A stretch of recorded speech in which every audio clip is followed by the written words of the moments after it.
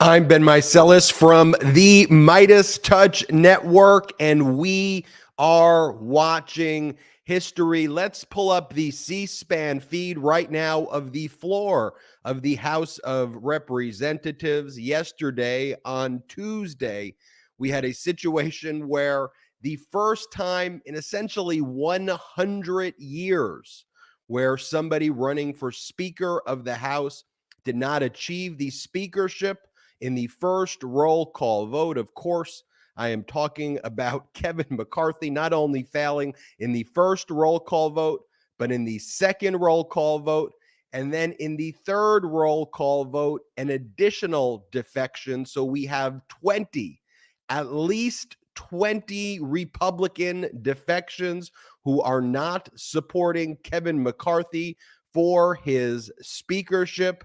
We are now in a situation, though, today on day 2 of this utter MAGA debacle, this utter MAGA pandemonium and chaos on the House floor, where Kevin McCarthy still does not have the vote. Shortly, we will play you some clips of some MAGA Republicans who say there are now more defections than there were yesterday. The number 20 defections is going up. Is there 30?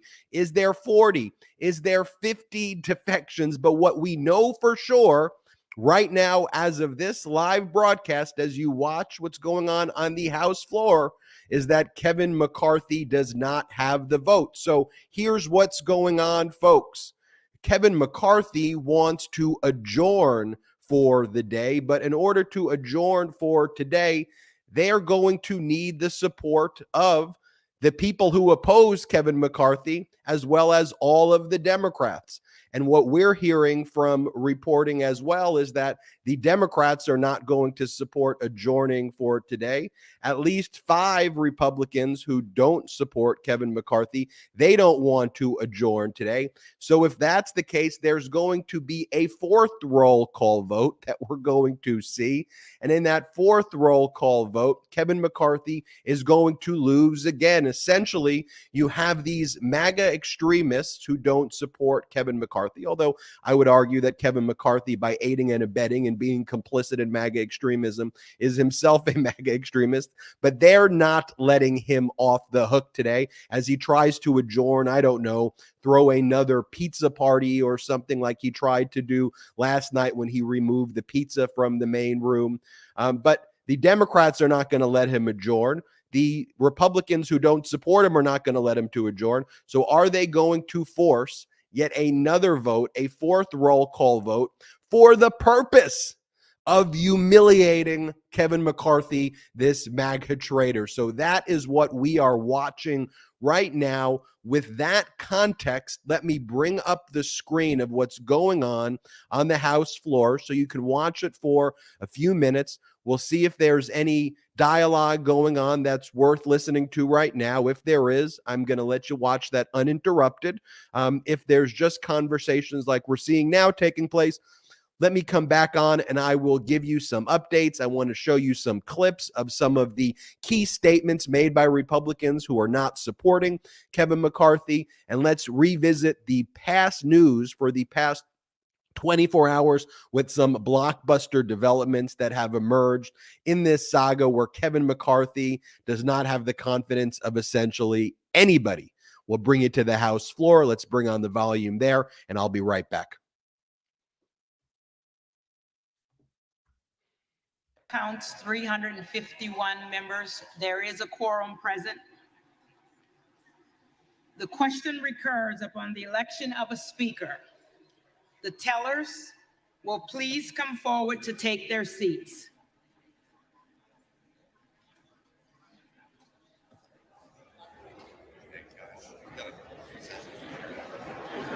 George. Yeah, teller.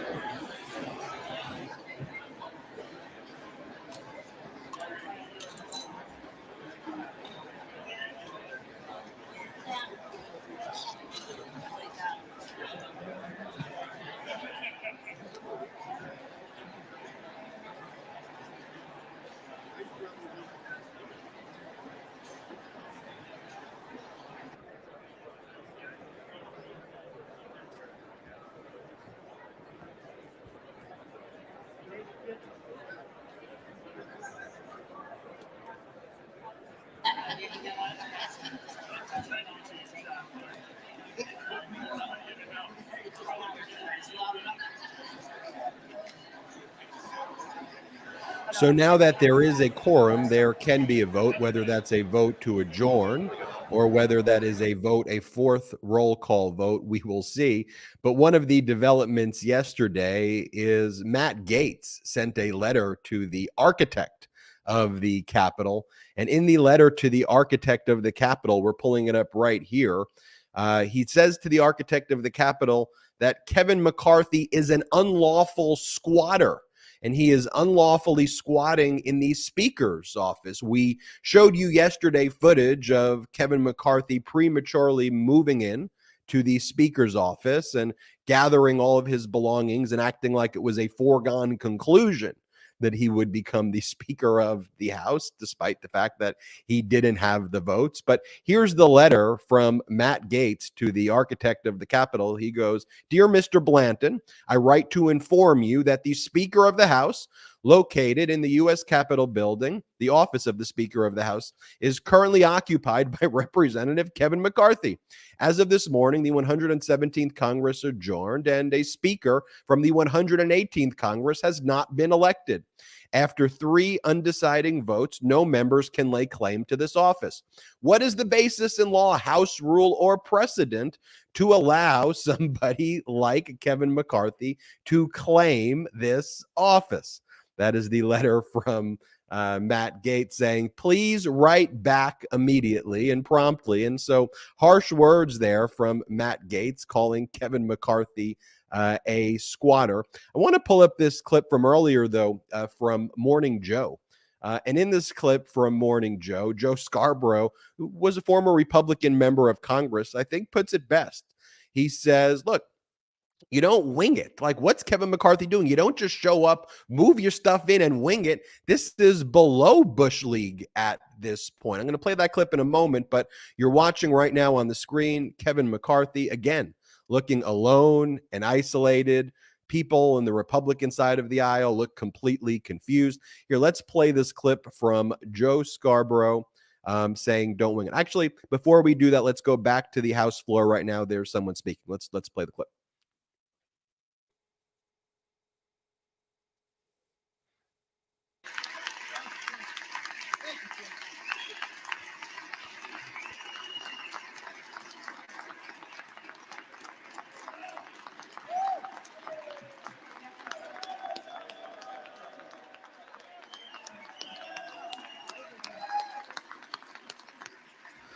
Kevin McCarthy looking quite pathetic. The gentleman is recognized. Let's all take a second, take a look around. I know people are getting frustrated. Take a look at this chamber and realize how lucky we are to serve this country in Congress. How lucky we all are, Democrats and Republicans, to be citizens of the greatest country in the history of the world.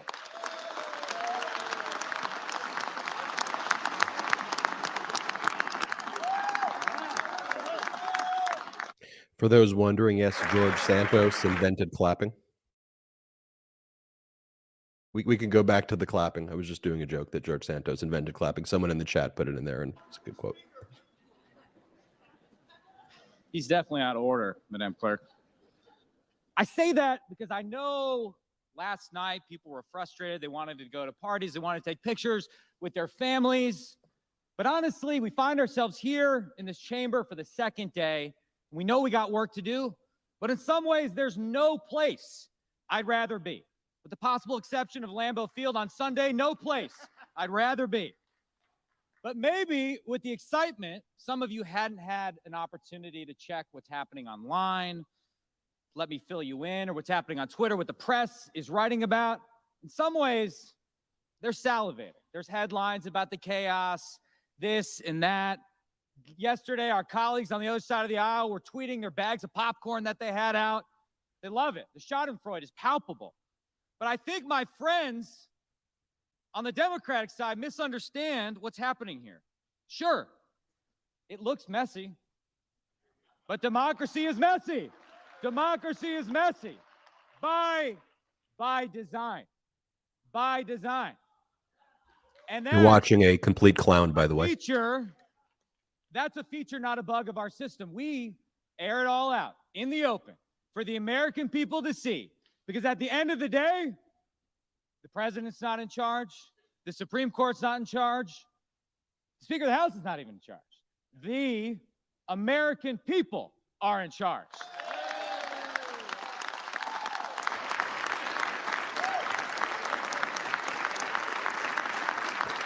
Yeah, throw up those clown emojis in the chat right now.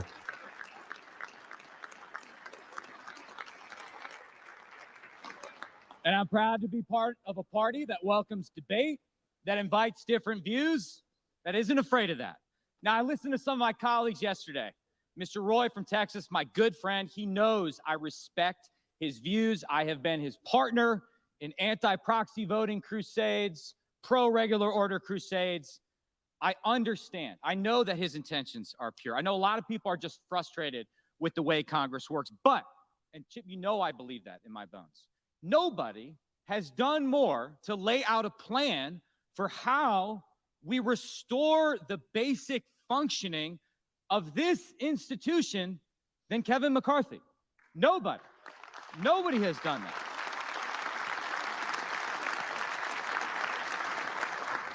Now, you may not have gotten everything you wanted. There are things I want that I know it's just not possible to get done in this Congress. But Mr. McCarthy has gone above and beyond in terms of listening to people with concerns and laying out a plan for how we restore the basic functioning of the House of Representatives. Furthermore, I believe no one has done more to bring us into the majority than Kevin McCarthy.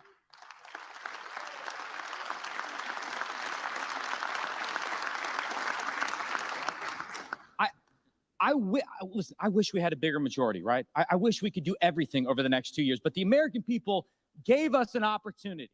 They gave us, Republicans, an opportunity to inject some basic common sense into the federal government, to pull the emergency brake on a lot of the crazy we've seen in the last few years. They're asking us to do a job, and nobody has laid out a plan, a proactive policy agenda for the direction we want to take this country in more detail than Kevin McCarthy. You all had an opportunity to provide input into that plan. Kevin McCarthy looking very alone, isolated, like a complete coward as this of this current speech, moment which can only be described as parody, continues to go on. We'll bring you more of it, just I want to show you what's going on. But I want to give you the commentary. This is complete disinformation. You're watching a clown right now completely lie, but we'll put him back on the screen.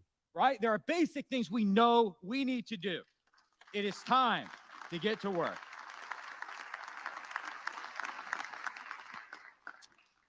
So you might tweet out some more popcorn emojis. I get it. You might write your headlines. But what I see right now is energy, a tremendous amount of energy in this Republican caucus who want to do the work of the people. Mr. McCarthy is not asking you to endorse business as usual in the House. He's laid out a plan to renew the House of Representatives and once again make it an institution that we can credibly look ourselves in the mirror and say, we are working in the people's house. For that and many other reasons, I nominate Kevin McCarthy for Speaker of the House.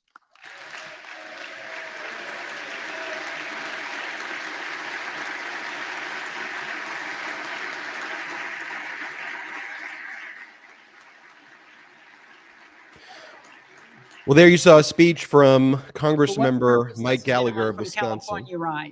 Let's see. Madam Clerk, I rise to nominate Hakeem Jeffries as Speaker of this House.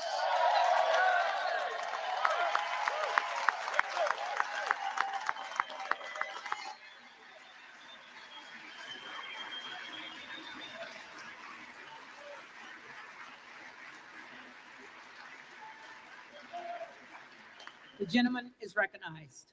Madam Clerk, make no mistake, there is no frustration on our side. We are focused on serving the American people. In order to do that, we have to unite behind a speaker. And Democrats are united behind a speaker who prioritizes putting better paying jobs in industries of the future.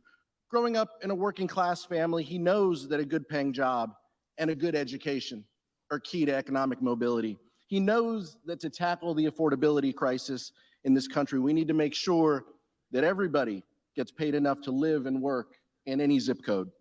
And he knows that by creating these jobs, we can once again make it in America. Madam Clerk, as chair of the Democratic caucus, I am directed by that vote of the caucus to present for election to the 118th Congress the Honorable Hakeem Jeffries, Representative-elect for the state of New York for the office of Speaker.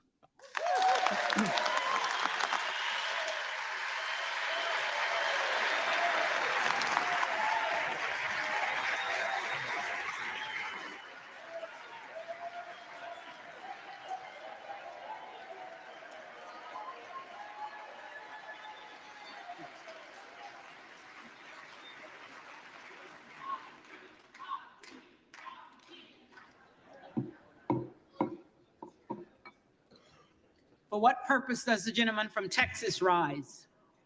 I seek to place a nomination for Speaker. The gentleman is recognized.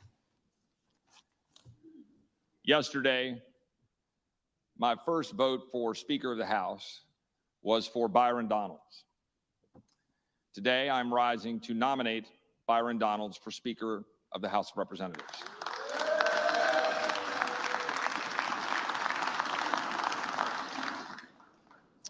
Byron is a dear friend, a solid conservative, but most importantly, a family man who loves dearly his wife, Erica, his 3 children, has a proven track record as a businessman, public service in the Florida legislature, and now as a member of the United States Congress. Now, here we are, and for the first time in history, there have been 2 Black Americans placed into the nomination for Speaker of the House.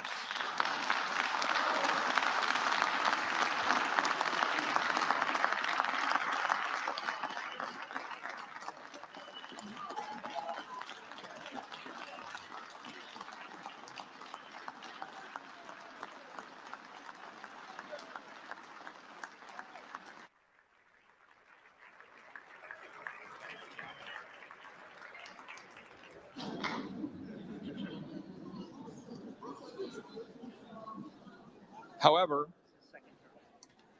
Madam Speaker, order.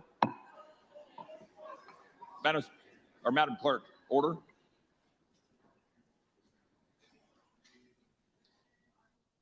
We do not seek to judge people by the color of their skin, but rather the content of their character. Byron Donalds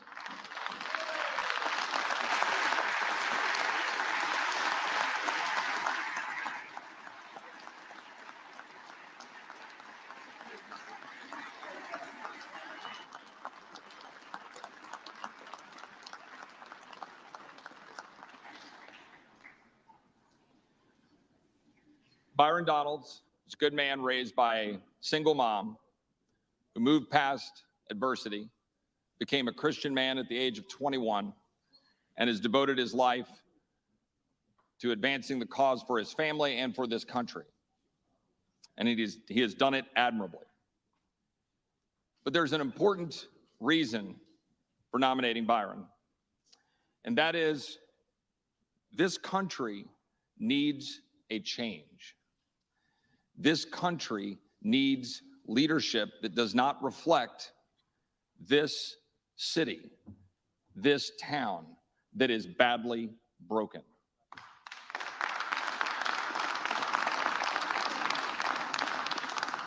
The House of Representatives is the people's house.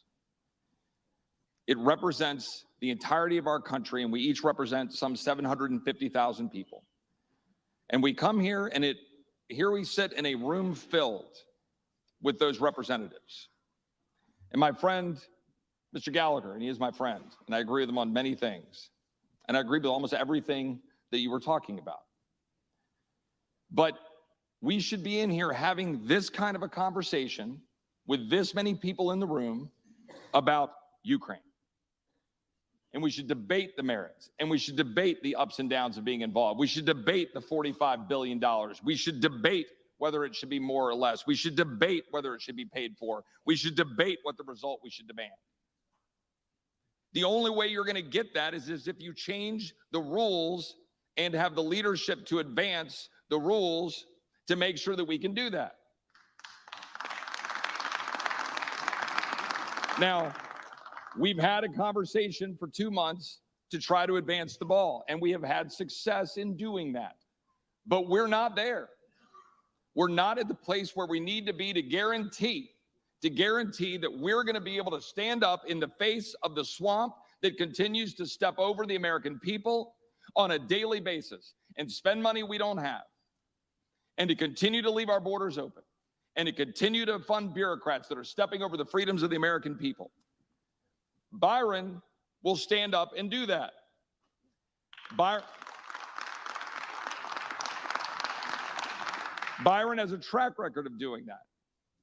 And importantly, when we're sitting here today and we continue this debate and we then have a vote, I just ask my friends on this side of the aisle, do you think that the American people support the status quo? Yes or no? Do you think that the American people want us to continue down the road of what we've been doing? Do they want us to continue to do the things since the leadership that's currently in place have been in place? Do you think they want us to continue down that path? And the argument that I would make is that they want a new face, new vision, new leadership. And I believe that face, vision, and new leadership is Byron Donalds, and I'm proud to put his name into nomination, and I yield back.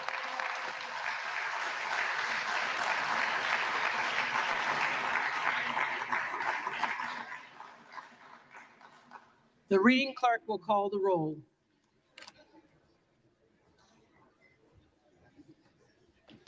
All right, folks. So we are on the fourth roll call vote right now. A quorum was established.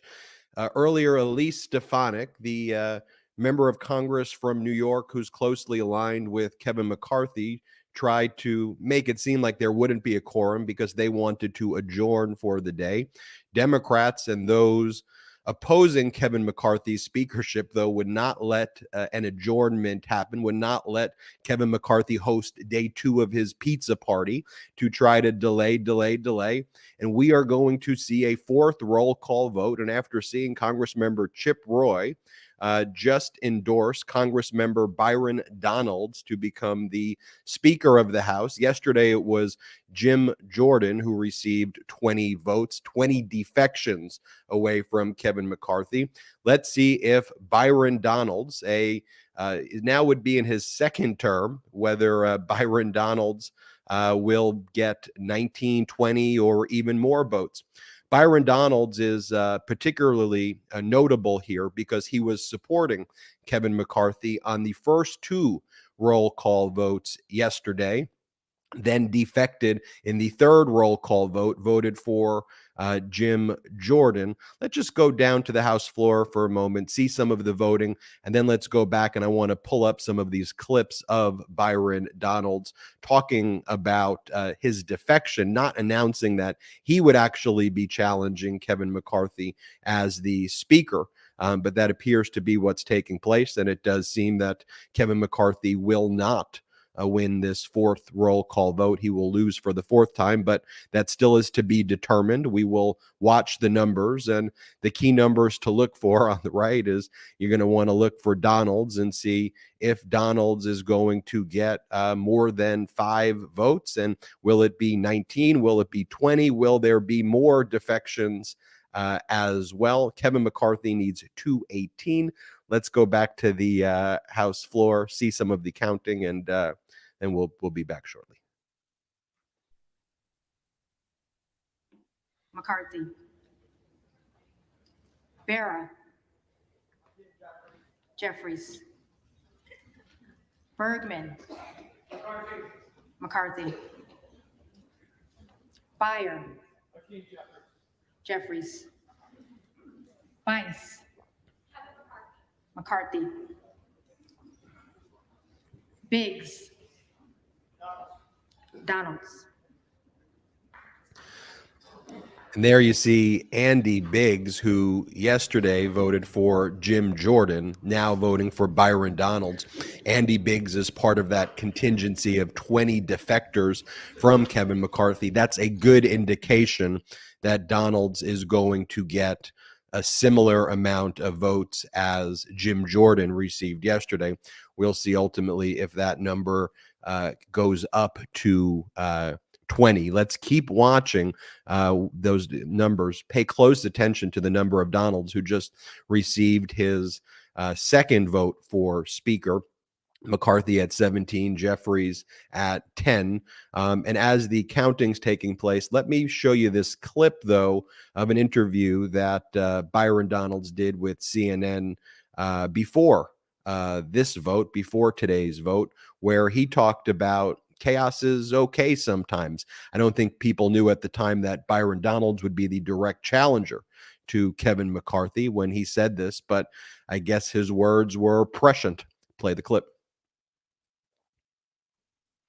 We're pulling up that clip in one moment. And as we wait for that clip, I want to also reflect, though, on that speech that was given by Congress member Gallagher, was the first speech endorsing Kevin McCarthy.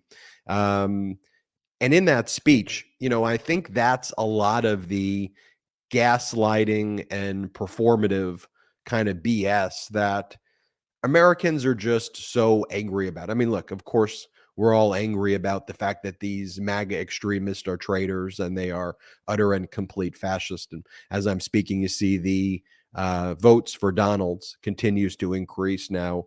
4 votes for Donalds. But, you know, to have a Congress member Gallagher go up there and say, what we saw yesterday was incredible. What we saw yesterday was great. This is healthy. This is what we want to see. This just shows our strength. No, it doesn't. It shows your utter chaos. It shows that you don't know how to govern. It shows that there is no leadership at all. And by the way, just to give you context about Representative Byron Donalds, he's someone who he's an election denier. He objected to the certification of the electoral votes. This is the alternative to Kevin McCarthy. Kevin McCarthy, who himself election denier, goes to Mar-a-Lago. But this is who the MAGA Republicans are putting up. Byron Donalds objected to the certification of the 2020 election, a MAGA extremist. Here, let's play the clip. I think we got it now. It means that we actually take this stuff seriously. We're not just going to be rolled because party leadership says so. It means there is going to be a deliberative process. It means there's going to be a lot of discussion. That's what the House of Representatives is. For far too long in this town, everything has just been go along to get along. And I think those days are long over in Washington, D.C. Well, some would say it looks like chaos. Oh, chaos is okay sometimes. Listen, there's nothing wrong with disagreements. Nothing wrong with disagreement. We are, in our families at home, we have disagreements. So we're not going to have disagreements here in the nation's capital? I think, you know, the veneer, the show of politics has sometimes gotten people off of what this thing really is. There's always give and take here. There's always negotiations. There seems to always be some cliff or some leverage points happening here. So because there's disagreements right now does not mean that the place doesn't function. As a matter of fact, I think that the fact that there are disagreements and still conversations show that it can still function and work as it was intended to work. Okay, we'll see if they get to a breakthrough today. Thank you so much for joining us. We'll wait to see how you vote today, since you said you could switch your vote back. Thank you for joining us this morning. Yeah. Don. So that was earlier in the morning. Be interesting to see how you vote. Didn't know at that time when he gave the interview that he'd likely be voting for himself to become Speaker of the House. But as we see now, Hakeem Jeffries, the Democratic leader, taking the lead over Kevin McCarthy. Let's see if that Donalds number ticks up one more to 5. And as we wait to see if that happens, let's play this next clip of Byron Donalds as well in another interview he gave, saying similar things. Play the clip. Are you going to stick with Kevin McCarthy on the third ballot, fourth ballot, fifth ballot, whatever it takes? Look, I'm actually thinking about all that right now. The one thing that's clear is he doesn't have the votes. Yeah. And so at some point as a conference, we're going to have to figure out who does. And so I think every member is having that thought process right now. Obviously, we have some who are definite no's. We have some who say they're going to be yeses all the way into 100 ballots or 10 ballots or whatever they're saying. But there's a lot of members who are thinking about this right now.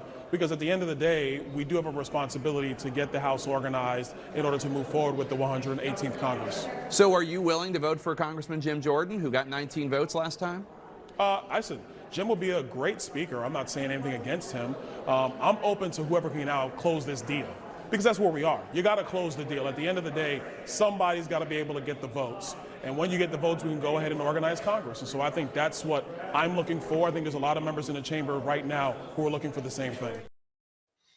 And Kevin McCarthy has not closed the deal, and we can project here on the MeidasTouch Network now officially that Kevin McCarthy will almost certainly lose the fourth roll call vote after 5 votes turned against him in favor of Donalds. Kevin McCarthy will be humiliated yet again. The question now just becomes how humiliated he will be. Will there be more defections this time to Byron Donalds? But yes, Kevin McCarthy, it is now official, will lose the fourth roll call vote. He will again be humiliated. Buckle up, folks. Today looks like round 2 of McCarthy being humiliated, and humiliated even more there. And we have indication as well that there may be even some additional defections taking place today. A number of Republicans who were part of the group of defectors went on various media channels and said that they expected there to be more defections as well to come today. One of them is Ralph Norman, who went on the Steve Bannon show, who said, quote, "We're growing in numbers and we're going to stay here as long as it takes. They all said it was only going to be 5 of us. Well, they're wrong. There will be more than 20 of us today." So if we got that clip, can we play Ralph Norman's clip? The 1.7 trillion omnibus is a total robbery of the national treasury. And we just simply, the 20 of us, we're growing in numbers, and we're going to stay here as long as it takes. We don't have an exit strategy. We're losing our freedom. And I think I just applaud, they all said that it was only going to be 5 of us. Well, they're wrong. There will be more than 20 of us today. And so, if we don't handle it now, then when? But when do we face it? Kevin McCarthy has not got a track record of being a fiscal conservative. When I mentioned, as you said, about would he agree to that, that's a very simple question. Any leader would have had that mapped out if it were important to him. And he said no. He's later come back, but it's too little, too late. We get on the rules that you keep hearing about, which were common sense. We gave him 6-8 weeks ago. Crickets. He didn't say anything because he didn't think he needed us. He thought the red wave would come and he could just roll over us. Well, that didn't happen. We had a meeting yesterday, and what happened? They threatened us with taking us off committee assignments. They threatened us we had to vote for McCarthy or this and that would happen. Well, let them do it. I mean, it's ludicrous, the thought process that spending a day, a month, a week, it doesn't matter, picking the leader, the most powerful position, makes sense. And we're going to stick in here and do it. And I think the public is getting a front row seat, as John Frederick mentioned. This is a movement, and it should be a movement. It's for the sake and freedom of saving this country. Well, there you have it. Ralph Norman saying there's going to be more defections. We're going to keep an eye to see if there is more defections. This was also echoed by a MAGA Republican, Pete Sessions, in an interview he gave with CNN, saying that there was likely more defections. I think we have that clip. Let's pull that one up as well. Do you think that Donald Trump's statement that he put out urging people to vote for Kevin McCarthy, do you think that changes the dynamic at all? I am hearing that the 19 are growing their vote. Growing so their that vote. would tell me that That's what they seem to indicate. I'm listening to both sides. We need to resolve this, and we need to get to a resolution. But I think it's incumbent upon what I would call my friends in the Freedom Caucus to decide who they're for, to begin a real negotiation, as opposed to going to the floor, revoting, and having, picking up 2 or 3 votes at a time. I think it's going to require real discipline and real collegiality. Discipline and collegiality, not exactly words that I would use to describe anything close to a modern day Republican. He did reference in that interview, or was referenced, statements coming out by Donald Trump. First, let me show you the statement that Trump put out last night. This is a statement he put out on his social media platform after Kevin McCarthy failed to secure the speakership after the first 3 ballots. And we had also heard that Donald Trump was not committing yesterday evening to supporting Kevin McCarthy when he was asked directly by a reporter.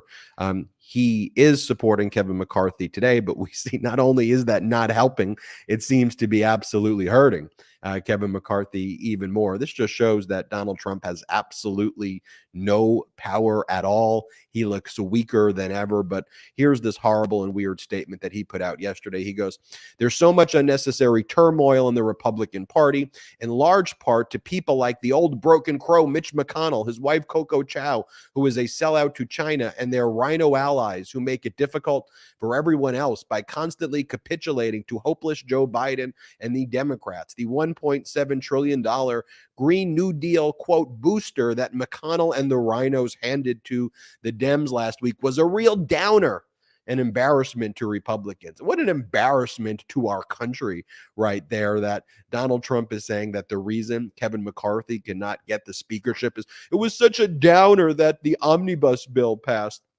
and blaming Kevin McCarthy, who, by the way, secured his leadership of the Republican Party in the Senate quite easily, and then making those xenophobic and hateful statements about Elaine Chao, who was Trump's cabinet secretary of the Department of Transportation, and saying just these horrible and hateful things. This is everything that is wrong with MAGA Republican Party. This, of course, George Santos saga is going on as well. I'll show you some more clips of Santos a little later on in this broadcast. But this is what Donald Trump put out this morning. He said some really good conversations took place last night, and it's now time for all of our great Republican House members to vote for Kevin, close the deal, take the victory, and watch crazy Nancy Pelosi fly back home to a very broken California.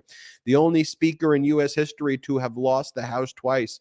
Republicans do not turn a great triumph into a giant embarrassment defeat. It's time to celebrate. You deserve it. Kevin McCarthy will do a good job, and maybe even a great job. Just watch. And then Trump posted other things like, "Take the victory and run!" Exclamation point, because I have a vocabulary of a petulant third grader. And then his other one was, "If Republicans are going to fight, we ought to be fighting Mitch McConnell and his domineering China-loving boss, wife, Coco Chow. The harm they have done to the Republican Party is incalculable. Today, he couldn't be elected dog catcher in Kentucky. Sadly, he only won because of my endorsement. Went up 21 points. Sorry." The xenophobia, the hate, the misogyny, the desperation that just drips from these posts. I think I've never seen him weaker than ever. And what we're seeing on the House floor right now is complete chaos, complete and utter humiliation. This is who the MAGA Republican Party is. And this is at a time where you had that Congress member Gallagher from Wisconsin endorse Kevin McCarthy earlier in the day and tried to say with the speech, "This is what the American people want to see. This shows that we look great." No, it shows you all are out of your freaking minds. It shows that you're not just fascists, but you are completely incompetent losers. And here at the MeidasTouch Network, sorry, we're just going to call a spade a spade. We're going to call traitors traitors. We're going to call fascists fascists. And we're going to call people like Kevin McCarthy out for their despicable conduct. And look, Kevin McCarthy sold his soul, aided and abetted attempts to overthrow our democracy. And now what? He wants the support. He wants the help of Democrats right now. Absolutely not. There's no one to bail you out. You thought that these MAGA extremists were your ticket to the speakership? No, they are your ticket to utter humiliation. And here's the dynamic, folks. The psychology, the pathology of McCarthy, Gates, Roy. Look, these are people who would shut down the government, would destroy the United States of America, would terminate the Constitution so that it made them feel good, so they could preserve their privilege. That's what we're dealing with, folks. I mean, how would we ever even deal with issues like the debt ceiling with this crew right here? These people are out of their mind fascists. And so how does this deadlock break? You have Kevin McCarthy, who has been humiliated his whole life. He just may keep getting humiliated round after round after round. It's clearly there's no confidence in him. Are we going to see 10 more rounds of this today? If it is, get your cup of coffee, get your mug of tea. Let's go. Let me show you, though, what President Biden in Team Normal, in World Normal, what is going on right there. So what President Biden said to the press and to, Ducey at Fox, Biden's like, look, for the first time in 100 years, you can't move. And think about how that's impacting us internationally. Like, just think about how the world is looking at us right now. If we've got that clip of President Biden from earlier in the day, let's play it. To the world. We're finally coming out of,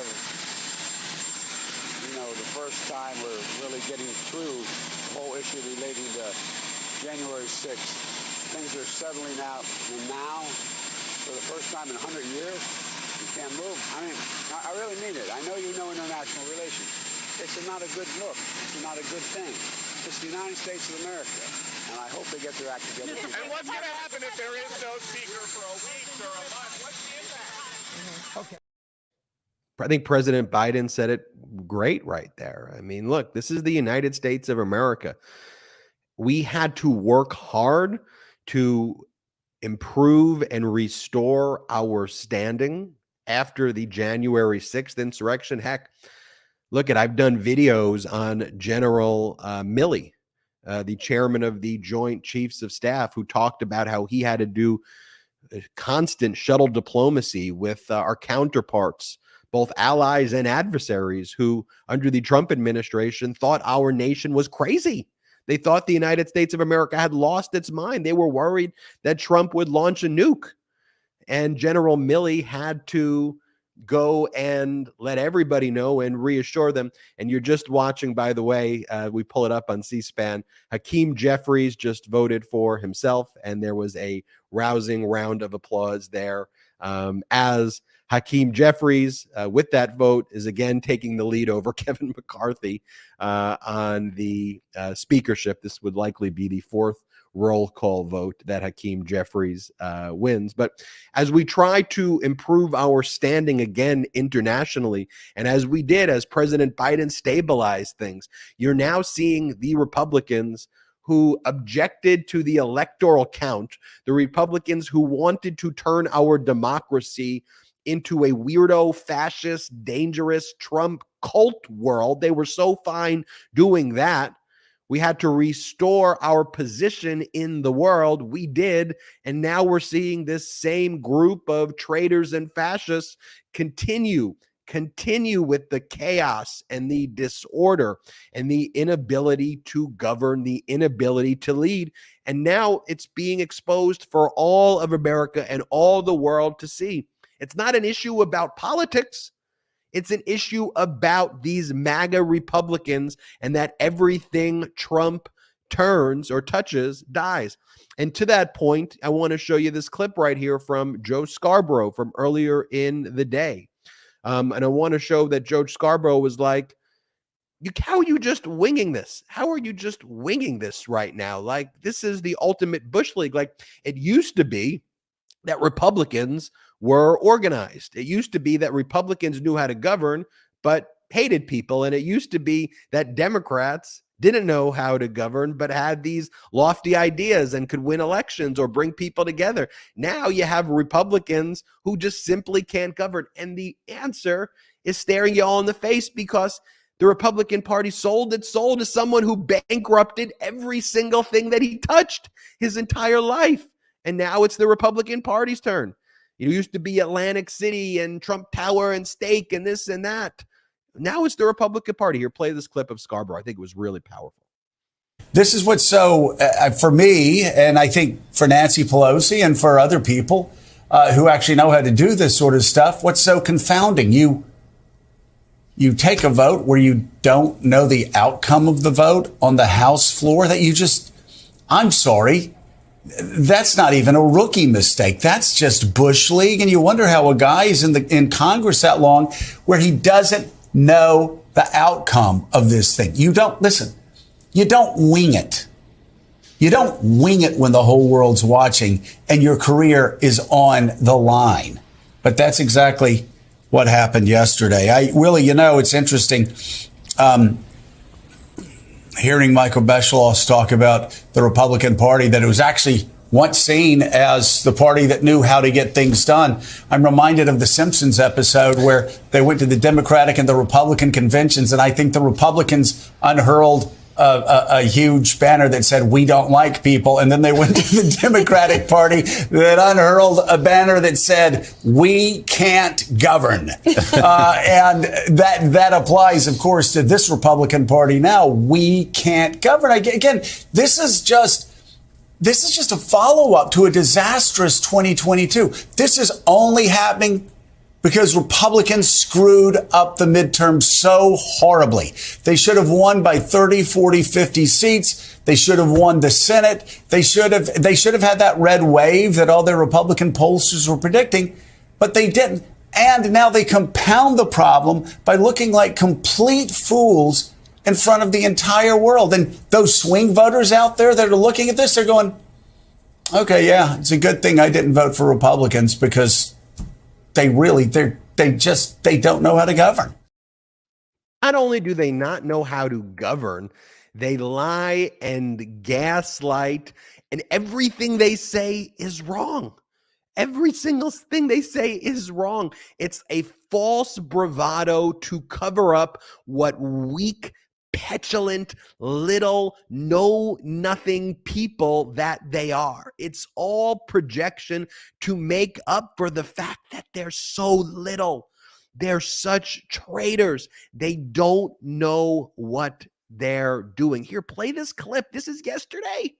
This is Kevin McCarthy striding in confidently yesterday, saying, we're going to have a good day today. He said this yesterday. Play the clip.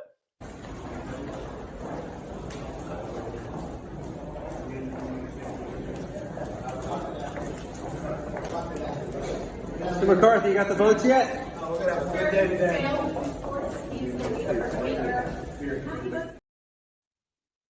We're going to have a good day today, he says. And he was striding in like they're going to have a great day. I mean, just put that in the context of, oh, we're going to do this policy. We're going to do that policy. We're going to do this. Every single thing they do is a complete and utter lie and a gaslight. And to Joe Scarborough's point, you just wing it. Like when you told everybody it's going to be a great day, I mean, what did the right leadership thing do there? First off, you say, George Santos, get the hell out of here, George Santos, you freaking fraud trader. I'm trying to act like a leader. Get out of here, George Santos. Get the heck out of here, number one.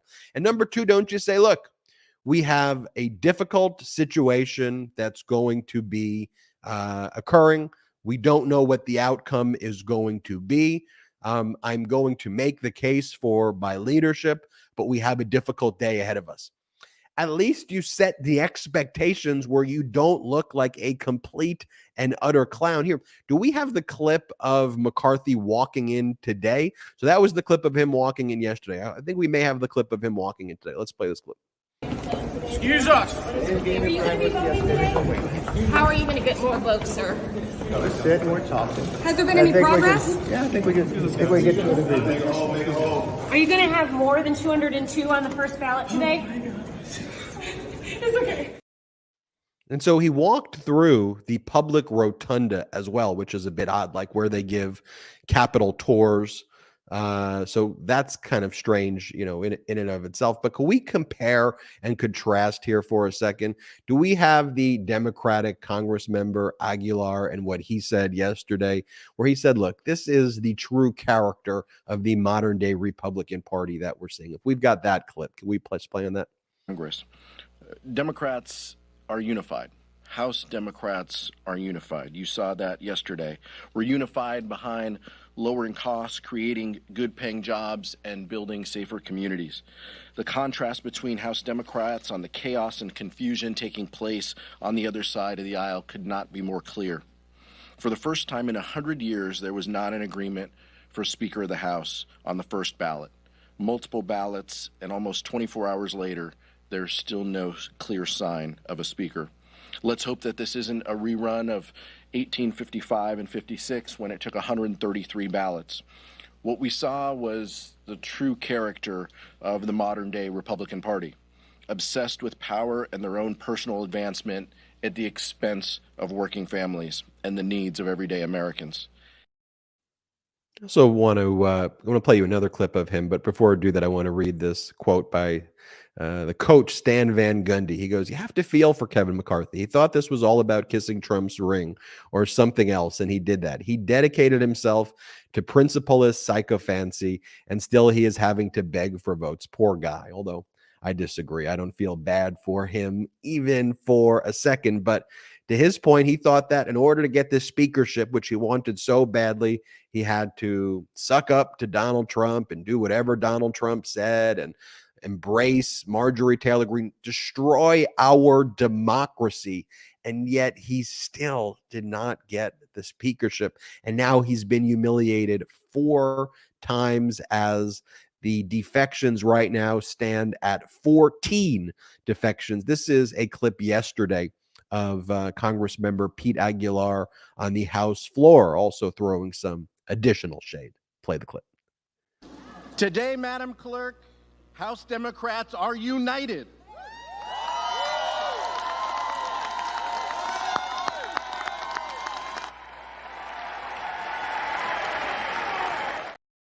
United. And look, Democrats have a lot of factions. There's a lot of things that need to be pulled together to get Democratic unity. But it's not even so much about Democratic unity as it is about pro-democracy. There's a reason why there is this mass exodus away from MAGA extremism. You're watching it right now. It's against our Constitution. They're against our democracy institutions. It's a cult. It's QAnon stuff. And they're incompetent. And they're utterly and completely weak. There's only one major political party right now, and that's the Democrats, who supports our Constitution, what the Constitution really means, that supports our democracy, that supports our institutions. Do I agree with Democrats and President Biden on all issues? No, of course not. And that would be absolutely weird if I did. But I know that when it comes to issues like healthcare, jobs, education, protecting a woman's right to control her own body without the MAGA Republicans trying to arrest her, when it comes to protecting people's right to marry who they love, when it comes to infrastructure, when it comes to bringing manufacturing jobs here, when it comes to supporting our veterans. We see the footage of MAGA Republicans fist bumping each other because they blocked veterans getting life-saving care with exposure to toxic burn pits. They're celebrating the same type of performative bullshit you're watching here on the House floor to block Kevin McCarthy. They did that with our troops. They did that with our veterans. This is who the MAGA Republican Party is. And you just saw Nancy Pelosi cast her vote for Hakeem Jeffries, as well as they are 16 defections right now from Kevin McCarthy. He's nowhere close to getting the speakership, and the MAGA Republican Party is being exposed at each and every moment.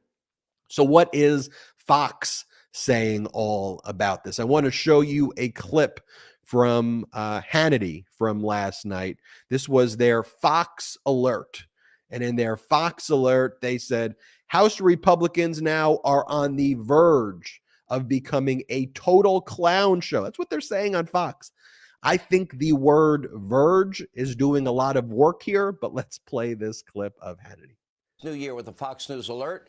It is day one of the 188th Congress, and House Republicans now are on the verge of becoming a total clown show if they're not careful. But despite the cheering and the elation from Democrats and the mob and the media, it's not a dire situation yet. Not a dire situation yet. Let's play the clip of Jeanine Pirro from the Five yesterday after Kevin McCarthy failed on 3 roll call votes. If we've got that clip, let's put it up right now so we can see how Fox is responding. How are they taking this? Play the clip. And McCarthy's still confident he's going to be Speaker eventually. Keep this in mind. Until Republicans can agree on a Speaker, the House is basically frozen, meaning they can't even swear in new members or investigate Biden like they promised. Judge Jeanine. Yes. Not a good look for Republicans today. No. The ordinary American is sitting home and saying, what the heck is wrong with these people? We elected them. We worked hard. We gave them money. We now have the majority in the House, and they can't get along with each other. They don't like have enough problems with the Democrats that they at least can't align against the Democrats. There you have it, what Fox is talking about. Here's a video of George Santos, the total MAGA fraud traitor. Before I play this clip, let's pull up what we're seeing on the House floor right now as Chip Roy. They go alphabetically, so we're on R right now.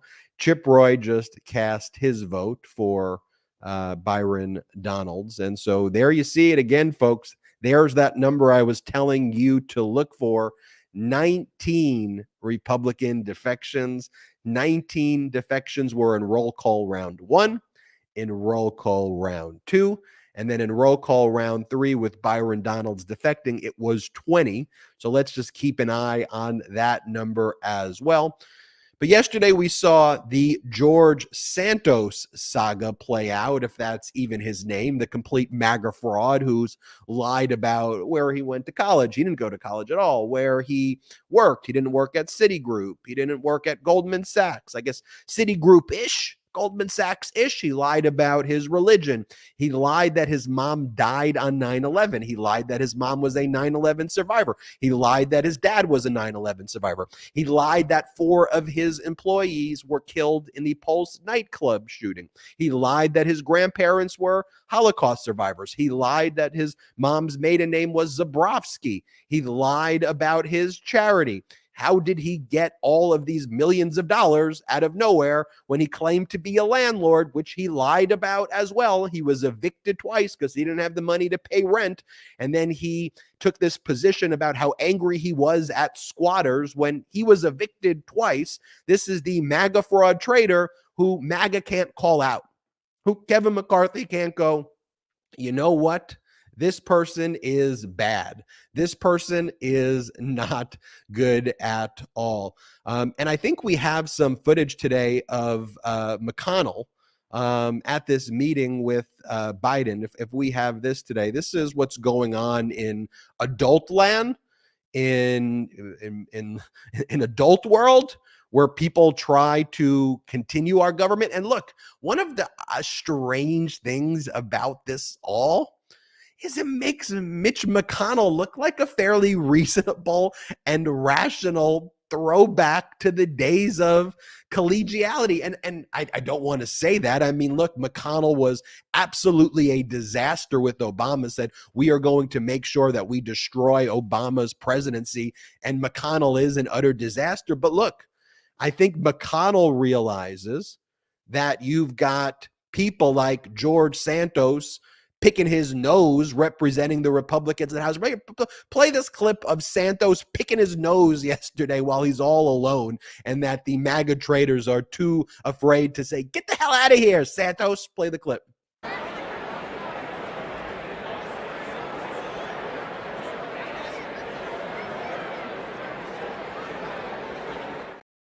Rolling his boogers. You got the complete fraud trader sitting there. And I think you got people like McConnell saying, holy crap, like these people are going to destroy the United States of America. Yeah, Mitch, you enabled it. And as we see right now, boom, the number hit 20. 20, not a single less defection than we had yesterday. Again, utter, complete, total humiliation for Kevin McCarthy. And guess what? No one is going to let them adjourn. They are going to let him get humiliated round after freaking round today. That's Elise Stefanik right there, who is aiding and enabling this catastrophe. What a catastrophe she is. Going and acting like she is a moderate, acting like she is, someone who would be dealing with things rationally. She's a New York member of Congress, and she did a Kevin McCarthy. She did a complete 180, leaned into MAGA extremism, election denialism, objecting to the certification of a free and fair election, spreading this MAGA disease in our country. And this is the byproduct out there. While you got McConnell and President Biden meeting in Kentucky to talk about infrastructure, to talk about what makes our country truly strong. For 4 years, Trump, infrastructure week, infrastructure week, infrastructure week this, infrastructure week that. And at the end of the day, he couldn't even put it on a piece of paper. He couldn't even get any infrastructure done at all. And President Biden comes in, does infrastructure. And look, to Mitch McConnell's credit, Mitch McConnell realized infrastructure is good for the country. What's bad for the country is seeing how ridiculous these MAGA Republicans are. Here, do we have this clip of Elise Stefanik that we could pull up right now, Salty? If we're able to play this Elise Stefanik clip, let's play it.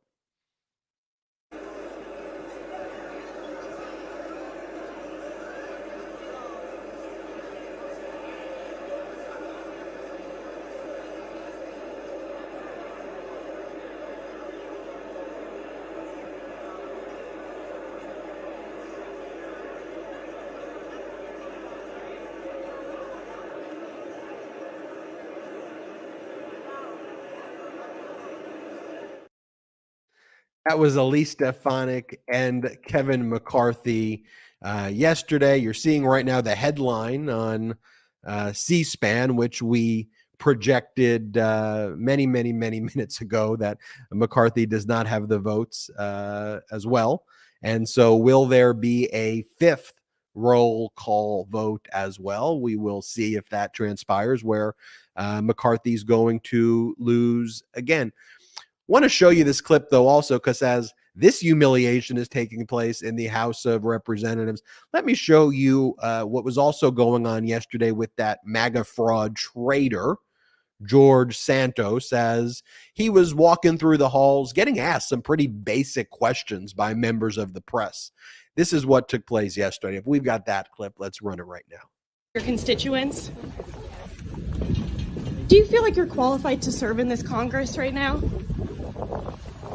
How do you hope your constituents can trust you, even though that you've misrepresented your biography to them? What's your response to calls for a House ethics investigation by Nicola Lota? Do you have any statements about your campaign and how you hope to govern? Do you hope to carry out your full term? What can you say to reassure your constituents that you'll do what you said you were going to do on your campaign trail, given the concerns that have come up about statements you've made in the last few months?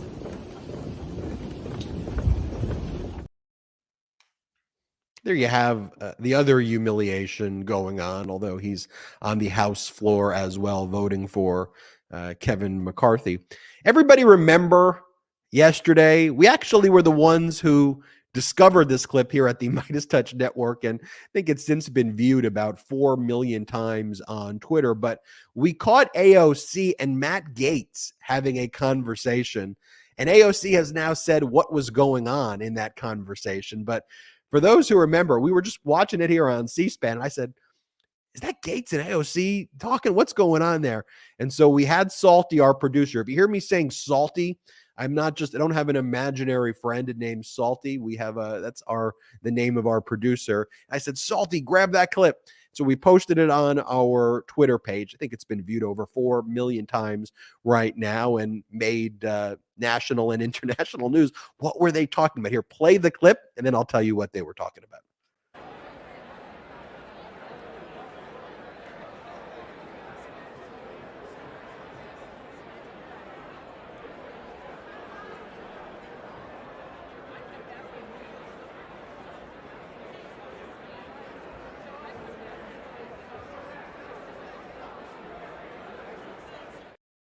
So here's the 411.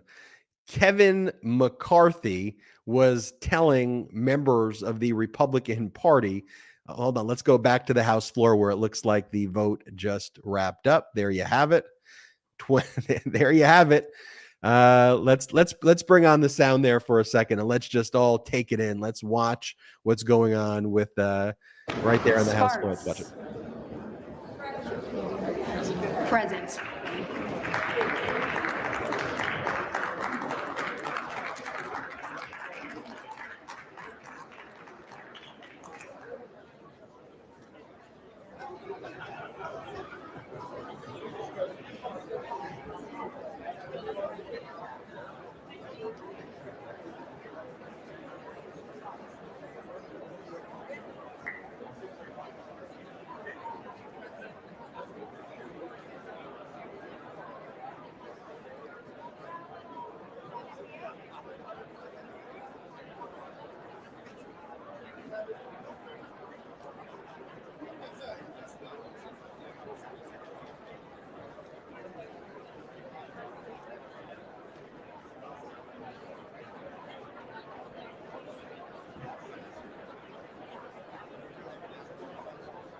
That was actually a big development that just occurred, folks, where you had Representative Victoria Spartz, Republican, has voted present. Let me repeat that.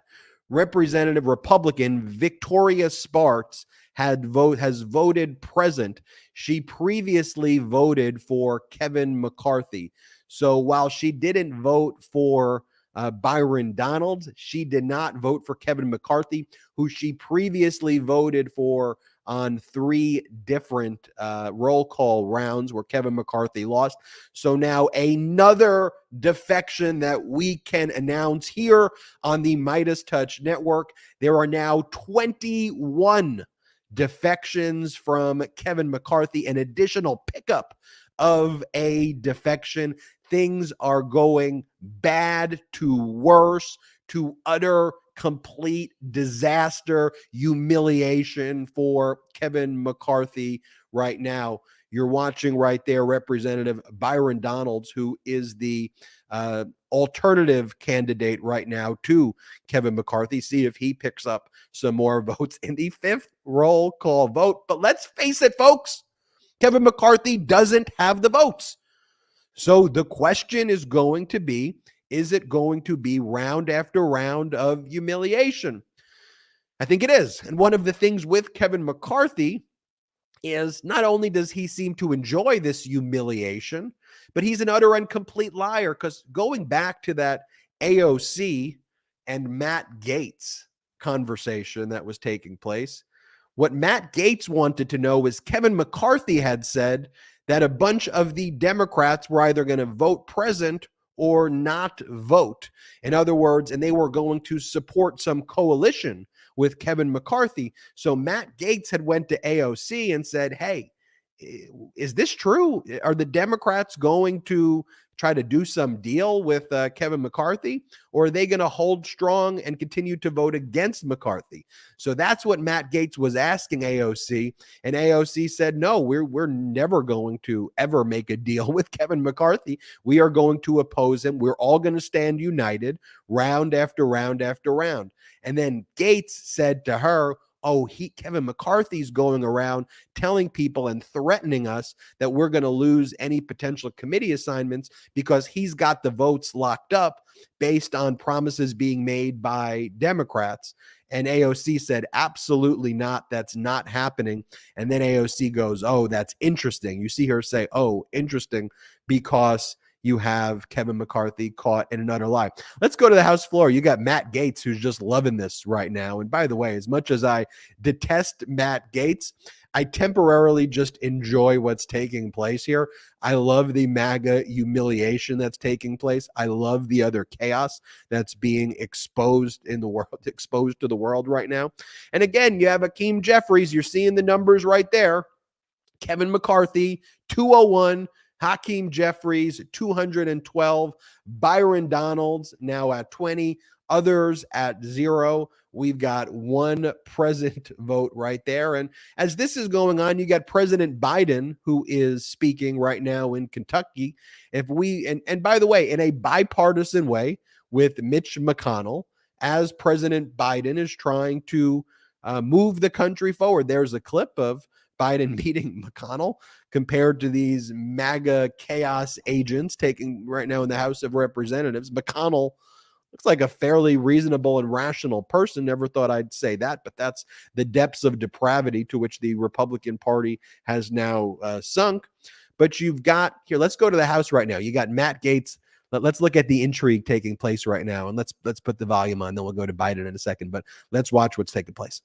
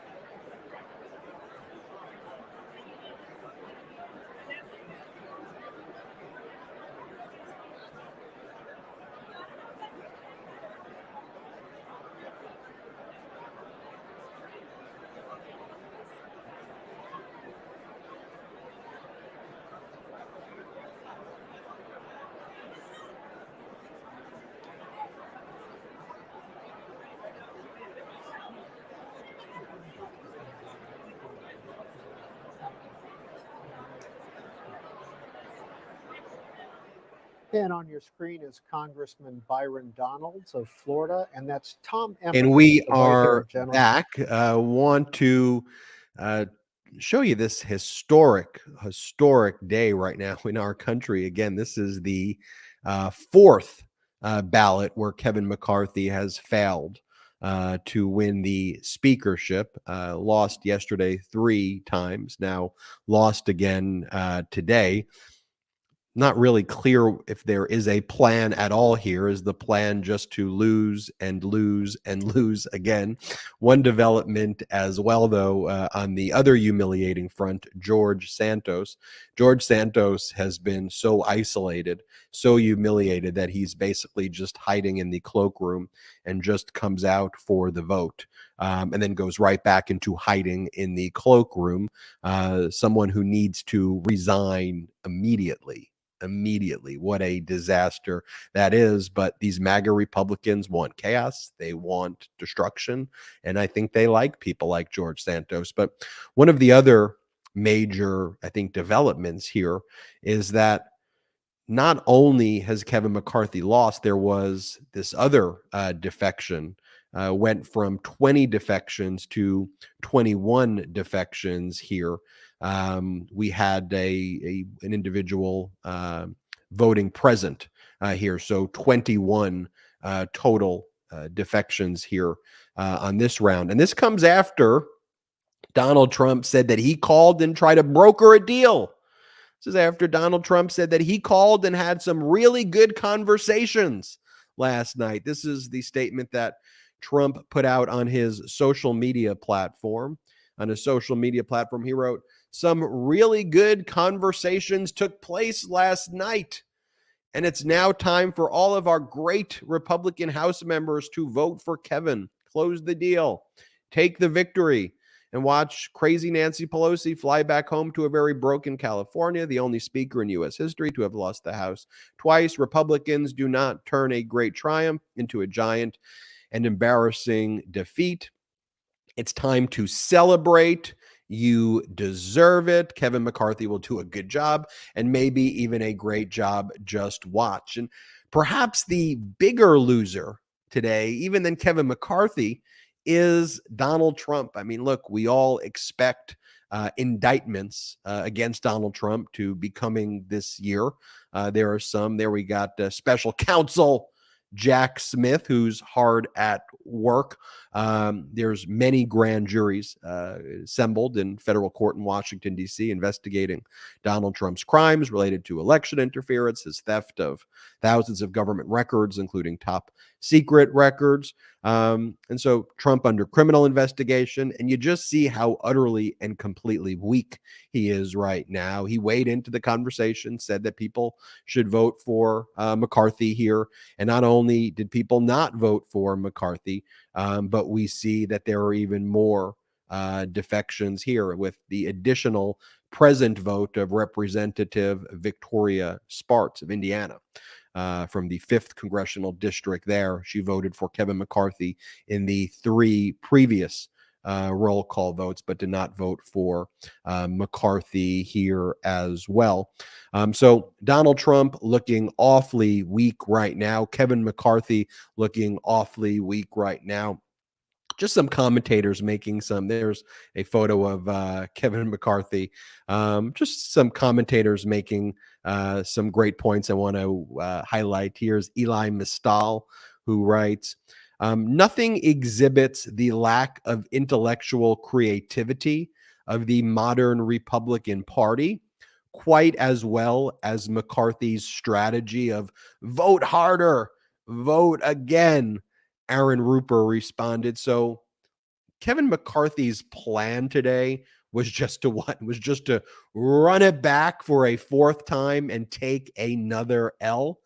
I just can't imagine why he thought this was wise. I think obviously that is rhetorical. Kevin McCarthy does nothing that's wise. But let's watch right now what's going on the floor with Kevin McCarthy as I assume he's trying to plan what to do next, although it doesn't exactly seem that he is speaking with the people who are not supporting him. You would think that that would be who you'd want to talk to now, not the people who are supporting you. But you think about it, look how isolated and alone he is there. Let's just show the clip right now of what's going on the House floor, and then I'll be right back to you in a moment.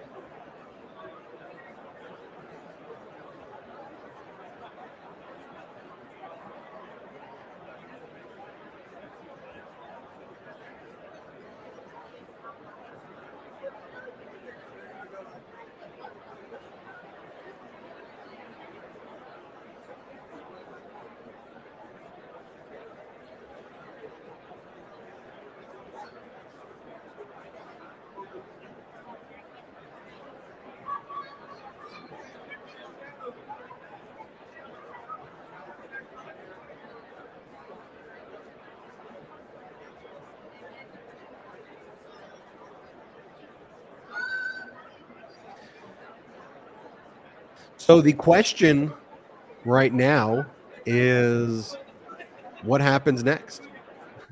What happened next? Are we going to a fifth roll call vote right here? Look, what you're watching on C-SPAN right now is the group of MAGA Republicans who were not supporting Kevin McCarthy. Now you're seeing AOC right there. And AOC was busy yesterday speaking to people like Matt Gaetz and Gosar and making sure that those chaos agents continued to do what they were doing to undermine Kevin McCarthy. There is AOC with Paul Gosar, and we showed you the clip earlier of AOC with Matt Gaetz. And apparently Kevin McCarthy was lying to Gaetz and others that the Democrats were going to cut a deal with him, and AOC said, absolutely not. We don't have a deal. Let me bring you this clip from just moments ago during the vote where Matt Gaetz voted against Kevin McCarthy for Byron Donalds. Let's play that clip. And then when you watch the clip, what I want you to look at Kevin McCarthy's face after that vote takes place. Let's play the clip.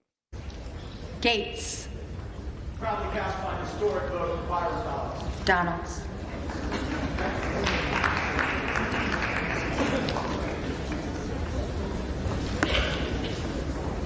Gallagher. McCarthy.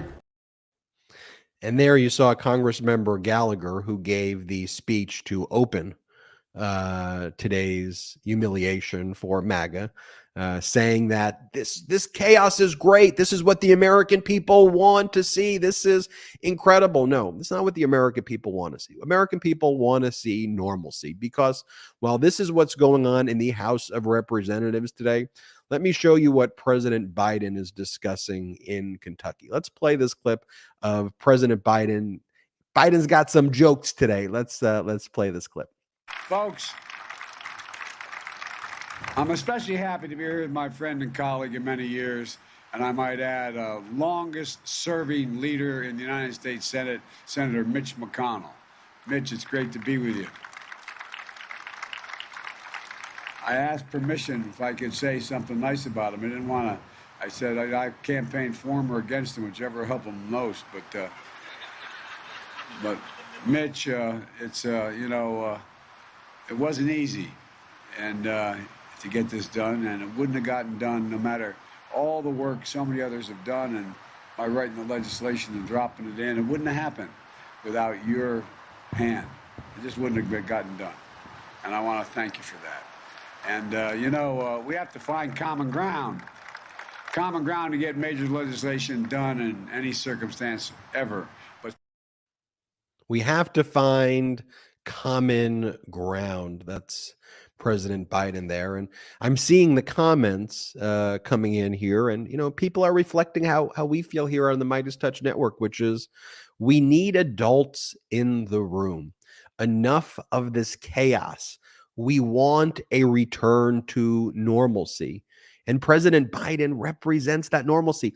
What we saw in that clip right there represents a return to normalcy. I was watching this clip the other day. I'll try to find it for you in a bit, but it was a clip of even George W. Bush and President Bill Clinton and them having a discussion after George W. Bush came into office and talking about how the transition was made very smoothly because of the way Clinton was incredible and gracious and was always available to help out and to support the transition to make it smooth.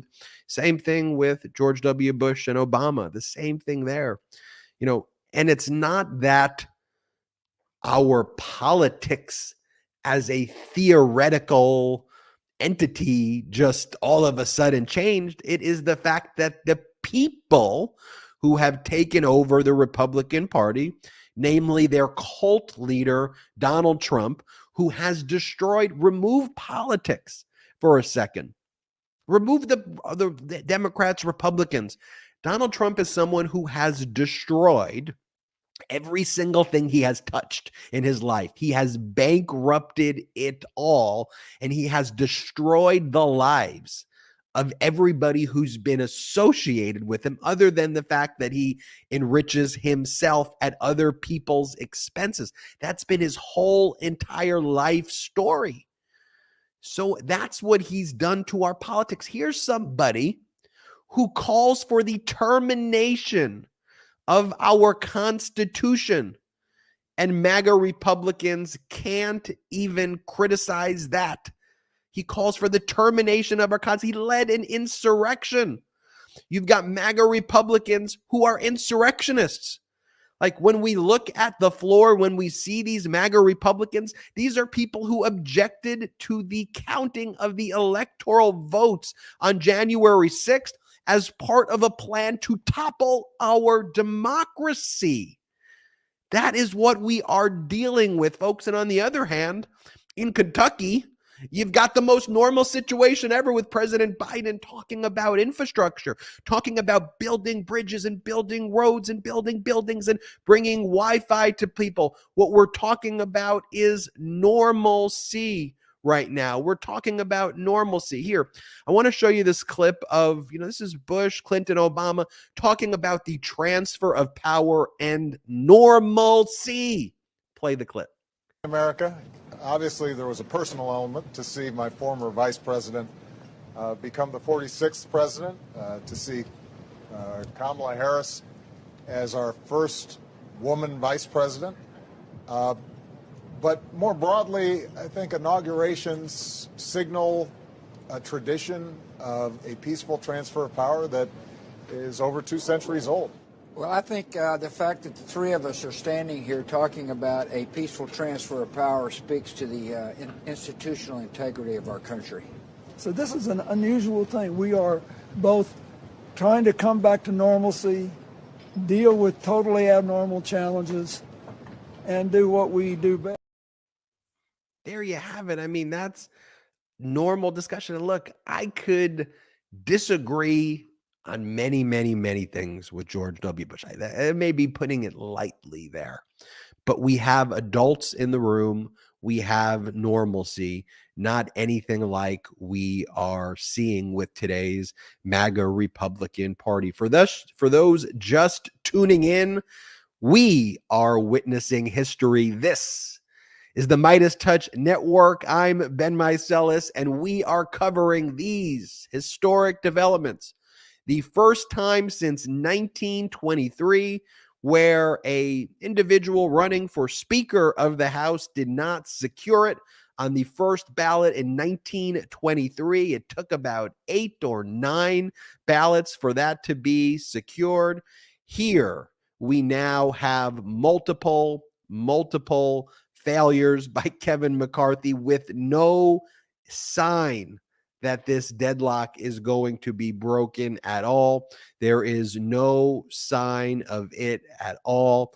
And so let's discuss what has happened, what has transpired over the past 48 hours. And so the day yesterday, it began with different Republicans just name calling each other. You had Kevin McCarthy before the first ballot took place. You got Kevin McCarthy saying, "I earned this, damn it. I earned it." And then Lauren Boebert screams out, "Bullshit." And that took place before the vote. I think we have footage of Kevin McCarthy walking in yesterday before the vote, very confident, even though he did not secure any of the votes that he needed to actually win this, even though it was likely he was going to lose. Let's play this clip of how the day started.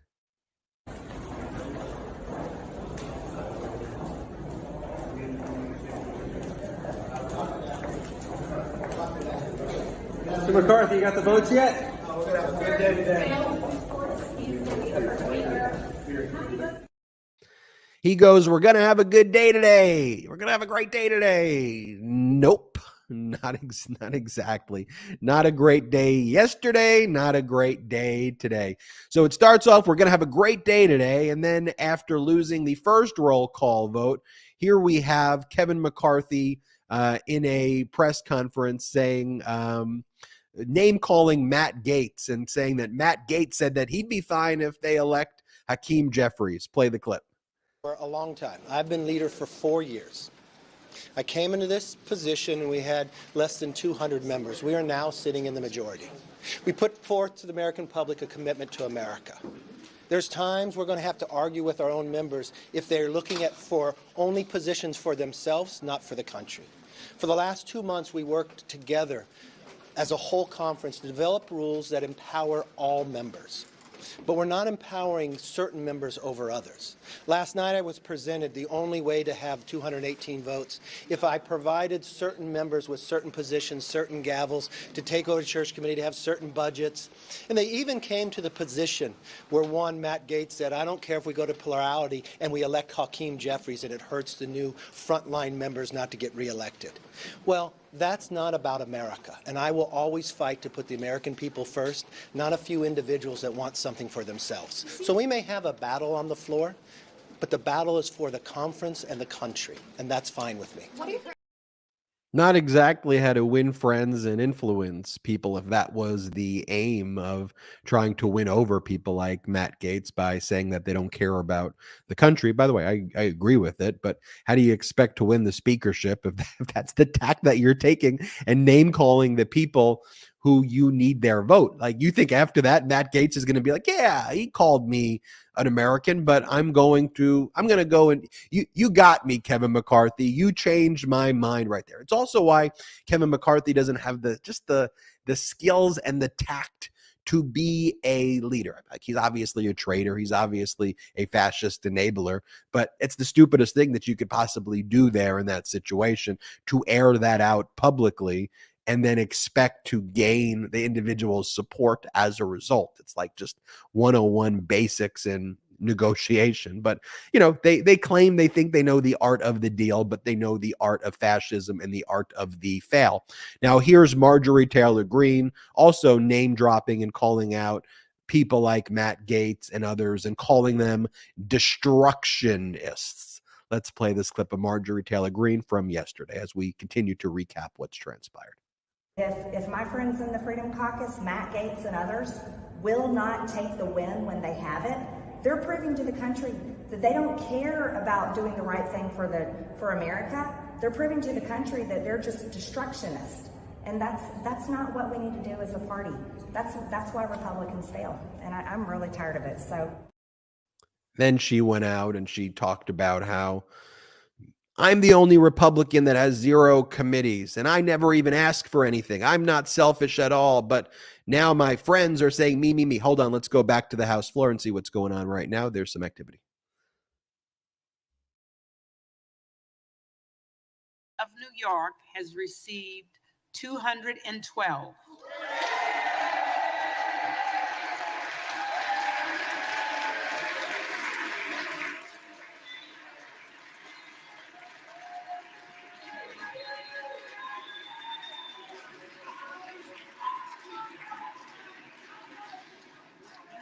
The Honorable Kevin McCarthy of the state of California has received 201.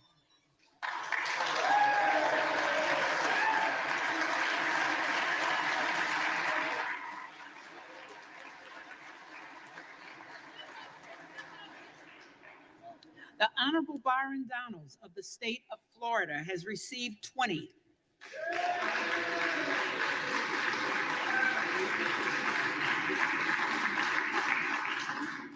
With one member-elect recorded as present. No member-elect having received a majority of the whole number of votes cast, a speaker has not been elected.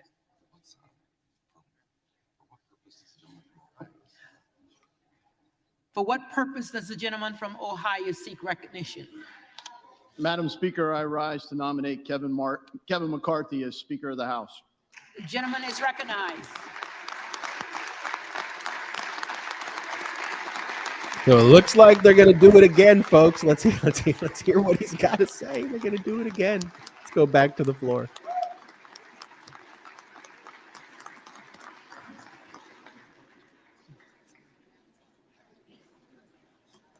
Now, why would I,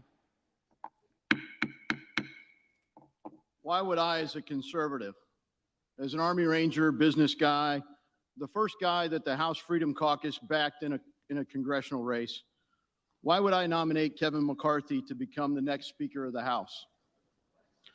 Why would Jim Jordan? Why would other conservatives like Thomas Massey, Jim Banks, Kevin Hern, and others support Kevin McCarthy as Speaker of the House? You know, something in our nature as humans causes us to dehumanize others when we engage in conflict. Dehumanizing others makes it easier to ascribe bad motives and to engage in the fight. But it also makes it harder to understand one another. As actions push further disagreement, arguments tend to escalate rather than resolve. We're on the precipice of such a destructive argument today. I plead with all of my Republican colleagues, let cooler, more rational heads prevail. Let us unite as Republicans to elect the next Speaker of the House. Unlike Democrats, nearly every Republican at least campaigns on some form of smaller, more accountable government. Once we get here, the bipartisan consensus keeps growing a bigger, less accountable government. The American people know that the status quo is broken, that we've become less free, less safe, and more burdened by debt. The American people are sick and tired of it, and they keep sending us reinforcements. Reinforcements that today help make up our small majority. But a majority is only a majority if we actually work together. Now, lots of people back home don't trust anyone in this town. Perhaps we would be wise to listen to them and some wisdom from Ronald Reagan. Trust, but verify. Trust is a fragile condition and easily broken. As I've listened to my friends, 20 of whom have opposed Kevin McCarthy as Speaker of the House, and others, the root issue is this: they do not trust Kevin McCarthy. What can heal that divide? Right now, there are a lot of colleagues that don't trust 20 or more of my fellow Republicans.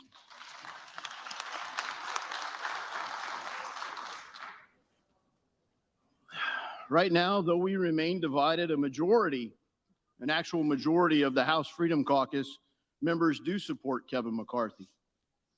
This summer, a unified House Freedom Caucus started the negotiations with a proposal for new rules, a different way to govern that empowers committees and regular members. We proposed that a set of tools could be structured to make trust more verifiable and allow recourse if that trust is ever broken. Following the election, Kevin McCarthy engaged in that negotiation. He led the conference to adopt substantive reforms that will make our majority more effective. Let me list some of them. Andrew Clyde's proposal to restore public access to the Capitol. Lauren Boebert's proposal to reduce the linkage between the NRCC and the steering committee process. Gary Palmer's proposal to cap spending on suspension bills. Ralph Norman's proposal to limit leadership reports and make conference more about engaging all members. Chip Roy's proposal to provide a 5-day notice for suspension votes, Dan Bishop's proposal in privileged resolutions, Scott Perry's proposal for additional conference meetings ahead of key votes, Bob Good's proposal on standalone appropriations bills, Andy Biggs' proposal limiting suspension waivers from committees, Chip Roy's proposal to make co-sponsored amendments in order, affirm 72-hour publication of bills before calling for a recorded vote, an end to proxy voting, an end to remote participation in committee work by members of Congress, the Holman Rule, an end to the Gephardt Rule, cut go instead of pay go, an end to unblocked suspension votes, a major reform worked out with Morgan Griffin, what we hope to call the Griffin Rule, on single subject bills subject to germaneness points of order and amendment, diverse viewpoints on every committee. Lastly, a church-style commission was added to the Judiciary Committee focused on the abuses our own big government has unjustly collaborated with big business and big tech to silence, persecute, or even prosecute our fellow citizens. As Thomas Massey pointed out, Elon Musk bought a crime scene. Now that we know and the public knows, the question is, what People the are such hell are we going to clowns, do by the way. about it?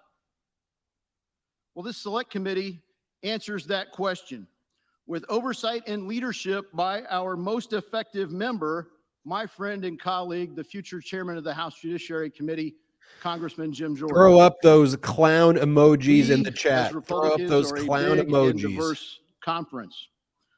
The real question goes back to strategy. Can we accept incremental progress? Can we work for a victory, one first down at a time? Or can we only accept the high-risk trick plays? Can we set about the hard work of winning debates with our colleagues, as we have done through this process? Can we take a win every now and then and give hope to the forgotten men and women of America who no longer believe this place, this people's house, cares about them? Or having achieved nearly every concession that we've asked for, including a motion to vacate the chair with one privilege resolution, does it really boil down to this, that 20 or more of my colleagues will never trust Kevin McCarthy as Speaker? I feel at this time we risk a worse outcome if we cannot unite behind the man that has helped us achieve these substantive reforms. Reforms that offer all of us, this whole body, hope for change in this broken status quo. Reforms that our voters have demanded, reforms that we've worked hard together to achieve, and finally, reforms that we risk forfeiting if we do not work together as Republicans to elect the next Speaker of the House. Now is the time for deeds, not words, and I nominate Kevin McCarthy for Speaker of the House. I humbly ask for your support.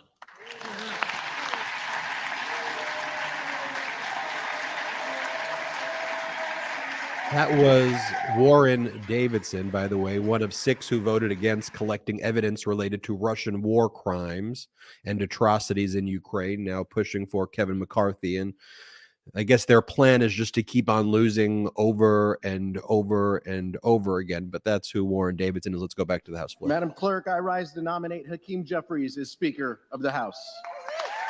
The gentleman is recognized.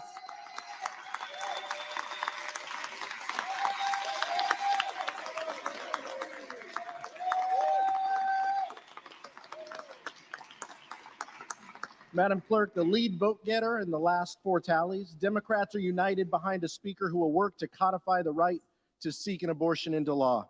Like all of us, Hakeem has spoken about consistently the disastrous Dobbs decision. He has spoken time and time again that it is well past time to codify Roe v. Wade into law, and he knows that young women should not grow up in a world with fewer rights than their parents and grandparents. He will ensure that reproductive freedom is enshrined into law. So that's why, Madam Clerk, as chair of the Democratic caucus, I am directed by the caucus to present for election Hakeem Jeffries, representative-elect from New York, as our next Speaker.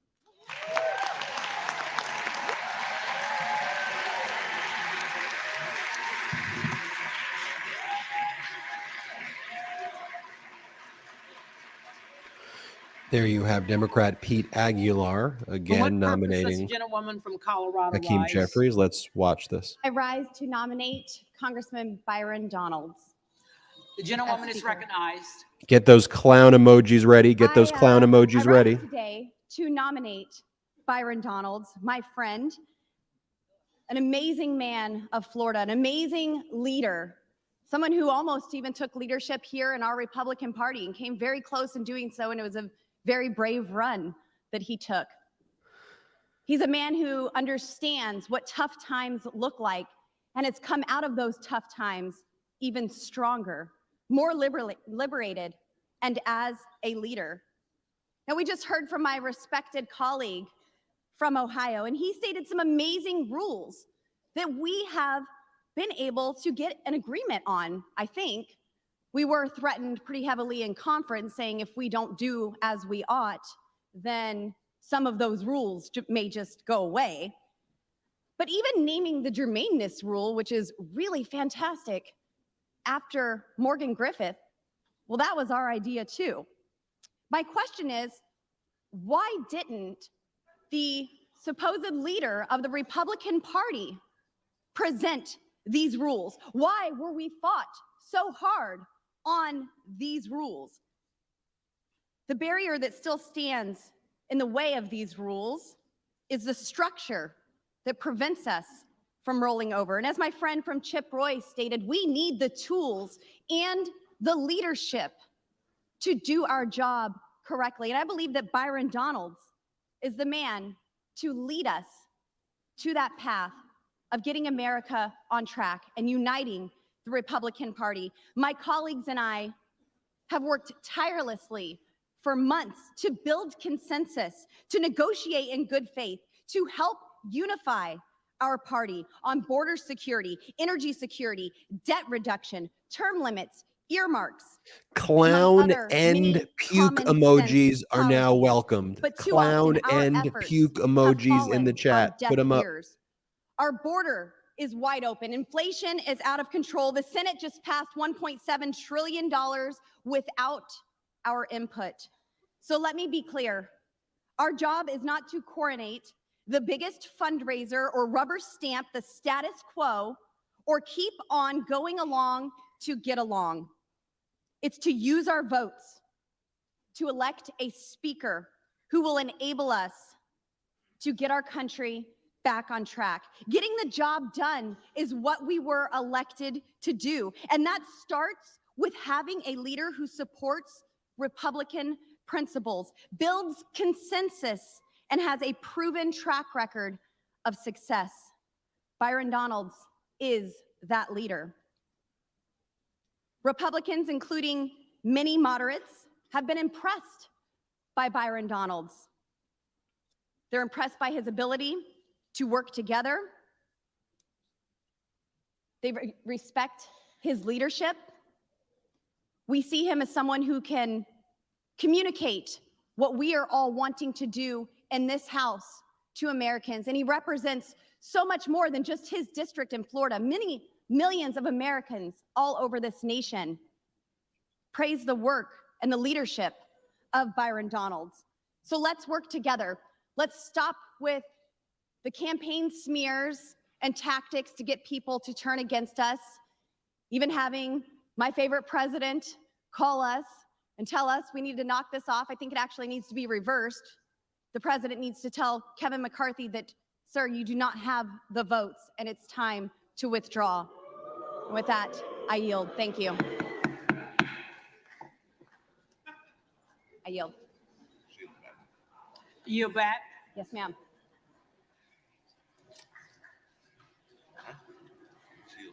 The reading clerk will again call the roll.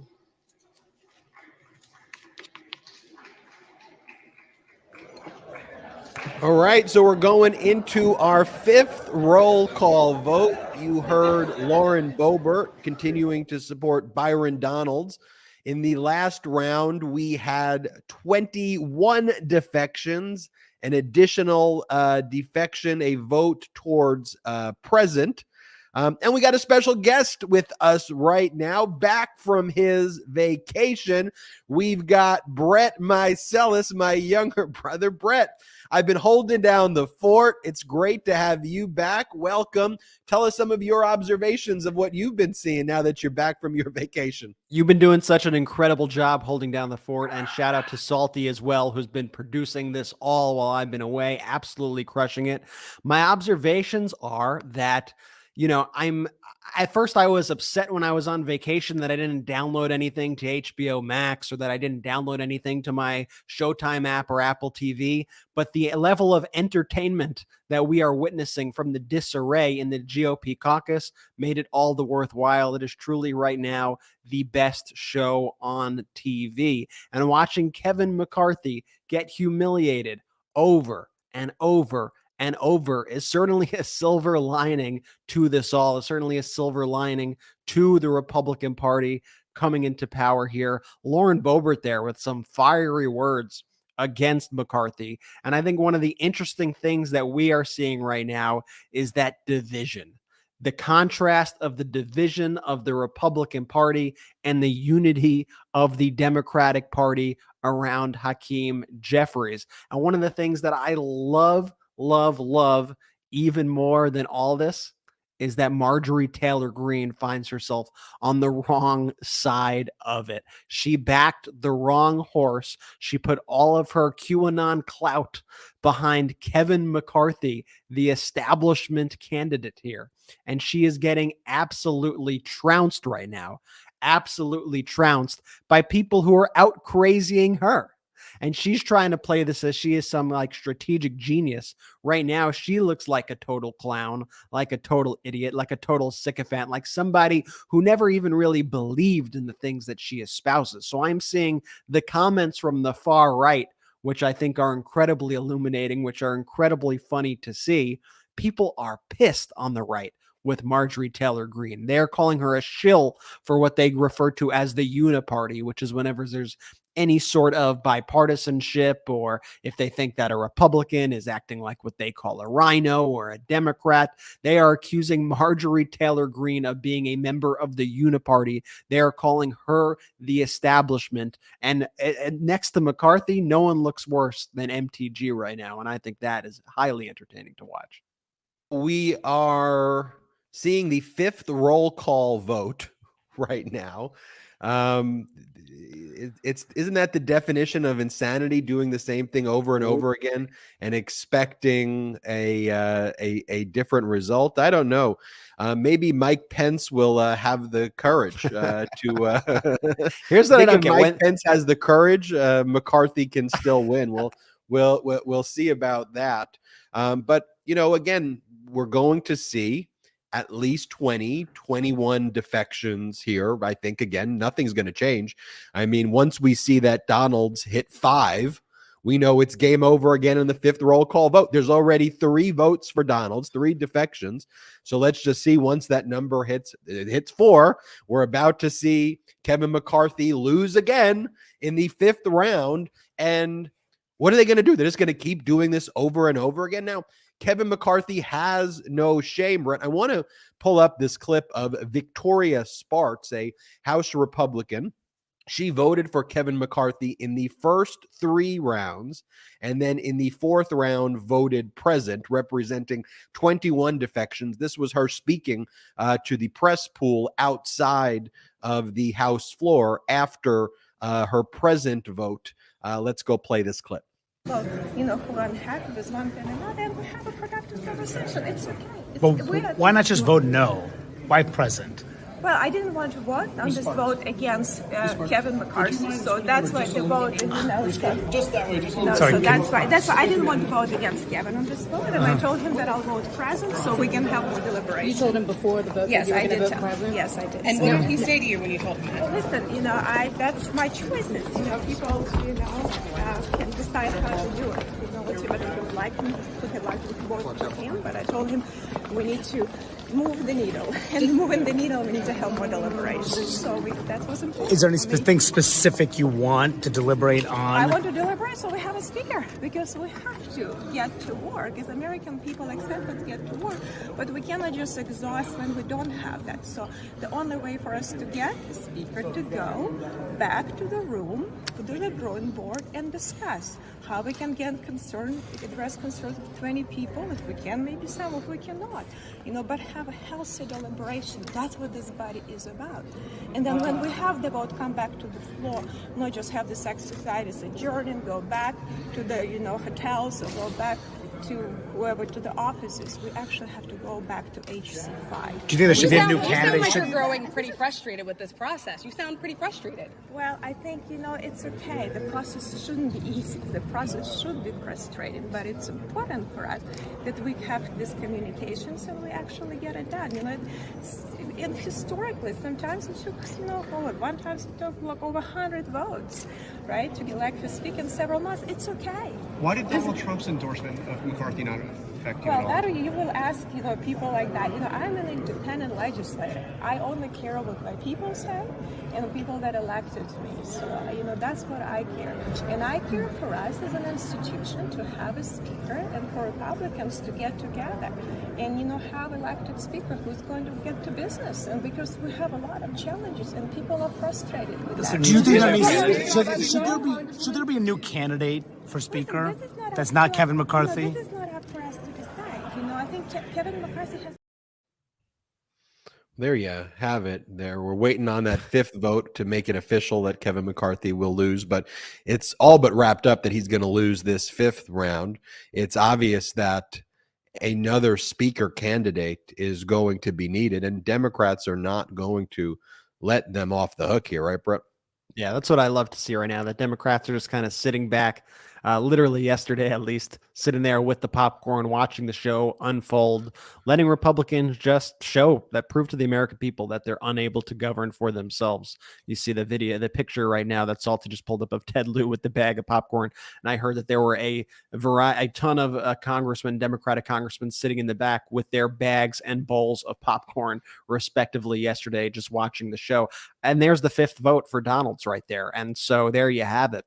Kevin McCarthy slated to lose now the fifth vote for speaker. And I truly do not understand at this point what his plan was. I assumed that yesterday, once they adjourned, that Kevin McCarthy would start getting to work. This also you got to prove your chops in this aspect as well, right? You got to prove that you could get votes for things. If you can't get votes for yourself, you're not going to be able to get votes for legislation. You would think when they adjourned yesterday, Kevin McCarthy or the Republicans would get together, hatch some master plan.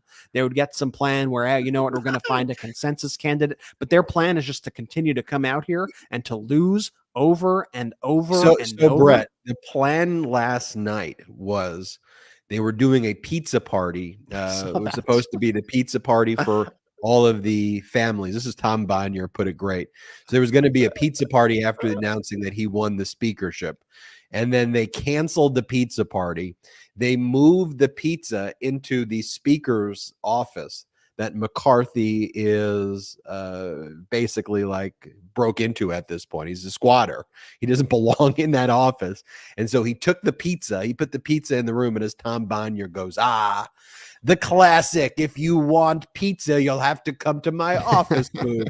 Advantage McCarthy. But for all those just tuning in, we can now project officially that Kevin McCarthy will lose again on the fifth ballot. It is official, although we'll call it a projection, just with a little asterisk, but we can say with a great degree of confidence that McCarthy will lose, with the fifth vote going for Byron Donalds. McCarthy's not picking up any more votes, and it seems the plan is just to lose over and over and over again. I haven't had when have you seen me drink a Diet Coke last? I got a Diet Coke in one hand. I got this big mug. By the way, I made this mug myself. I did it at an arts and crafts. This is a me authentic thing. And I got a lot of coffee right now, a lot of energy in me.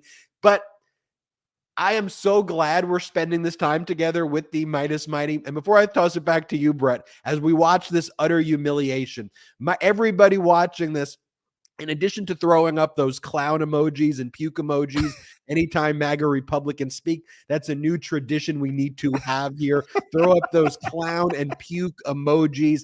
Occasionally, you can throw the poop emoji, but let's stick mostly with clown, puke, and poop emojis here in the chat room. But make sure you hit the subscribe button, please. Hit the subscribe. It is vital that we continue to grow this independent media platform. More people, there it goes, official. McCarthy does not have the votes right now in the 5th round, but hit subscribe. More people watch the MeidasTouch network than any other media network right now, even broadcasting this. Hey, Salty, and I want to show people why. Put up the photo right now of Kevin McCarthy and Donald Trump at Mar-a-Lago, because we're not afraid to look at them and say, those people are despicable traitors. Those people are fascists. We call a spade here. Brett, I'll throw it to you. So much losing going on right now for Kevin McCarthy. Like I was saying before, I don't understand how this is the plan. And I think it also exposes a tremendous flaw in our system, that could this just go indefinitely? Like they could just keep doing this until they find a consensus candidate. Seems a little wild. I mean, I just watched the World Cup, just got off watching the World Cup. I think this needs to be settled by like penalty shootout, penalty kick out, something needs to happen here.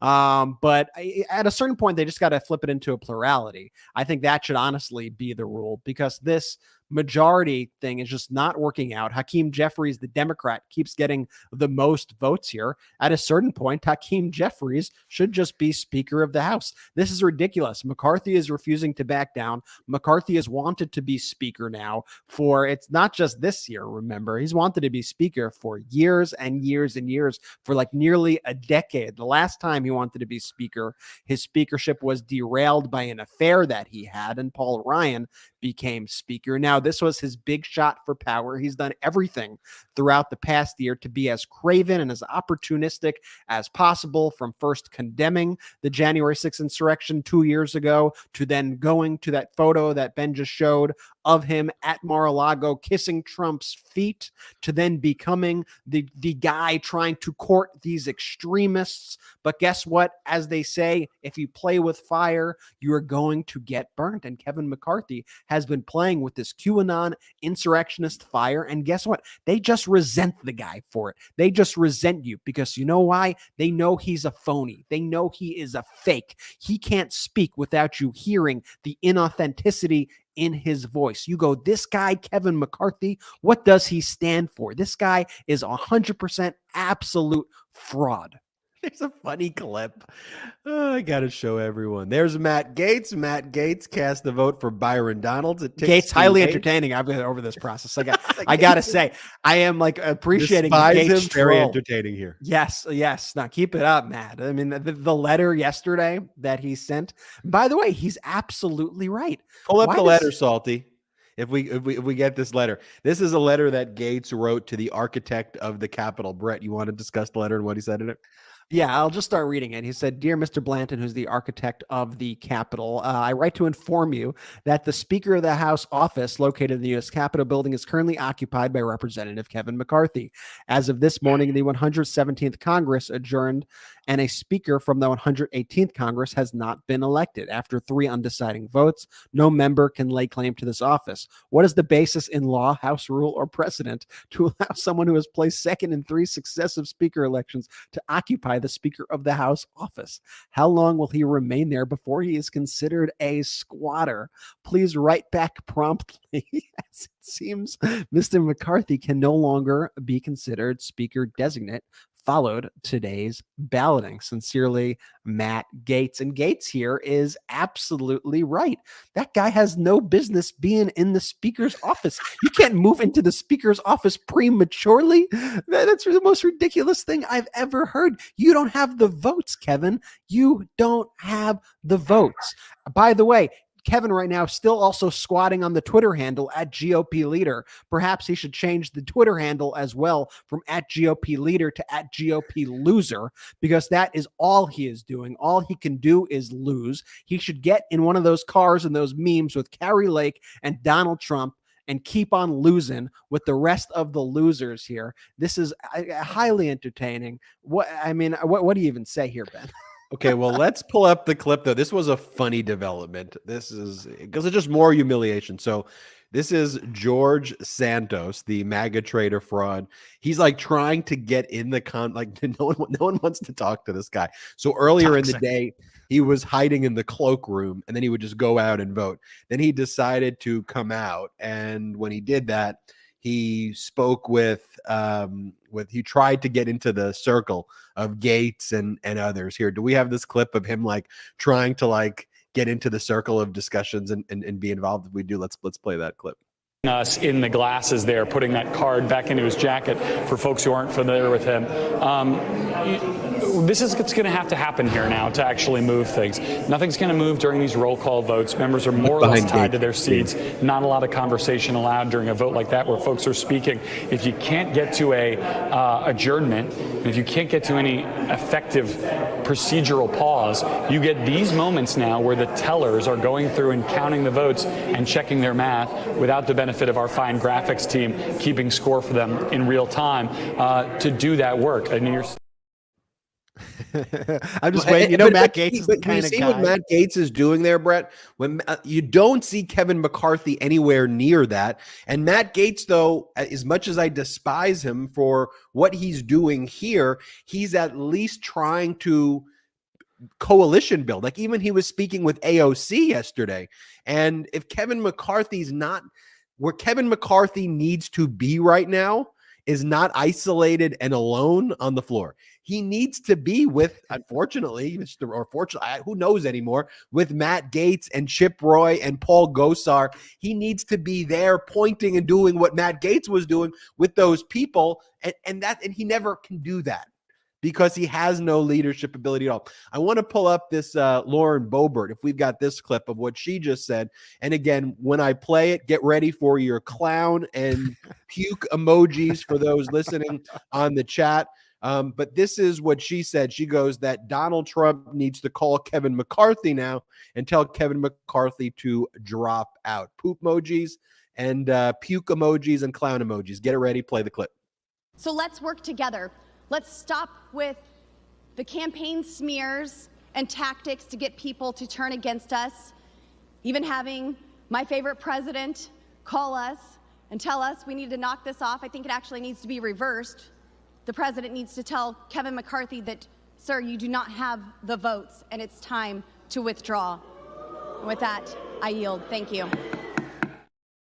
This whole interactiveness of the puke emojis and the clown emojis when the Republicans speak adds you don't get this in large media networks, folks. You know, in a large media networks, do you occasionally hear a Maltese and a toy poodle bark in the background? You just don't get that. You just don't get that quality. So as we are now on the fifth roll call vote, for those just tuning in, it is absolutely official. Kevin McCarthy will once again lose the fourth roll call vote. Let's go and watch what's going on the House floor, and we will be right back to you with more on these historic developments right here on the MeidasTouch Network. And we've got Brett back. Let's go to the House floor.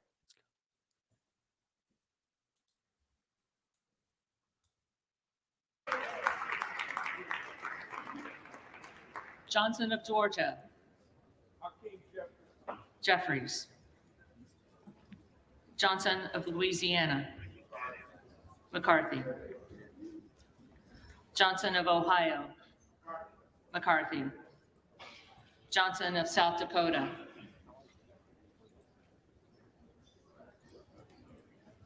Johnson of South Dakota. McCarthy. Jordan. McCarthy. Joyce of Ohio. McCarthy. Joyce of Pennsylvania. McCarthy. Kamlager Dove. Jeffries. Captor. Jeffries. Kane of New Jersey. McCarthy. Keating. Jeffries. Kelly of Illinois.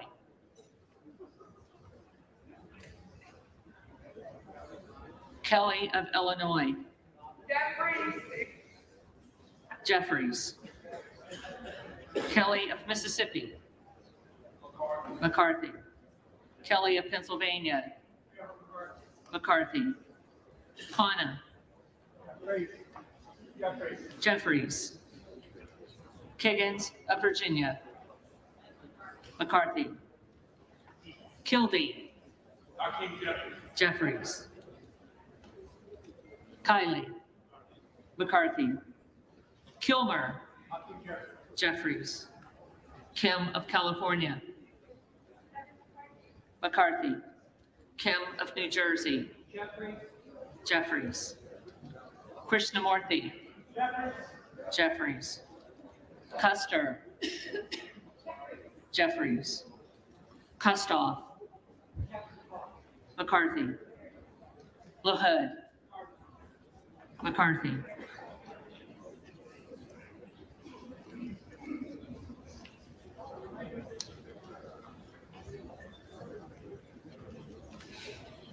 Loloida. McCarthy. LaMalfa.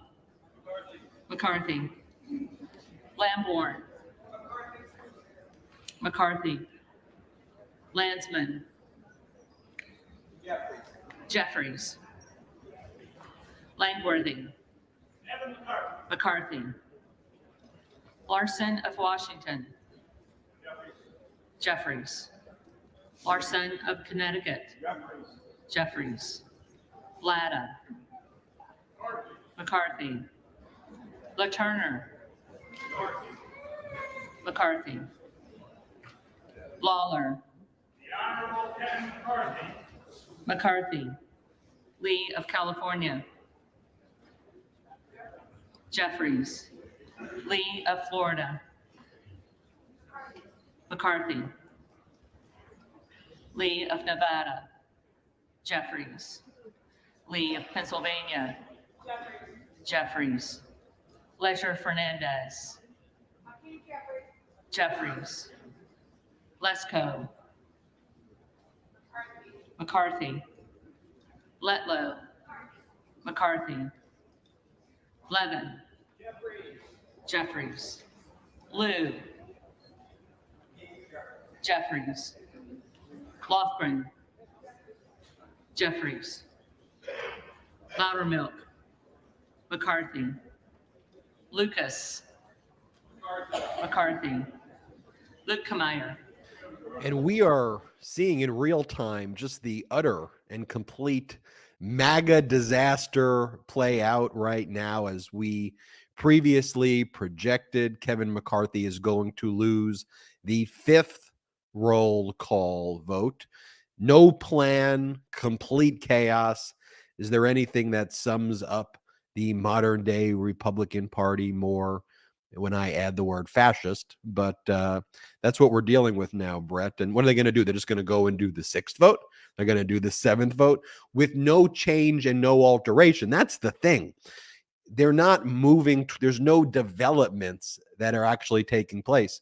You see basically the Republicans, other than Gates and others trying to bring more to their side, the other people are just sitting there like completely frozen, which is also kind of the hallmark of their fascist. And they have Kevin McCarthy doing that, doing a fist bump. I mean, the guy's completely out of his mind, but it's one of the hallmarks of fascism and which allows fascism to grow, right? Like they are completely frozen in the face of people like Donald Trump, and they don't do anything. Like, yes, they want it. Yes, they enable it, but also it's just kind of like, just go along. They go along with the herd fascist mentality. And like we're seeing it here, these people are incapable of governing. Brett, what say you?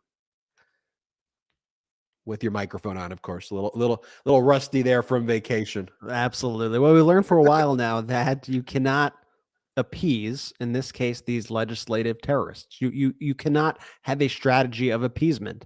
And throughout the past few years, Kevin McCarthy and other Republicans who frankly know a lot better have appeased the extremist radical wing of the party. Instead of standing up to Donald Trump and the traitors, they decided, you know what, I'm a traitor myself, and I am going to try to get their support.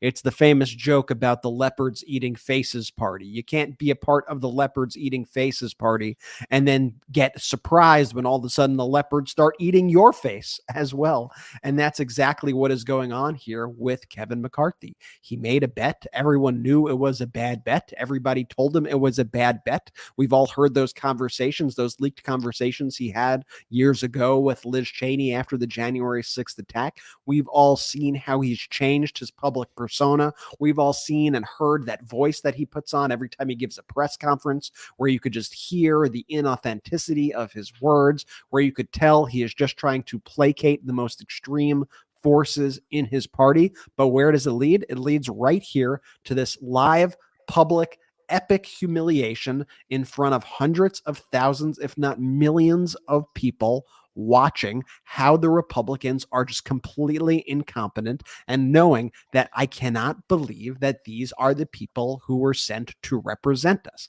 I'm sure a lot of people right now are looking at this and saying, oh man, I thought I'd give the Republicans a shot, but they can't even do this. Like, this is absolutely embarrassing. At least the Democrats can govern. I don't know what the heck this is. And I think voters are watching. I think Americans are paying attention.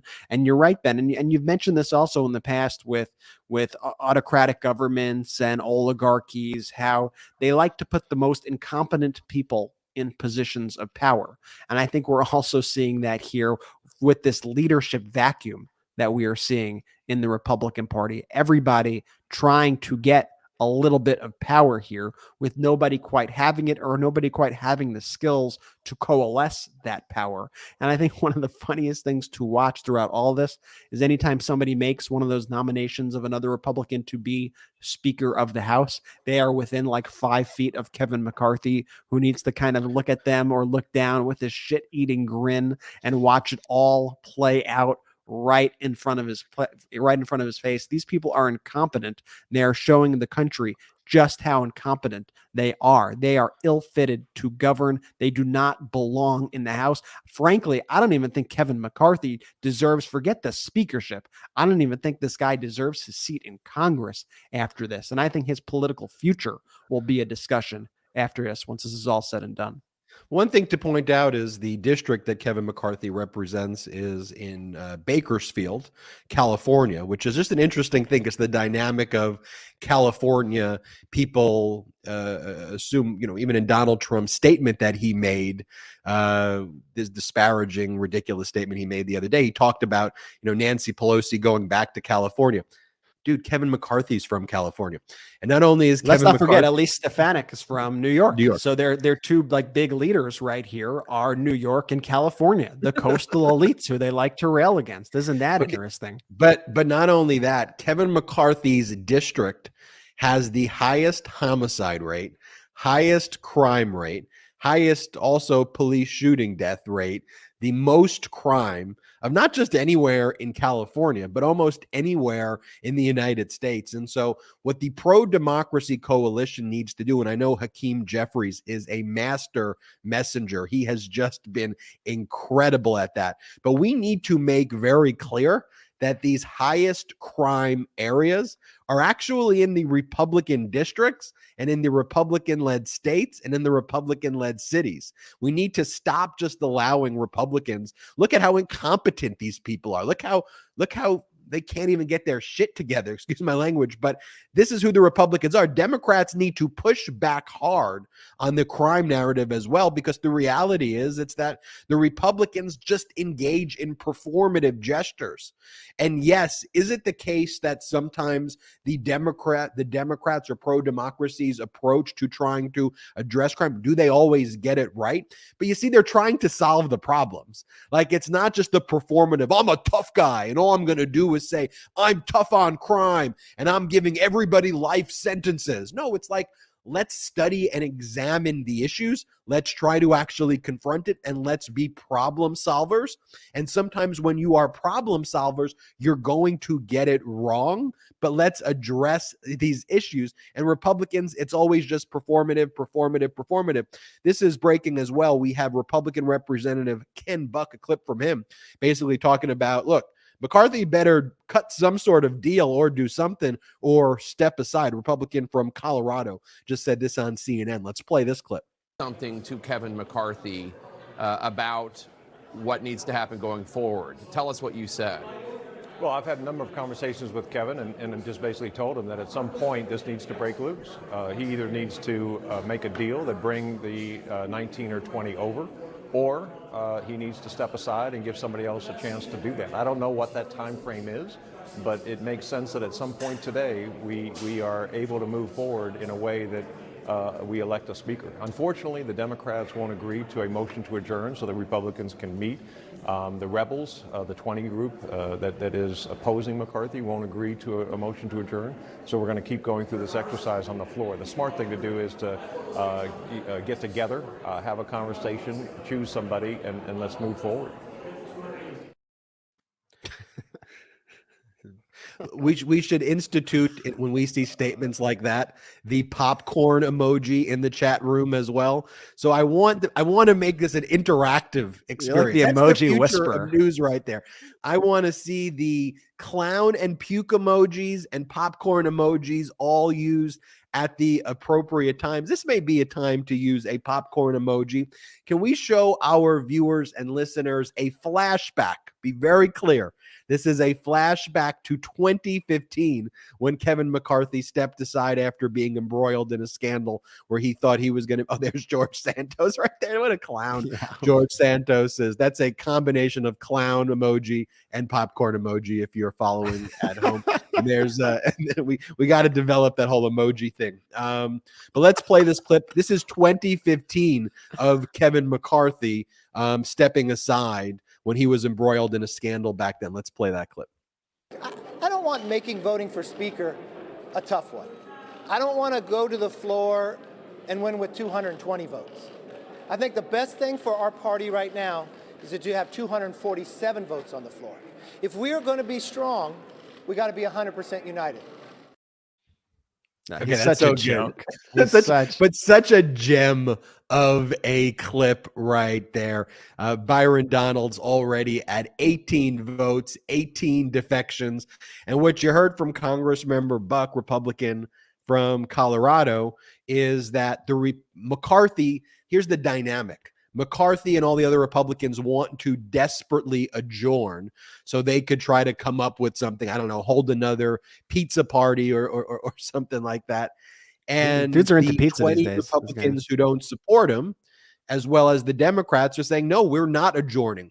We are going to show the American people precisely who you are. We're going to expose it here. We're now in our 2 hours and 23 minutes into this broadcast. We're going to keep going here on the MeidasTouch Network. Brett, want to get some more of your observations. Want to remind everybody to hit the subscribe button right now and to support independent media by going to patreon.com/MeidasTouch, patreon.com/MeidasTouch. We're not funded by any outside investors at all. We don't both sides the media here. We just call a spade a spade. We call traitors traitors. We call fascists fascists. Think about that.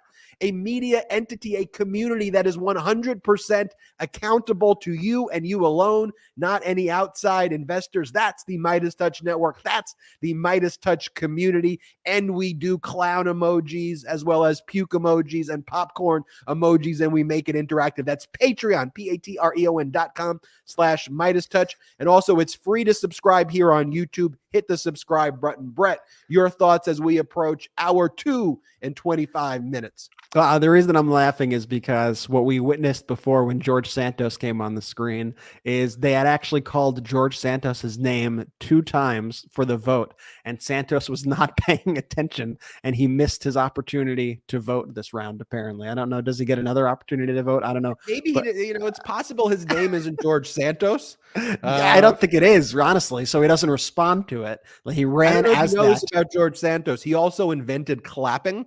So he may have just been like letting people know about how innovative he was when they called his name. And he was like, did you know I invented clapping? Well, I think as he could tell Kevin McCarthy about his time as Speaker for well over a decade, George Santos's time as Speaker of the House. This whole thing, when you have the dynamic of Santos and you have the dynamic of the McCarthy stuff happening all at once, you really just see the breadth of the huge clown show of the Republican Party in full view. Ben, I'm loving the emojis right here. There's the shot right there. We pulled it up of Santos realizing that he missed his vote. I mean, this guy doesn't shock me that he doesn't know how to tie his tie anyway. Let's go back. Go back to the shot of him. Let's analyze. Yeah, the tie is not the least of his problems, but the tie is not quite the least of his problems. You come to the MeidasTouch Network, you get some sartorial commentary by yours truly, and that is not how you tie the tie, folks out there. And Brett, back to you. What else were you saying? I mean, at this point, what Kevin McCarthy has to realize, and what the other congressman who we just played the clip of needs to realize and be honest about, is I don't think there's anything Kevin McCarthy could do to win over these people. Like, I think their problem is not with Kevin McCarthy's policies, or their problem is with Kevin McCarthy. You are the problem. So if you are the problem, how do you get people to vote for you? That's why I do think ultimately, I think Kevin McCarthy is going to have a hard look in the mirror and with reality and realize that he's reached the end of the line. He's not going to get those votes, and they're going to have to come together, and they're going to have to figure out how are we going to get a candidate forward who could get the full consensus of the Republican Party. I believe the last time that they needed a consensus candidate was that when they ended up electing Dennis Hastert as their consensus candidate, who ended up becoming a convicted pedophile who was literally the Republican Speaker of the House. That was their best candidate after Newt Gingrich was out of the Speaker role, to get Hastert in there. And they have a rule named after Dennis Hastert, the Hastert rule, which they abide by to this day. And look at Dennis Hastert's history, and you'll be absolutely appalled to find out about his convictions and what he did. This is a breaking news. Representative Ken Buck, who we just showed you, has told reporters publicly right now that the fifth ballot will be his last one for Kevin McCarthy in terms of counting on his vote. He goes, quote, "Stay tuned," he says. So a very big development we can report here on the MeidasTouch Network, that Ken Buck, Republican from Colorado, member of Congress who you just saw, said that this fifth ballot is the last one that Kevin McCarthy can count on him. You saw him previously. We showed you speaking to CNN and saying that something needs to change immediately and imminently. And now he has confirmed.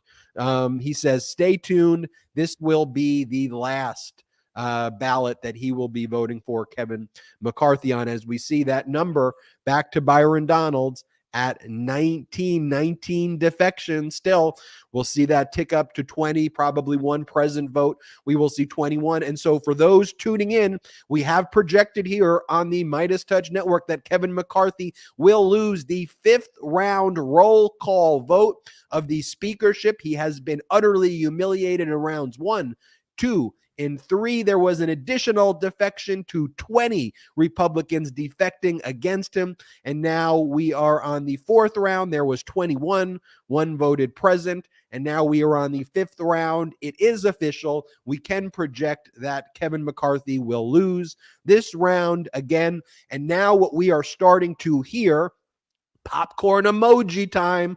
Popcorn emoji time. What we're starting to hear is that in the 6th round, there will likely be many, many more defections. Lots of Republicans are now saying that publicly. So this is the time to get out those popcorn emojis. We're 2 hours and 30 minutes into the live broadcast. We are staying strong together. Meidas Mighty community. Hit the subscribe button right now. Let's go to the House floor and see what the clerk's going to say. And let's turn on that volume, Salty, shall we? Yeah, that was very quick. I think they're taking a final roll call vote and seeing who else is there. Armstrong. McCarthy.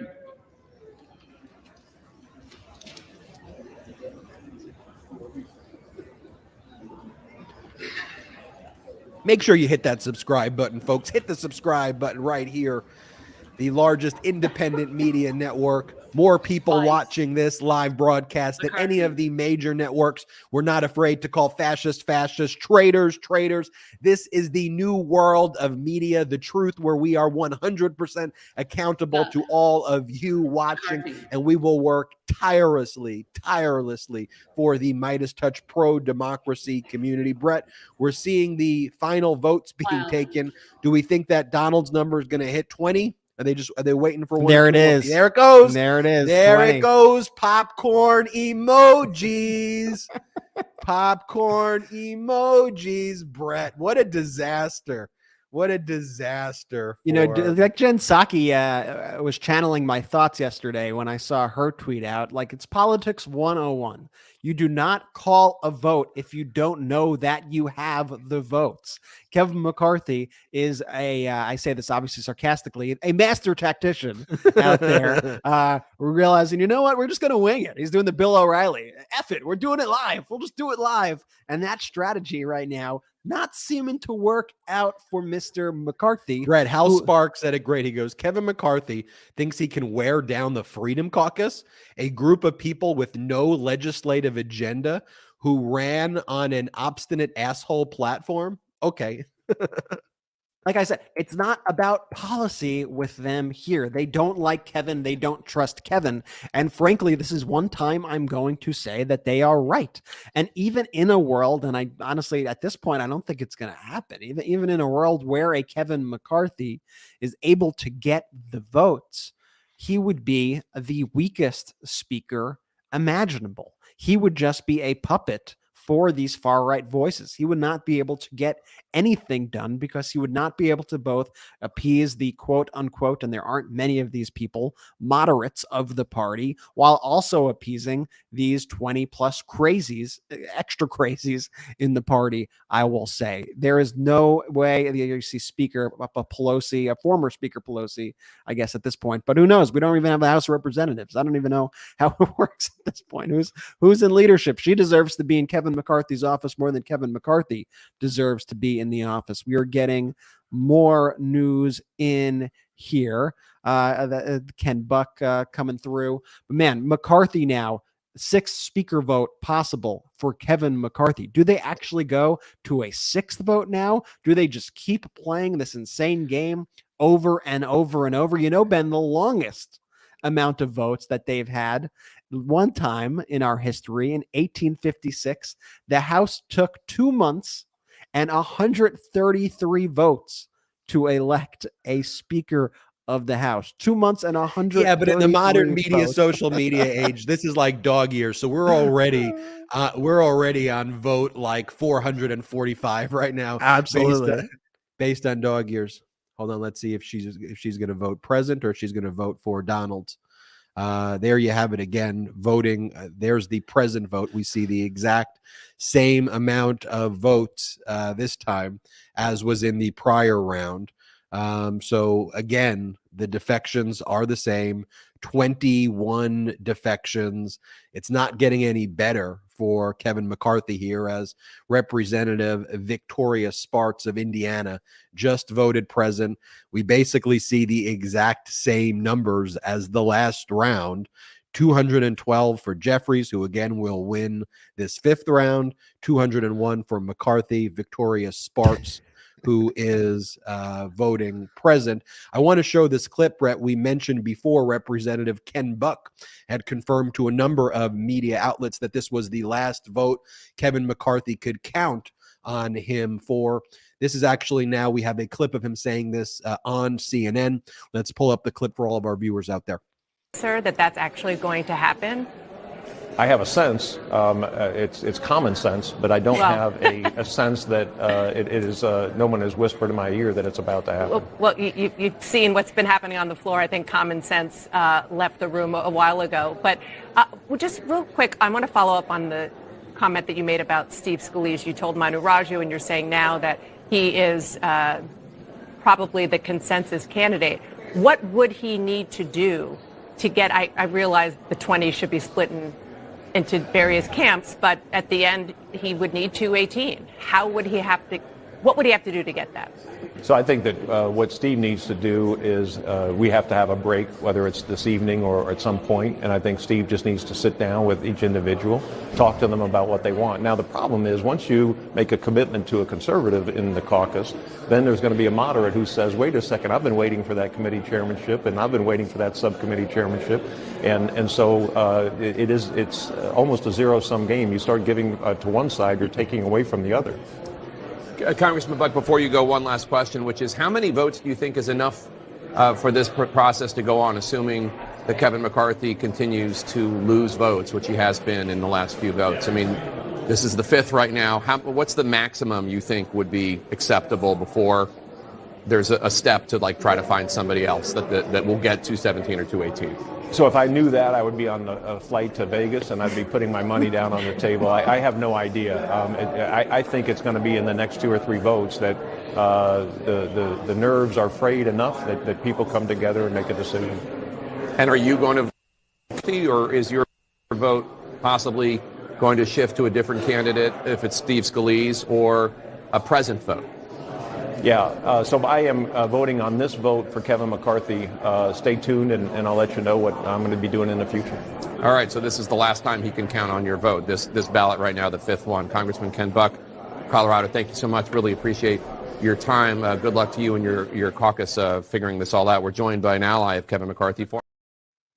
Talk about burying the lead there. They waited. That was the biggest question at the end. It was like they almost didn't get to the key question, which is, can he count on your vote in the next round? To which Ken Buck said no, and Ken Buck had supported McCarthy in rounds 1 through 5. You're watching former Speaker Pelosi doing what leaders do.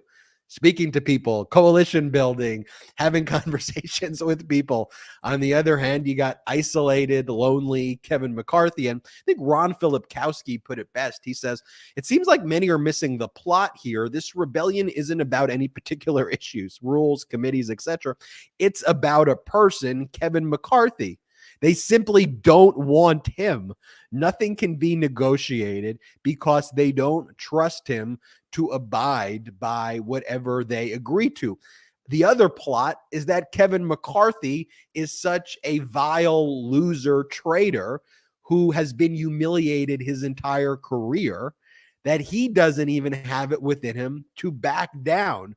So what you have here is the most bizarro, weird stalemate in the world amongst this MAGA Republican House of Representative chaos agents. You're watching MeidasTouch Network, our historic coverage of the speakership race where Kevin McCarthy has lost 5 separate times. This has not happened since 1923.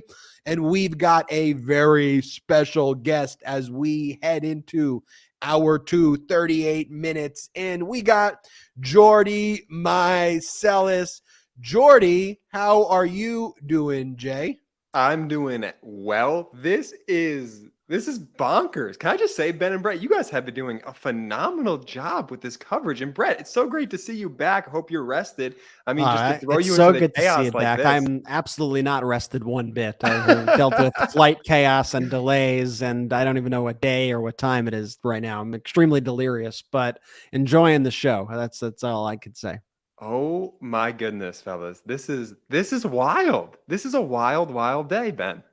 This is Jordan, absolute history. I couldn't agree more, but not just wild, it's wild, but it shows also, I think, not just how weak MAGA Republican Party is, not just how weak Kevin McCarthy is, right? But I think it also highlights the utter weakness. I don't think, I can confidently say I know it highlights the utter weakness of their cult leader, because let's face it, they're not a political party anymore. They are just a cult, but it highlights the weakness of their cult leader, Donald Trump. So last night, after McCarthy lost 3 votes and they adjourn.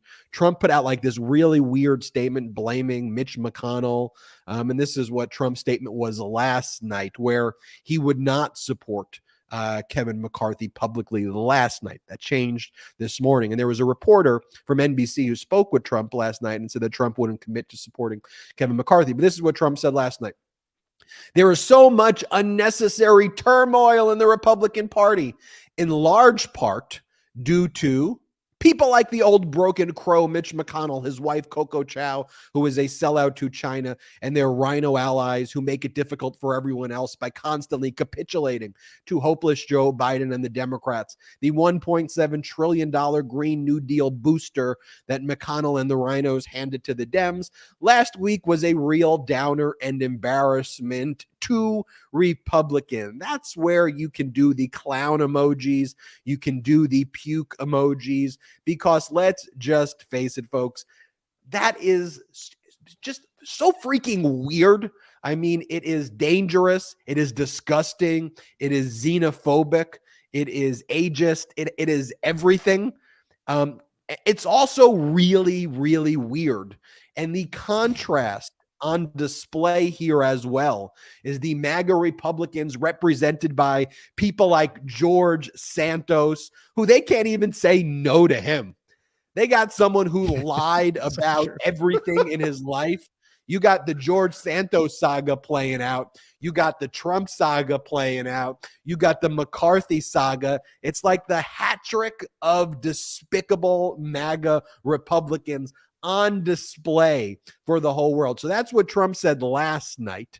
Then earlier today, he put out a statement saying that he was involved in discussions. Some really good conversations took place last night. And now it's time for all of our great Republican House members to vote for Kevin. Close the deal, take the victory, and watch crazy Nancy Pelosi fly back home to a very broken California. The only speaker in U.S. history to have lost the House twice. Republicans, do not turn a great triumph into a giant and embarrassing defeat. It's time to celebrate. You deserve it. Kevin McCarthy will do a good job, maybe even a great job.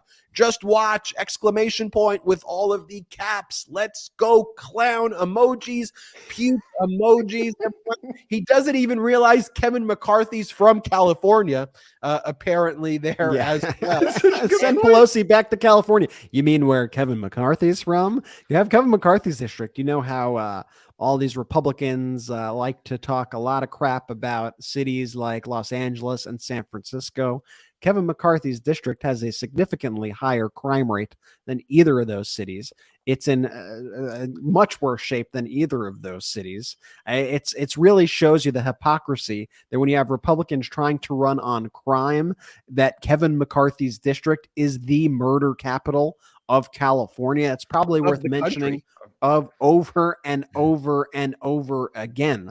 This guy is incompetent at home. He is incompetent in DC. He is incompetent across the United States of America. And what we are witnessing is Kevin McCarthy's incompetence on display and the Republican Party's incompetence on display. And guess what? Here's a situation also where not only did Donald Trump try to put his clout, whatever his clout is, behind Kevin McCarthy and say that it would help him get votes. Not only did Kevin McCarthy not get the votes after that, Kevin McCarthy actually lost support after that. He lost support after Donald Trump came out and tried to put his arm around him. And you have this incredibly interesting dynamic that we've been following recently on the MeidasTouch podcast between the Republicans in the Senate who think these House Republicans are absolutely out of their mind, the Republicans in the House who are divided amongst themselves into all these crazy factions. You have Donald Trump trying to meddle in all of this. Meanwhile, what you find is the Republican Party, especially those in the House,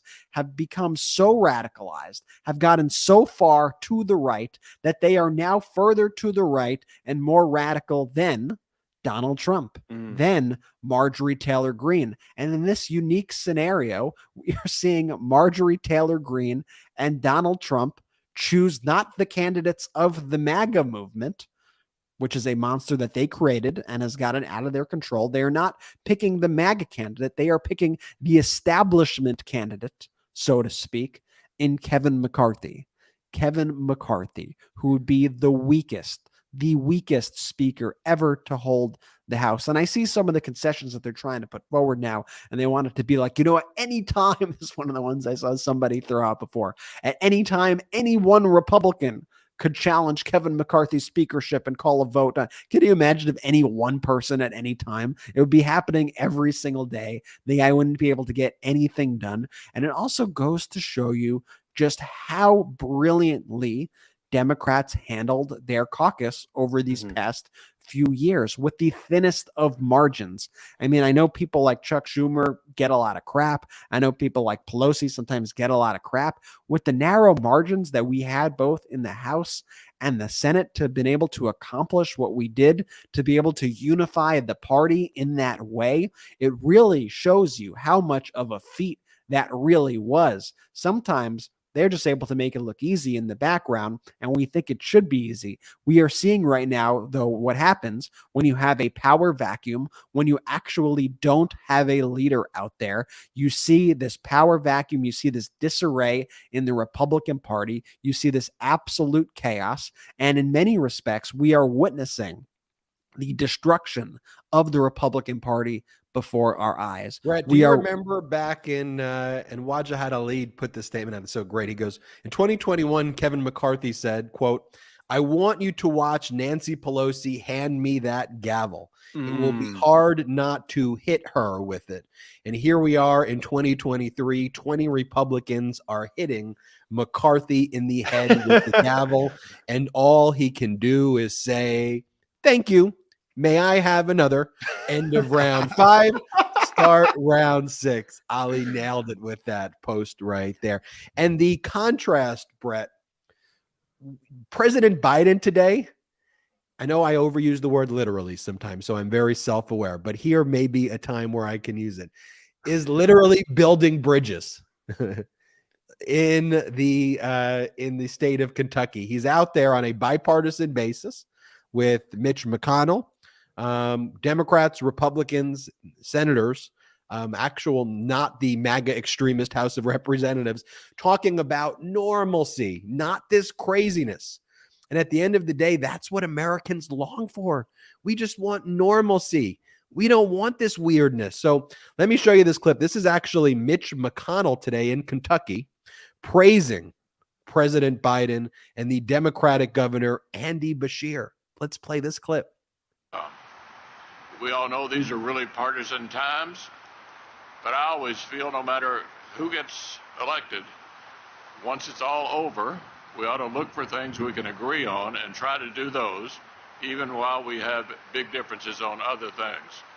And this bridge, I think, symbolizes the coming together of both sides on something that both sides thought was important to try to get an outcome. You have a Democratic governor here, Governor Beshear, a Republican legislature led by Senate President Stivers, Kentucky, House led by Speaker David Osborne, Chris McDaniel from Northern Kentucky, who took the lead on it down in Frankfort to provide the matching funds that we needed to make this project go forward. So it's not just this project, but the infrastructure bill, the bipartisan infrastructure bill that the president signed, provides dramatic additional assistance. Just looking at the Kentucky side of the river, this project plus other projects, over $8 billion over the next 5 years. This is really quite significant. And as we know, even though it benefits us in Ohio and Kentucky, nationally, this was one of the big projects in the entire country to deal with the crumbling infrastructure that we've all been talking about for years. And so we finally stepped up together and addressed it. It's also great to see the governor of Ohio here. We used to be colleagues in the Senate, Governor DeWine and his team. So if you look at the political alignment of everyone involved in this, it's the government working together to solve a major problem at a time when the country needs to see examples like this of coming together and getting an outcome. And so I'm pleased to be here today to be a part of this. I encouraged it, I supported it, and I'm proud of what we've been able to accomplish working together for the people of. It's like a different universe. It's a different, I mean, and the right universe. That's the way politics used to be, Yes. you know, which is why, as critical I am of McConnell, and I think McConnell did just some dastardly things in his career, especially during the Obama administration. So I am no way an apologist for him. But what you saw there is actually what bipartisanship is passing an infrastructure bill and bringing people together of all political parties. And you contrast that to the chaos of these like performance artist, fascist House, you know, of representatives, MAGA Republicans who are okay with fascism, who are okay if Putin destroys America, if that owns the libs, Brett. They prefer that in fact. And one of the interesting things that I've seen over the past kind of few months, you see the deliberate language that the right uses to describe things. And I keep seeing this phrase, this term that they continue to use anytime there are moments of bipartisanship. They go, oh, that's the uniparty at work. That's the uniparty, the uniparty. They always try to like say things that they think make themselves sound smart. But really to them, any sort of areas of compromise, any areas where you could find disagreement, any areas where you actually see government actually working when it's even weird for us. And like you said, Ben, I'm no Mitch McConnell fan by any means. Absolutely despise the guy. He's been one of the most destructive forces imaginable. But when we could see him and President Biden getting together to actually pass meaningful legislation that is going to help Americans, I could put those differences aside and I could say, you know what, this is a good thing without going uniparty, look at the uniparty. They just go to these terms. And when they do that, they make it because to them, everything is a zero-sum game. Brett, I got some breaking news to report. This is from Robert Costa at Costa Report. Says, top McCarthy allies tell me it's time for everyone to get in a room and talk about a deal that gives McCarthy the gavel but wins over the critics. Not sure how they do that, but there is a push now to adjourn and haggle for the rest of the day. This is also driven by a fear among the Republican Party. So, Brett, what do you make of that? What do I make of that? I mean, they should have gotten in a room days ago or weeks ago. They should have hashed this out. I don't know. Like, you're going to do it now after the fifth vote, as you start heading towards the sixth vote, you're going to try to get into a room.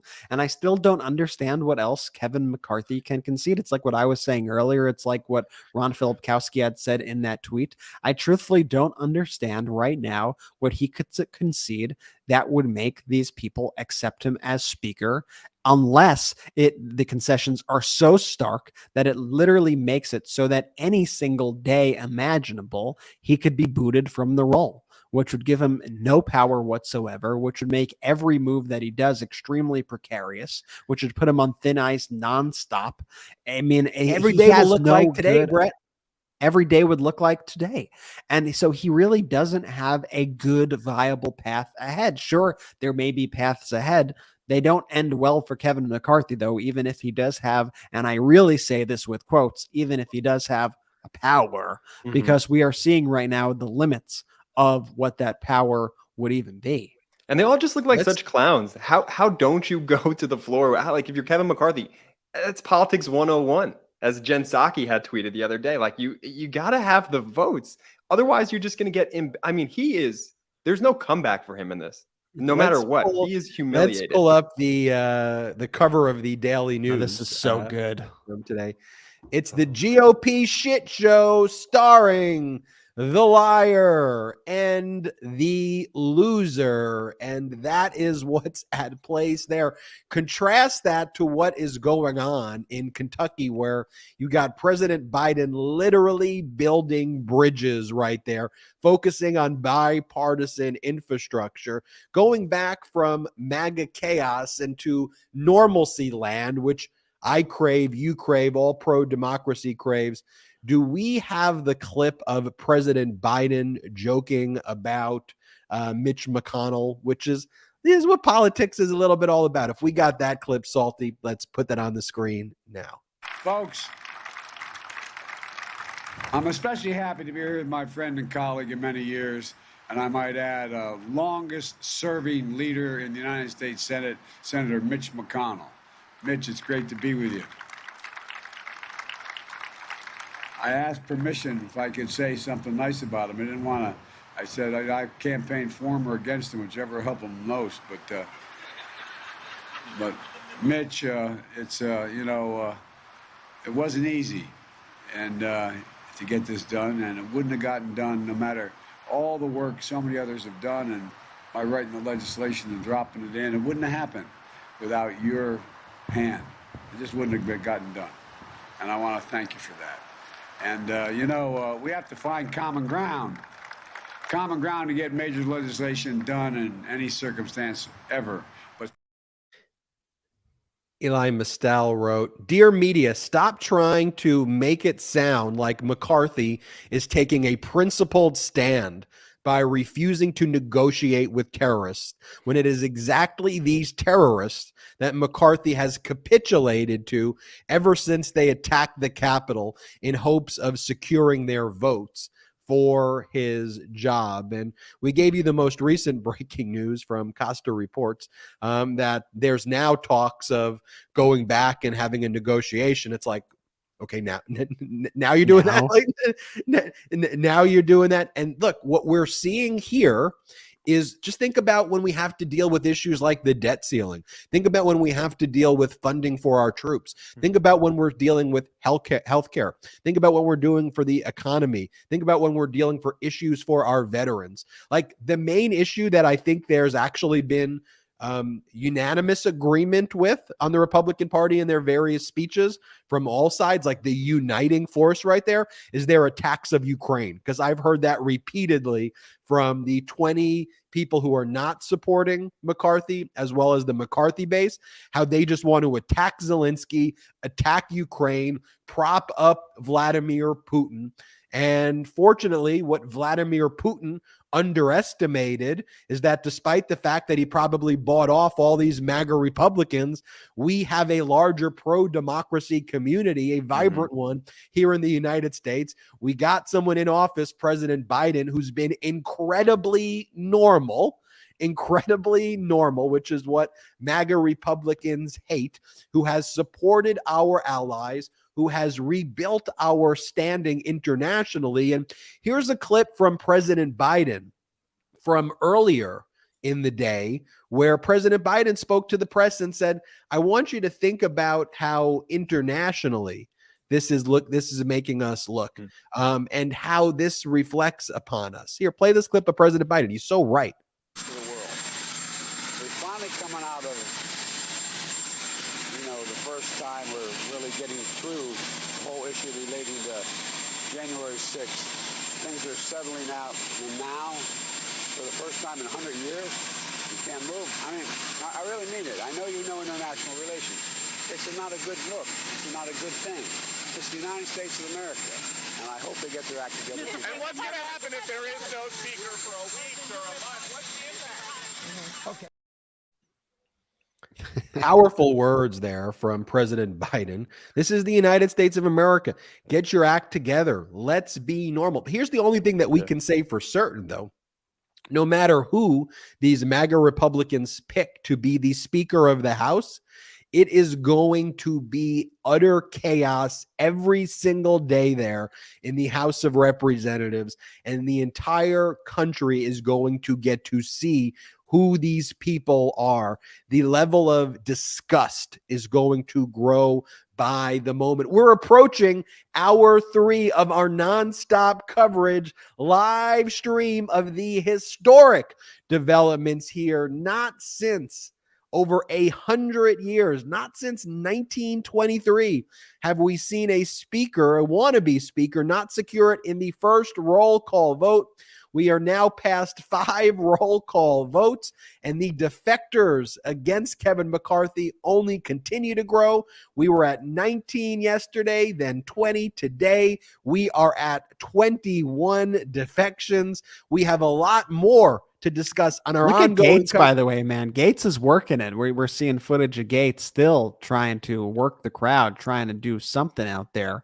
We got to get a lip reading expert on the show, because when we put out that clip that got millions of views with AOC, I know Ben explained what was happening during that thing. We were all very curious as to what that conversation was.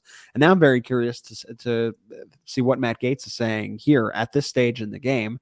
Kevin McCarthy looking like he has no path forward, with talks of a caucus-wide GOP meeting to get all the minds together to discuss their plan forward. Right now, they just seem incredibly helpless. And it seems like Matt Gaetz, of all people, is like the one person actually trying to whip votes and to do something. You see Chip Roy there walking on the House floor. They're kind of walking around like chickens without a head. These people, they don't know what to do. They're absolutely in a bind. They should not have even begun this process until they absolutely knew that they had the votes for a candidate. And all the American people right now are seeing is the utter incompetence of the Republican Party.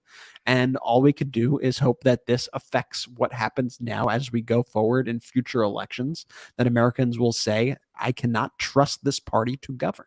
I cannot trust this party with my health care. I cannot trust this party with our veterans, with our drug prices. Absolutely not. These people are unfit. We are in hour 3 of our coverage. It is official. Everybody watching out there, do me this favor. Hit the subscribe button right now on our YouTube channel. It is free to subscribe. You can check out all the best MeidasTouch gear, the MeidasTouch merch at store.MeidasTouch.com. Go to store.MeidasTouch.com. And if you want to support independent media like this, look, we're not funded by any outside investors at all. So while large media networks are funded by billionaires and decamillionaires who have their own agenda, that's why they both sides everything. Not here on the MeidasTouch Network. We are 100% independent, 100% accountable to you, and 100% kicking the ass of large media networks with unapologetically pro-democracy content here on the MeidasTouch Network. Check us out at patreon.com/MeidasTouch, patreon.com/MeidasTouch, patreon.com/MeidasTouch, where you can get all the best unapologetically pro-democracy content. There's exclusive content you can only get there, but most importantly, help grow this independent media platform. Let's go check out what is going on the House floor right now as we head into hour 3, and we will reboot our programming in just 60 seconds. But let's check out and unfiltered what's going on the House floor right now.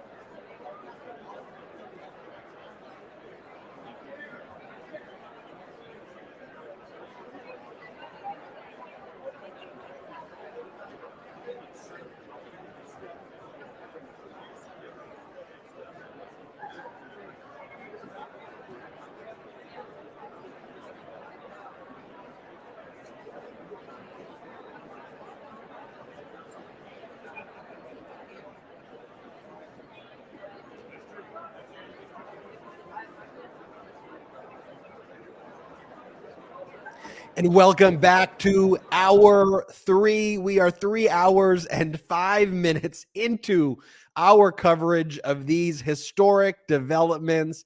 Non-stop coverage right here on the MeidasTouch Network. Make sure you hit the subscribe button right now. We're on our way to 1 million subscribers. Help us reach that goal. If you are new to the MeidasTouch Network, we are one. Where have you been? 2, we are 100% independent. We are 100% unapologetically pro-democracy here. We are focused on protecting, preserving, restoring our democracy, fighting for our institutions, and fighting against fascism. And we're seeing chaos on the floor of the House of Representatives by chaos agents, by MAGA extremists. Let's recap what has been going on over the past 48 hours, Jordy. Not since 1923 has someone failed to secure the speakership in the first roll call vote. Well, yesterday we went through 1, 2, 3 roll call votes. It's not the end of the ball game. Not for Kevin McCarthy. He just keeps going. I like the LeBron moment, Ben. Not 1, not 2, not 3. I mean, this is going to keep going. Yesterday, there was 19 defections. Then we hit 20 defections. Today, we hit 21 defections, with 1 Republican from Indiana voting present. And so we have 21 defections. It does not look like it is getting any better for Kevin McCarthy. But let's do a bit of a recap of how we got here. But I want to take us back. Get those popcorn emojis ready. Let me take us back to 2000. Hold on. Let's go to the House floor before we get our popcorn emojis ready. Let's see what's going on in the House floor. Let's watch the clerk of the House. Will the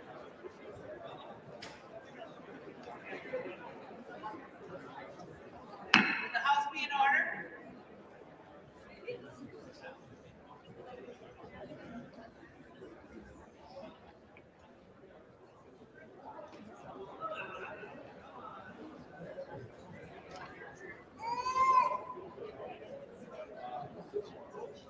The House be in order.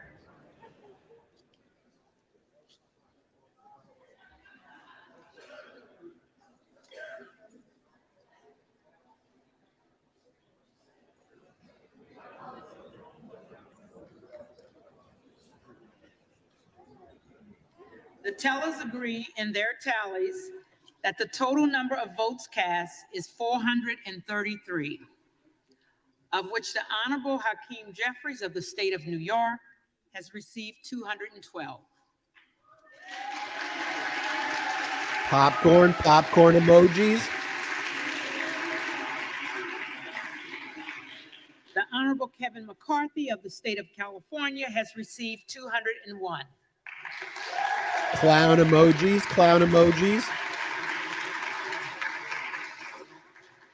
The Honorable Byron Donalds of the state of Florida has received 20.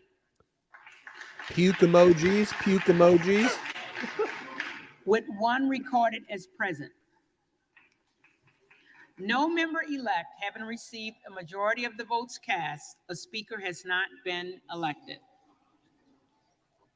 For what purpose does the gentlewoman from Florida rise? Thank you, Madam Clerk. I rise today to nominate Kevin McCarthy as Speaker of the People's House. It looks like they're doing it again, folks. It looks like they're doing it again. Unbelievable. Here we go. The gentlewoman is recognized. Puke emojis, poop emojis, clown emojis. My Welcome. colleagues. Get them out. Well, it's Groundhog Day. Again, and if it's all right with you, I would like to. Thank you, Madam Clerk. If it's all right with you all, I would like to address not you, but the American people. Because, quite frankly, they are. Well, we don't have a speaker yet. So, The American people, well, they are our boss, and we work for them. Yesterday, as we were here on the House floor, our constituents from all around the country made their voices heard. Today, the calls, the text messages, emails, they all continue. People are letting their voice be heard, and that is a very, very good thing.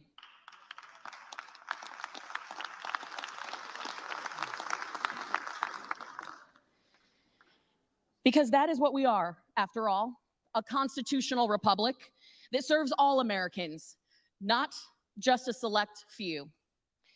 To all Americans watching right now, I want to tell you that we hear you. We hear you. And we will get this right. No matter how messy this process is, we will emerge better for having been through this. Clown emojis. Let's get out clown emojis.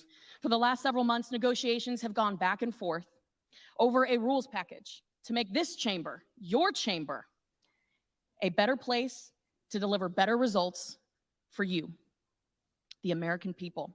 And I want to remind everyone watching, listening here in this chamber, that this chamber and this body, our country, we are bigger than a single person or a single moment in time. We are a nation collectively of great people, great patriots, and great moments of courage. The rules package that has been highlighted by so many of my colleagues dictates how this chamber functions, how bills come to the floor, how much time we get to read these bills, whether or not we will get single issue bills, and whether or not we can vote proxy. And as you have witnessed from events yesterday, so many people have said, what are the next steps? What will we accomplish if we continue down this current path? Will we wake up tomorrow and be in this exact same place? The people calling my office said over and over and over again, it is time to get to work. Anything less is unacceptable. And you know, as we stood on this House floor yesterday, and again today, over 200 people were poisoned from fentanyl. Fentanyl that came from an open border because of the Biden open border policy. Clown Over 5,000 emojis. people were encountered at the border Total because utter of Biden's clown. open These border MAGA policy. Republicans are the These biggest are the issues that people clowns care about. in the world. They don't sit around their kitchen tables at night saying, I wonder who's going to be speaker. No, they elect people to come here to do the things that matter, the issues that impact them every single day. And in an era of uncertainty, the last thing they need is uncertainty within this chamber. The last thing we need is We were insurrectionists elected like to be you, the voice of our fascists constituents. like you. We are their voice in this chamber. And they didn't send us to be perpetual critics. They sent us to get things done.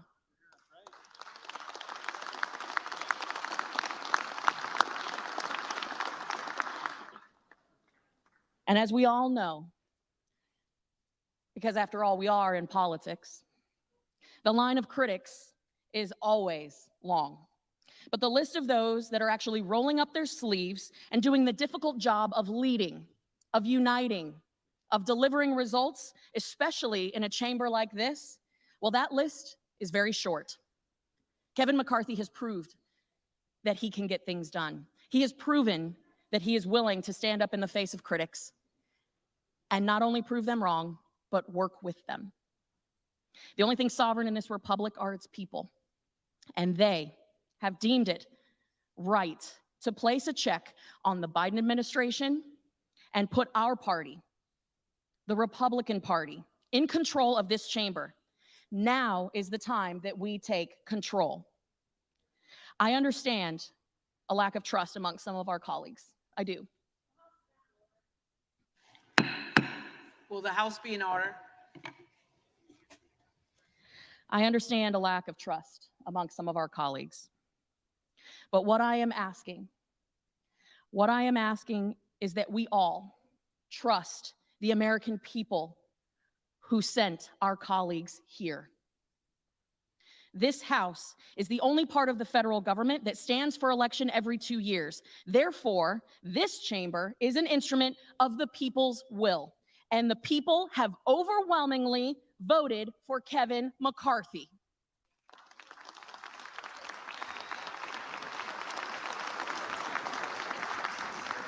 If we continue down this road, if we continue with the actions of yesterday and today, we stifle the will of the American people. The changes to the rules of this place and how it functions have been overwhelmingly positive. By the way, last you few are weeks. listening to Legislation stands Kat ready. Kamak, It is an time to unite, insurrectionist roll up our from sleeves, and Florida. get to work doing the She people's supported business. objecting to the electoral Gentleman, my count friend Kevin McCarthy from after the California has done insurrection more took place and said the than anyone in insurrection this shows chamber more to secure why there a needs to be an Republican objection. majority. You are looking Many at of a the people traitor who to are the United members here States of today America are, right quite now. frankly, here And while because of she his spews leadership, and tries to inject because they have disinformation, trusted we here him. at the MeidasTouch And Network he are has going to gone call out of his traitors way traitors to make and sure let you that know every you are single one of us watching has a had a true voice traitor at the to our table. democracy. You are watching a Furthermore, fascist every single wannabe. returning You are Republican watching in someone this who chamber objected to the results of the who cast a 2020 vote election 2 years after the ago in the last insurrection Congress and cheered voted on the for Kevin insurrection. A McCarthy despicable as our human being leader. on the screen right We were now, united cheering then, on Kevin McCarthy. and we must More unify now. GOP fascists. That's the only way to start the people's business, the very reason that we're all here. It's to unify and get to work. Because we must commit to unity instead of division, because we owe it to the American people who sent us here. We must choose to lead in the face of a liberal Senate and Obama's JV team in the White House. We owe it to the American people. The American people sent a conservative majority to govern this body, but we cannot even begin to govern because Traitor, we can't even swear phony. in as members of Congress. Total traitor.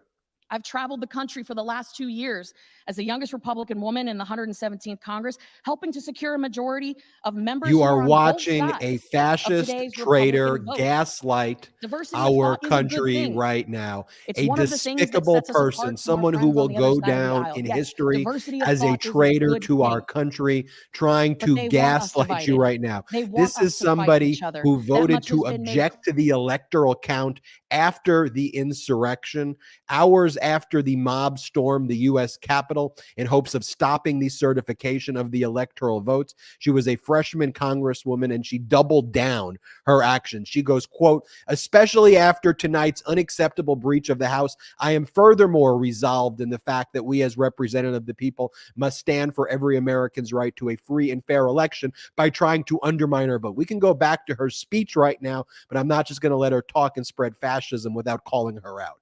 Let's go back to The what's going clerk on. would ask all members-elect to abide by the established decorum of the House while making nominations. Gentlewoman is recognized.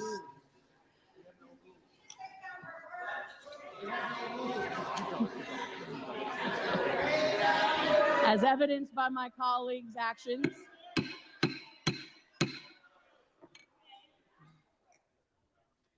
so today I am asking my friends and colleagues, are we the party of Reagan Republicans? Reagan, who said, someone who is with me 80% of the time is a loyal and good friend, not a 20% traitor? Are we the party of Reagan? That is the question that I ask you to answer as we embark on this next ballot. It's upon us to remain a nation of equal opportunity, not equal outcome. That is what is on the line here today, and that is why I am nominating Kevin McCarthy, and I humbly ask for your support. Madam Clerk, I yield back. Get those clown emojis out right there. How despicable is that? You're watching a traitor to the United States of America who cheers on the insurrection. Let's go back to the House floor and see what happens next if a alternative candidate is going to be suggested For what by purpose the does the Republicans. gentleman from Here we California go. rise? Madam Clerk, I rise to nominate Hakeem Jeffries as Speaker of the House, the lead vote getter in the last 5 rounds. The gentleman is recognized. The last 5 rounds.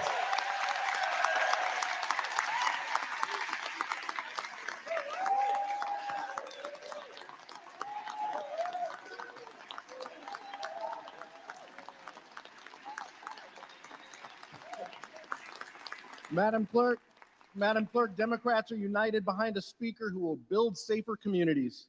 He's a leader in gun violence prevention. He has worked to make our criminal justice system more fair, more equitable, and more effective, and he's done it working with both sides of the aisle. A leader who has a track record in actually getting things done.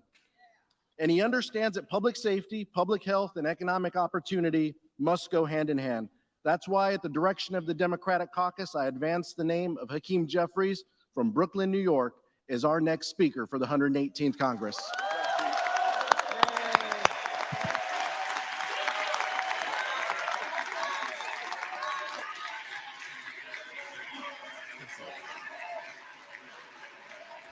Now let's see what the other 2021 Republicans who don't support Kevin McCarthy are going to do. Who are they going to nominate? For Let's see what purpose happens. does the gentleman from Pennsylvania rise? Here we go.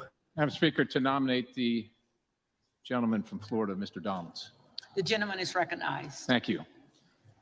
Ladies and gentlemen, no matter what side of the aisle you're on, no matter what your political persuasion, one thing is universally recognized across this country. Washington is broken. Washington is completely broken. Whether it's a wide open border, millions of people streaming across, terrorists, criminals, fentanyl coming right to your community, not at the border, but into your community. Overdoses. Scott Perry's under criminal happening in your investigation by towns, the funerals Department of happening in Justice your for town an because the border's integral open, role in because the this insurrection. place is broken. He was the one who introduced 12 Jeff days Clark to ago, overthrow the in the middle of the Department of night, Justice. 4,000 pages showed up over Of his here. text messages with Mark 6.5 Meadows. So or we have two 2.7 insurrectionists 1.7, fighting each other sorry, right now. On the one hand, we $1.7 have trillion the in Congress spending, member from Florida and Scott Perry. 7,200 Yeah, you could earmarks, get out those 24 clown hours emojis right time to now read it, for like a Christmas tree criminal right Scott before Perry. Christmas that nobody outside of this town wanted. If you've been here for 1 year, you voted on that once. If you've been here for 3 years, you voted on the same thing 3 times. If you've been here for 10 years, you voted on it 10 times. Washington is broken. We got crime running across the streets, no matter what community you're in, because now this town has decided that somehow the criminals aren't understood, and we've abandoned the victims.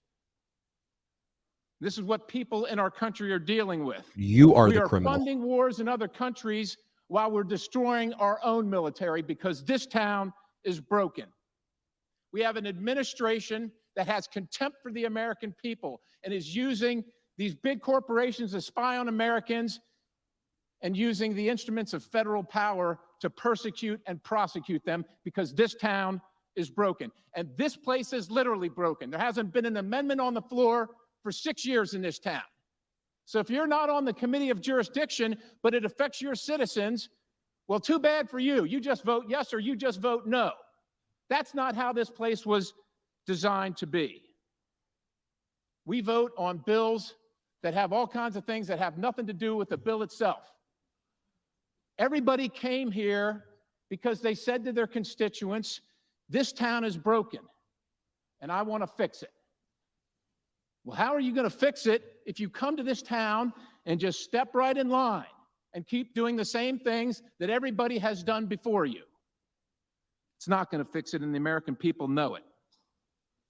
And I would say this. I think the person that has done the most to make this fabulous, this wonderful Republican majority is Speaker Pelosi and her policies. That's what has achieved this majority over here because the American people are sick and tired of it and they've had enough of it. Now, this is not about personalities. It's not about personalities. It's about the policies that come out of here. This is not about personalities on this side of the aisle or that side of the aisle. We believe and we want to believe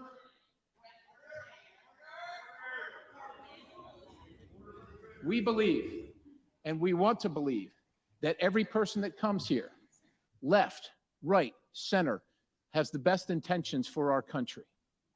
The best intentions for our country. Literally an And it's not insurrectionist about the speaking right now. personalities in this contest. It is not personal for us. But because we all acknowledge and we all know that Washington is broken, we must take a new path. There must be a new vision so that Congress works for the American people. Because the American people are watching what's happening here, and they've watched what's happened here, and they're sure in their hearts, and they can prove it, that this town works for this town. That's who this town is working for. Ladies and gentlemen, we are making history today.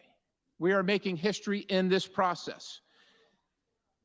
And we are showing the American people that this process works. Yeah, it's been about 100 years. It's been about 100 years since this has happened before. But we have said we're not going to take any more of Washington being broken. We're going to do something for the American people, and we're going to fix it. And is it going to be painful? And is it going to be difficult? Yeah, it probably is. That's why it took 100 years. It probably is. But we're going to do it. And we can also make history today by making the first... Will the House be in order? By electing the first Black Republican Speaker of the House. Yes, thank you. Now, as my colleagues probably know, the first Black members of Congress to serve in this body were Republicans. As a matter of fact, you probably also know that Frederick Douglass, who went and worked with Abraham Lincoln to emancipate the people of color in this country, said he would never be anything but a Republican, I am here to nominate Byron Donalds because he has accomplished many things. He is a man of faith. He is a family man. He is a businessman, and he is a man of community service. He's come from the school of hard knocks, because not all outcomes in life are equal, but America is the place where we can each do great things regardless of our humble beginnings, each one of us. Now, Byron is a product of single family where it's not easy. But he has succeeded in America, and that's a testament to what we have created here and what we're trying to save. He's got a record of accomplishing things. He has a record of being on the right side. He is respected, he is trusted, he is capable, and he achieves results. Now, Byron has a big mind, and he's big in stature as well. He's very nice, but I will tell you this, in a negotiation with Chuck Schumer, I sure will want to be on the other side of Byron Donalds. He knows who he is, he knows what his foundation is, and he knows that Washington is broken, and what Chuck Schumer sends over here isn't going to work out for the American people. Ladies and gentlemen, Washington is broken. Byron Donalds will inspire us and restore our citizens' faith that this institution actually works for them. And it is my highest honor to nominate the gentleman from Florida, Byron Donalds, to be the next Speaker of the House, and I yield. So there you have it, folks. We go into our sixth roll call round. We are 3 hours and 30 minutes into this. Let's go back to the floor of the House and see what happens. Roll gets called, the sixth round, but here's what I want us all to look out for as the roll is called for the sixth time. Will there be more defections than just the 21 defections? The first Congresswoman who you heard speak to nominate Kevin McCarthy, she is an insurrectionist. And what you're just seeing now on the screen is the roll call as they go alphabetically throughout the names. We will alert you when Byron Donalds receives 5 votes, in which case Kevin McCarthy will lose again for the sixth time. The Democrats are standing strong, as Eli Mistel just put it. Every time the Democrats nominate Hakeem Jeffries, it's always with policy in mind, and they talk about a policy objective and goal. Every time Republicans speak, it is with insults and grievances and whining and complaining. I thought it was such a good observation that he made there. And you know, there's two factions taking place right there within the Republican Party, which is now the MAGA Republican Extremist Party. The first lady who spoke was an insurrectionist. She voted to overturn the results of the election after the insurrection. You know, they say hindsight's 2020.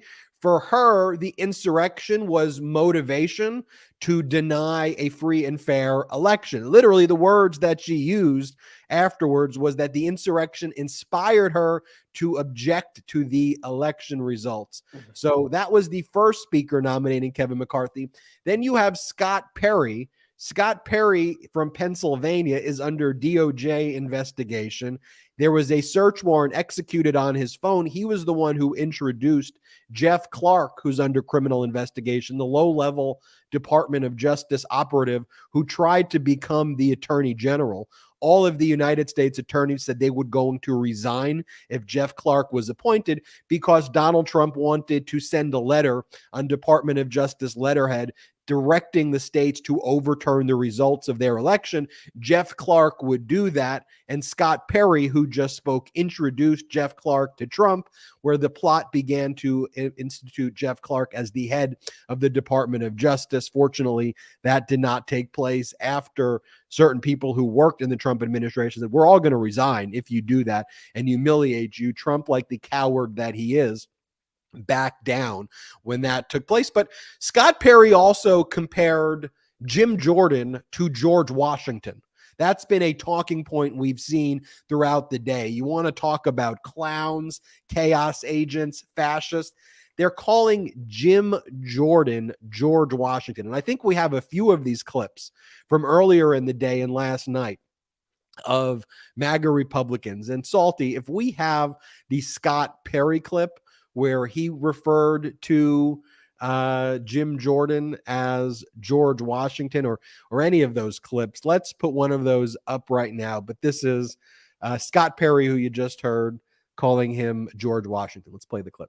Look, if you listen to and watch the speech that Jim Jordan gave, quite honestly, most Republicans sat there and said, oh my goodness, why isn't this guy running for speaker? And while I know Jim would be reluctant, I remind everybody, George Washington was reluctant too when his country called. So the way George Washington, we have that talking point is being repeated by, I think we have Lauren Boebert saying that as well. And Salty, if we've got it. Let's play Boebert. Our candidate is Jim Jordan. He may not want it right now, but George Washington did not want to be president. He did what was right for his country. Yeah, that's the talking point over and over again. And I'm not sure, do we have Chris Stewart? By the way, Donalds. Wow, Donalds is picking up votes quickly.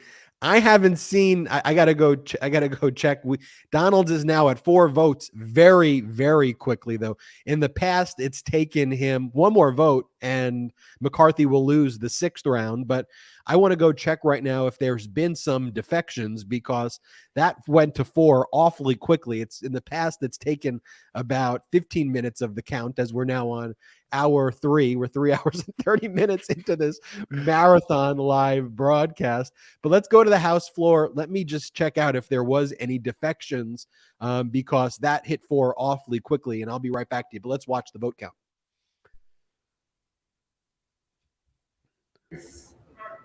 McCarthy. Burleson. McCarthy. Bush. Jeffries. Calvert. McCarthy. Kamek. McCarthy. Caraveo. Jeffries. Carbajal. Jeffries. Cardenas. Jeffries. Carey. McCarthy. Carl. McCarthy. Carson. Jeffries. Carter of Georgia. McCarthy. Carter of Louisiana. Jeffries. Carter of Texas. McCarthy. Cartwright. Jeffries. Kassar. Jeffries. Case. Jeffries. As we watch right now, look for the Donalds number at 4. Once that hits 5, it will essentially be a foregone conclusion that we'll be able to project that Kevin McCarthy will not win the speakership in the 6th round. I am looking to see if there's any other notable defections, if there will go from 21 defections up to 22 or 23. But Jordy, this is just complete and utter humiliation right now for Republicans and the MAGA extremists. What did we just watch when they were doing the nominations? I mean, that's what we're going to see more of, and the American people are going to see more, and just the utter incompetence of this Republican Party, that they are so hell-bent on just attacking people for no reason and name calling without any purpose. They don't want to lead. They just want to make noise. They want to be loud. They want people to hear their voices. But as we saw in this last midterm election cycle, that crap doesn't resonate with the American people. The American people are so sick of that. And when you looked at the Democrats nominate, Ben, it was just totally normal, right? It was, hey, this is what we're going to do. This is why he's going to be a good speaker. And this is what pro-democracy. There you have it, Jordy. Oh, my goodness. There you have it. The votes for Donalds has now surpassed 5. It's now at 6. We can predict here now and call it on the MeidasTouch network that Kevin McCarthy will almost certainly lose the 6th roll call round. The only thing left to be determined right now is if it will be more than 21 defections. It is official. Kevin McCarthy will almost certainly, after more than 5 votes for Donalds, Kevin McCarthy will lose this 6th round. And it seems that their strategy, what they're just going to keep on doing, is just keep on doing. They're just gonna keep on going through this. Everybody, make sure you hit the subscribe button right now. It's free to subscribe. Subscribe to the MeidasTouch network. And Jordy, to that end, and to your point, I put a lot of blame on large, old media companies, the legacy media companies that want to normalize this behavior. That's why when I saw those Republicans giving the speech, I interjected and called them out. I want people to know that's a criminal, that's a traitor, they're under criminal investigation, and to give the appropriate context and not give the gaslighting a normal platform right there.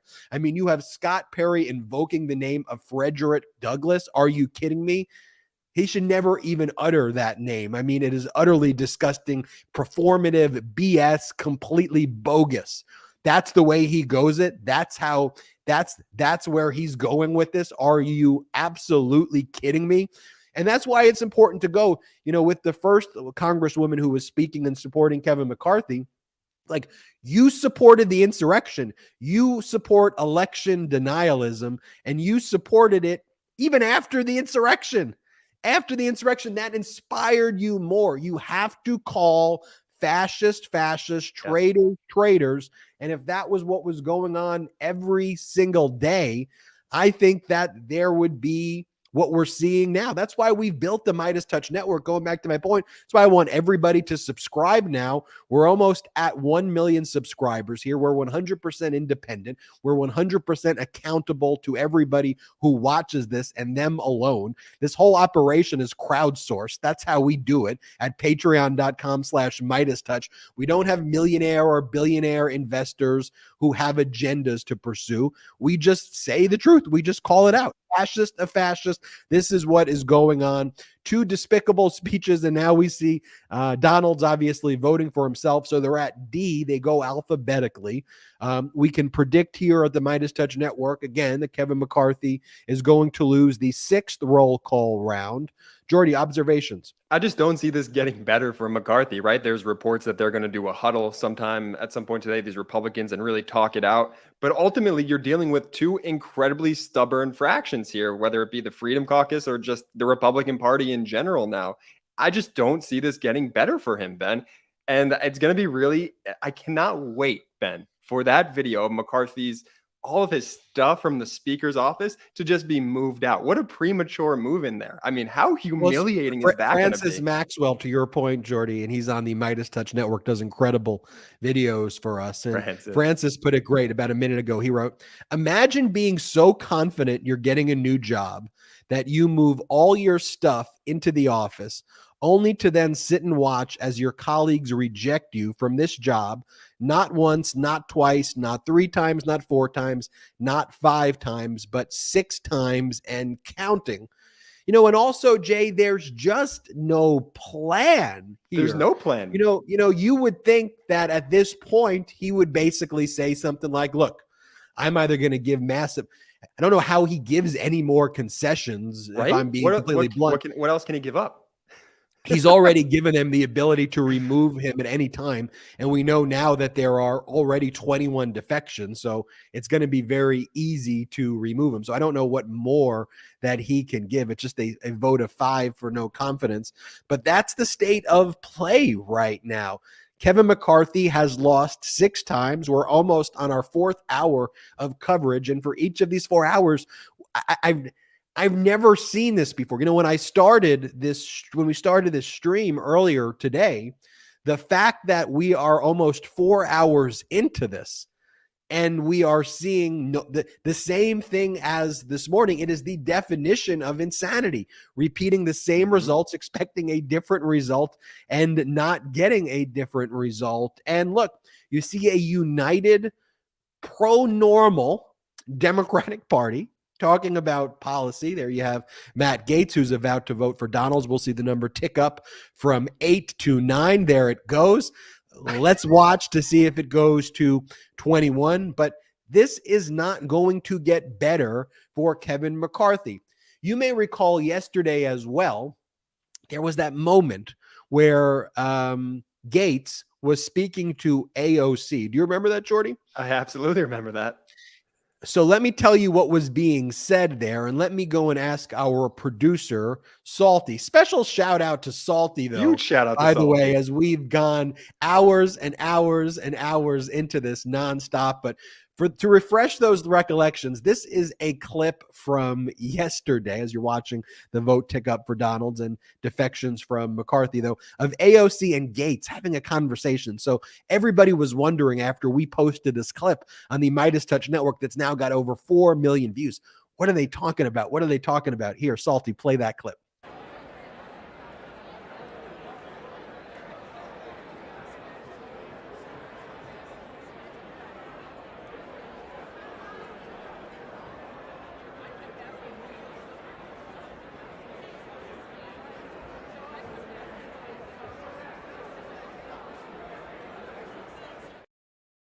So in that clip, Gaetz was asking her, saying, Kevin McCarthy is going around telling people that the Democrats are going to cut a deal with him and that he's got the votes from the Democrats. So Kevin McCarthy was out there lying. So that was Kevin McCarthy. I like how that's his plan, Ben, to just spread rumors and lies like he's in high school or something in order to get his fraction to vote. I mean, unbelievable. So then Gaetz goes to AOC and asks her, that's what, if you could read lips, that's what they're saying. And she's saying, I don't think that's the case. We're definitely not supporting him at all.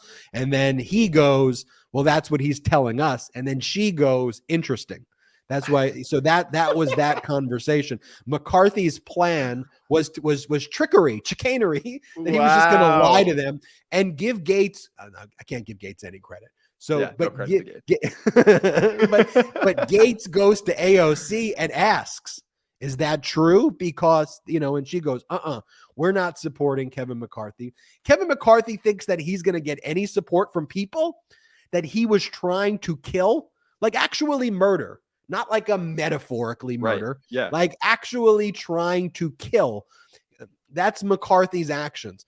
Pull up this photo of Kevin McCarthy at Mar-a-Lago, because that is the explanation for a lot of this. This is after the insurrection. You're looking at 2 despicable human beings right now, 2 fascists, 2 traitors, 2 people who will go down in the history of our country as being, frankly, some of the worst enemies of our country, 2 disastrous individuals. But you had Kevin McCarthy after being recorded saying that he needs to tell Donald Trump that he needs to resign or step aside. That's what was on the tape. But then Kevin McCarthy, when he was called out like the little coward freaking traitor that he is, flies down to Mar-a-Lago to kiss Donald Trump's ring and give Donald Trump cover to not allow what was initially going to be a committee that Kevin McCarthy embraced for the January 6th committee. Then McCarthy said he's no longer supporting it, then put insurrectionists on it, and then refused to participate in it, leading to the bipartisan January 6th committee that was finally constituted with the great leadership and stewardship of former Congresswoman Liz Cheney and former Congressmember Adam Kinzinger and everyone else who did an incredible job. But then you had Kevin McCarthy attacking the January 6th committee, spreading conspiracies so that he could suck up to the MAGA extremists, so he could suck up to people like Matt Gaetz. Well, Jordy, did you see the letter that Matt Gaetz sent to the architect of the Capitol yesterday? Let's pull up the letter. And this letter is just so scathing. And it says, I write to inform you that the Speaker of the House office located in the U.S. Capitol building is currently occupied by Representative Kevin McCarthy. As of the morning, the 117th Congress adjourned, and a speaker from the 118th Congress has not been elected. After 3 undeciding votes, no member can lay claim to this office. What is the basis in law, House rule, or precedent to allow someone who has placed second, at that time it was in 3 successive speaker elections, to occupy the Speaker of the House office? How long will he remain there before he is considered a squatter? Please write back promptly, as it seems Mr. McCarthy can no longer be considered Speaker designee following today's balloting. And I think we have the video of Kevin McCarthy moving in. I'll go ask our producer to pull up. This was Kevin McCarthy moving in to the Speaker's office yesterday before the vote took place. That's how confident he was, with zero reason to be confident. Here, play the clip.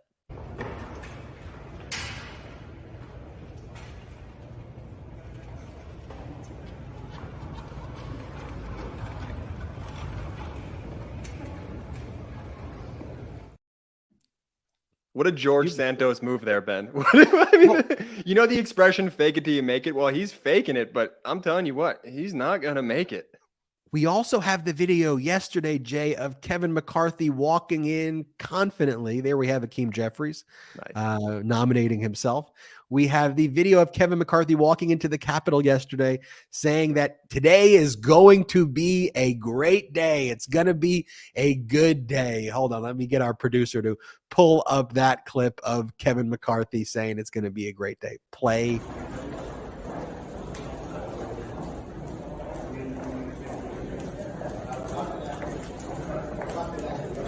Mr. McCarthy, you got the votes yet? Oh, we're going to have a good day today. Said we are going to have a good day today. Well, we are in day 2. We are in almost approaching the 4th hour of our live broadcast today. We now have 22,000 people concurrently watching this, more people watching our coverage here on the MeidasTouch network than any of the large media networks on their digital platforms. Make sure you hit the subscribe button right now and make sure you share this stream with others. Let others know about this unapologetically pro-democracy content. We don't both sides the issues here in our platform now, thanks to all of you.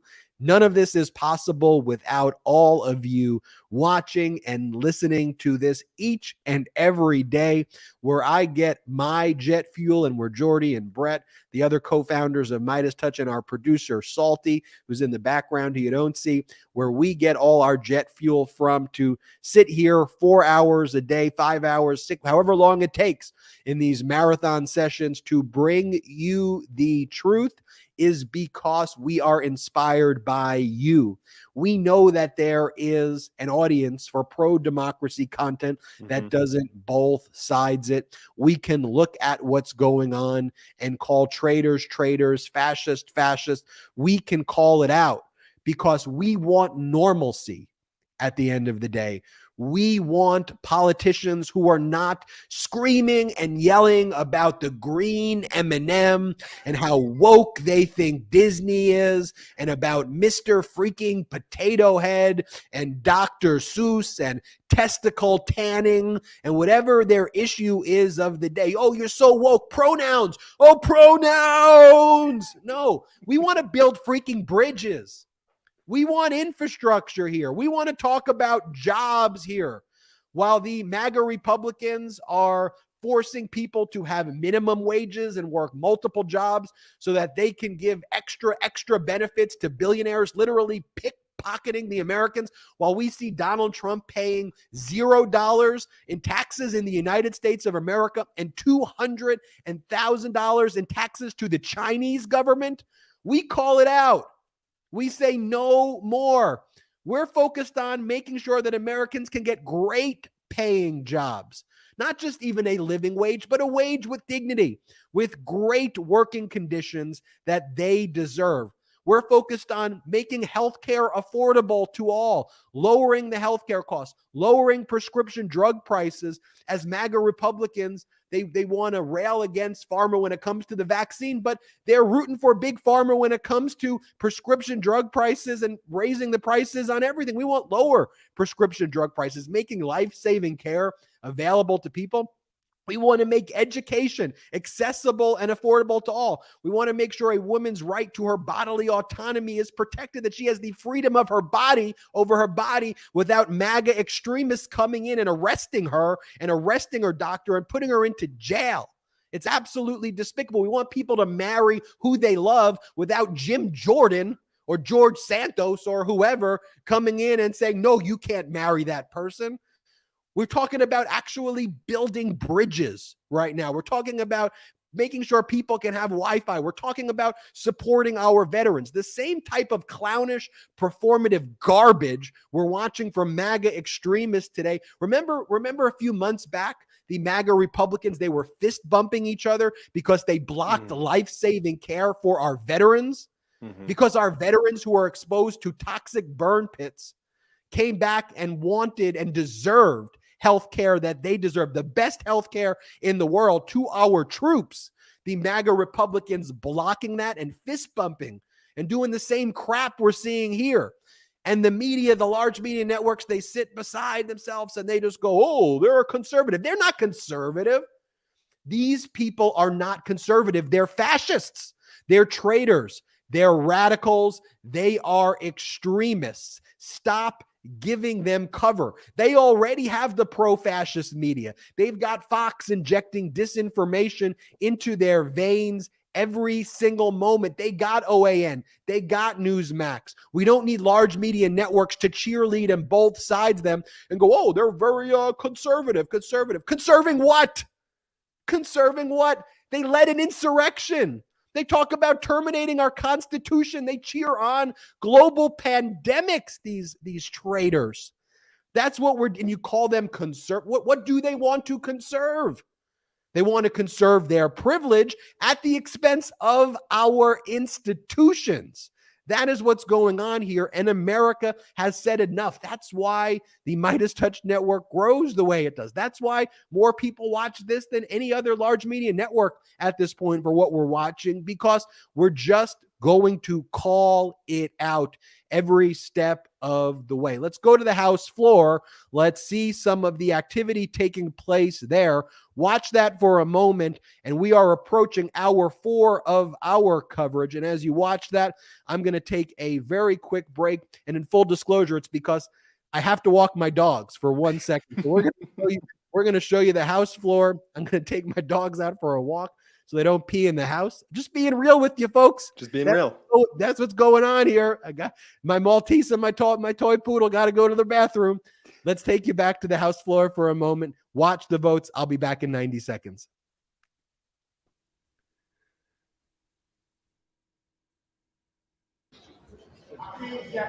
Jeffries. Menendez. Jeffries. Maine. Jeffries. Muser. McCarthy. Mfume. Jeffries. Miller of Illinois. Donalds. Miller of Ohio.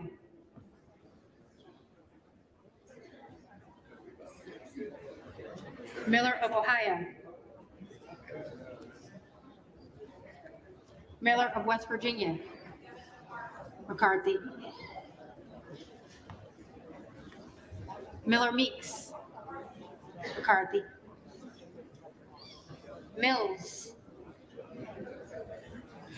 McCarthy. Molinaro. McCarthy. Molinar. McCarthy. Mooney. McCarthy. Moore of Alabama. McCarthy. Moore of Utah. McCarthy. Moore of Wisconsin. Jeffries. Moran. McCarthy. Borelli. Jeffries. Moskowitz. Jeffries. Moulton. Jeffries. Mervan. Jeffries. Mullen. Jeffries. Murphy. McCarthy. Nadler. Jeffries. Napolitano. Jeffries. Neal. Jeffries. Nagoose. Jeffries. Nails. McCarthy. Newhouse. McCarthy. Nickel. Jeffries. Norcross. Jeffries. Norman. Donalds. None of Iowa. McCarthy.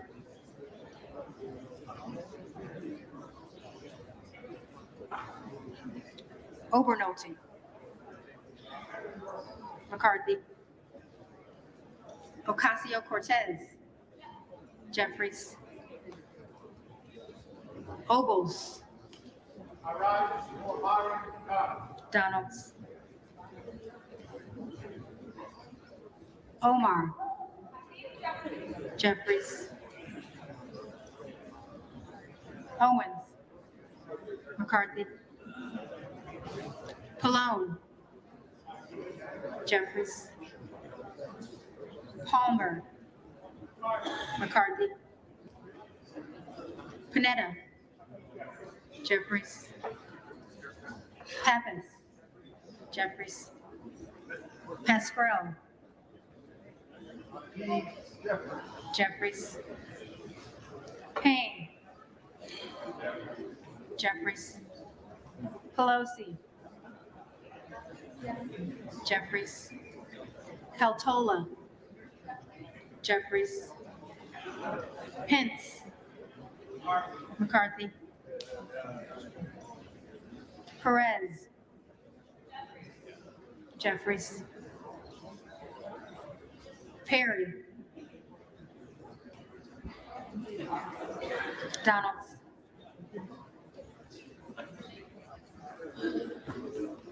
Peters. Jeffries. Pedersen. Jeffries. Fluger. McCarthy. Phillips. Jeffries. Pingree. Jeffries. Pocan. Pocan. Jeffries. Porter. Jeffries. Posey. McCarthy. Presley. Jeffries. Quigley. Jeffries. Ramirez. Jeffries. Raskin. Jeffries. Reschenthaler. McCarthy. Rogers of Washington. McCarthy. Rogers of Alabama. McCarthy.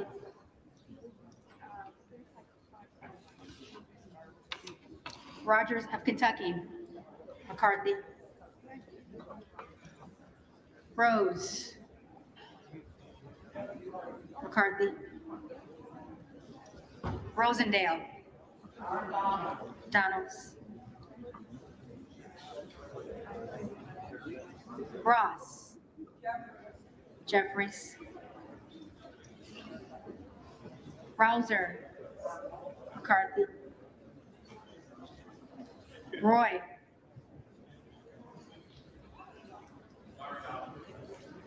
Donalds.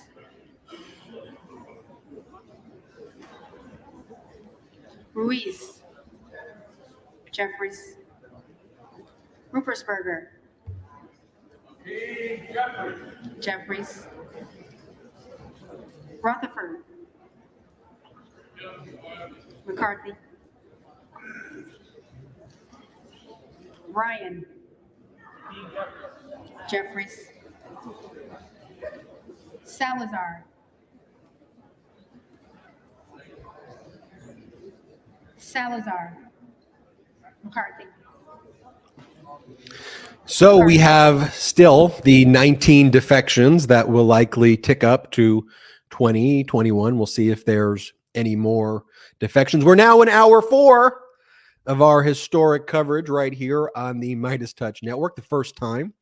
There's George Santos. Go away, George Santos. No one likes you. And there's George Santos voting for Kevin McCarthy. What a total and utter clown Santos is. Another part of the clown show. But this is the first time since 1923 where someone running for speaker has not secured the speakership in the first roll call vote. We're now on roll call vote 6.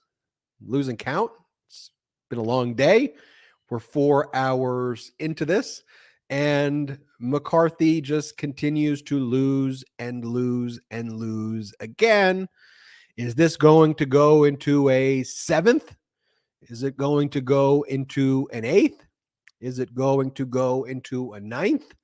We will see, but Kevin McCarthy spending the entire day being humiliated. Donald Trump just made a post saying the single worst person the Republicans could have as speaker would be Fred Upton, almost worse than a Democrat. Remember, he quit when I wouldn't endorse him. Stone cold loser. It's Donald Trump attacking a Republican whose name has been floated around as a consensus candidate, someone who could potentially get the support of Democrats and some moderate Republicans. Fred Upton spoke earlier in the day to some media networks as his name had been floated, and he mentioned that he hadn't really given it all that much thought, but was considering it, and it's possible that becomes even more of a possibility right now. You think about, too, what the Republicans are doing as well. We're seeing that Fox is reporting that the Republicans have already set up a website prematurely to investigate the Biden family. That's going to be their major priority, it appears, after whatever the heck is taking place here today on the House floor. More humiliation, apparently, as President Biden is out in Kentucky with Mitch McConnell and Republicans and Democrats together on a bipartisan basis, talking about actually building real bridges, improving America's infrastructure, making sure that our country remains the leader in as much as it can be in all areas, strong economy, focusing on the real issues that matter. You got this MAGA chaos taking place.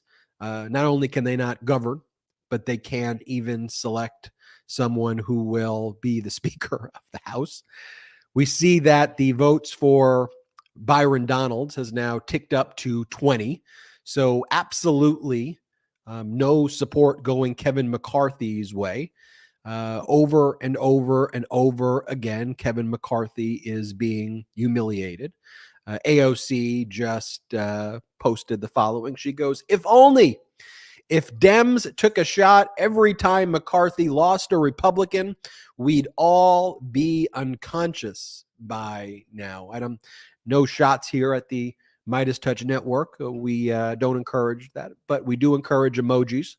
The emojis that we encourage is when you see the MAGA Republican fascists speak, feel free to put up clown emojis, puke emojis, poop emojis.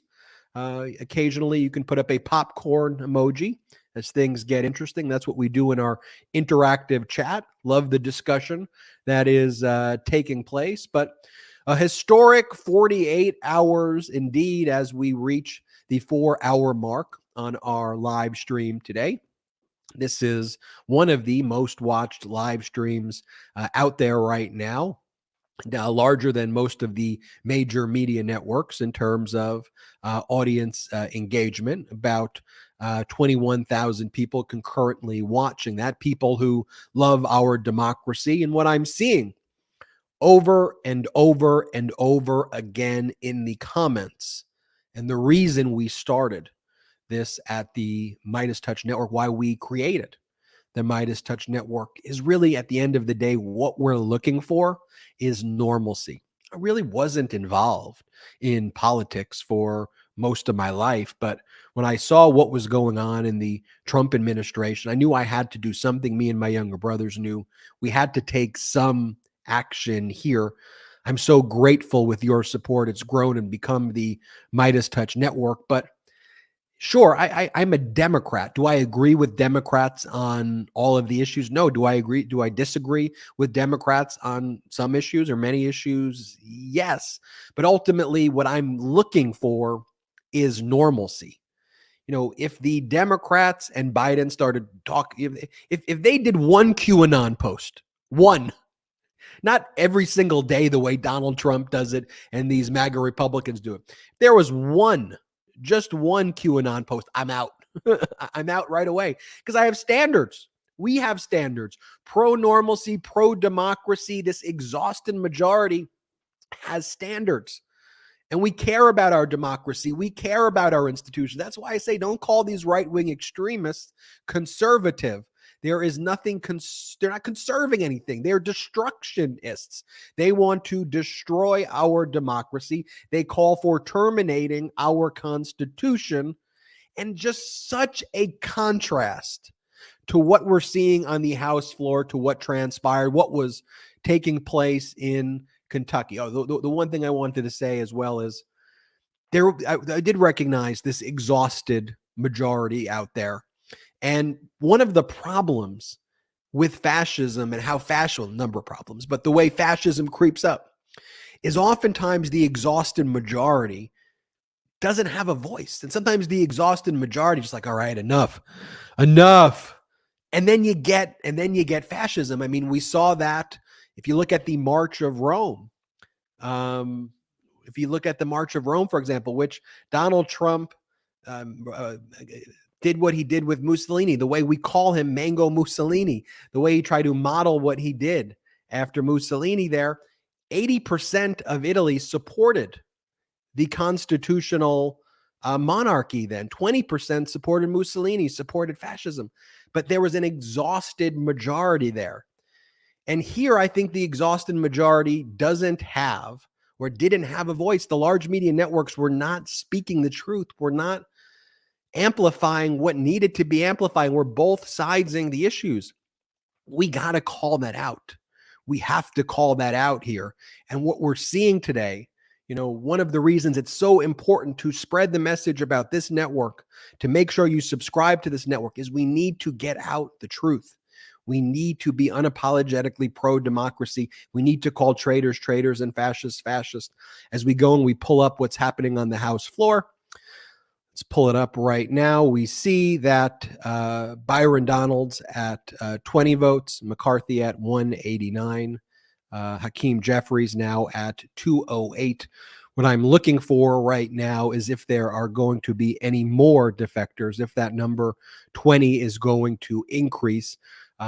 We know in the last round there was one Republican from Indiana. She voted present. So there was 21 defections.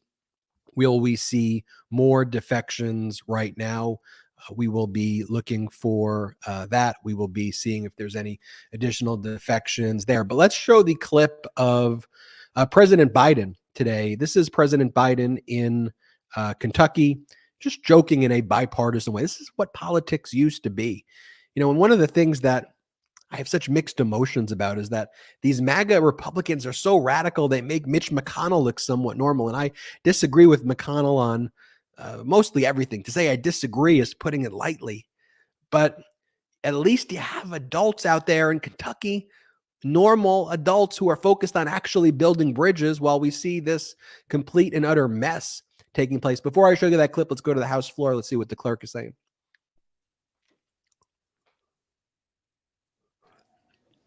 And I think what the clerk is saying now, they are just looking for additional votes right now.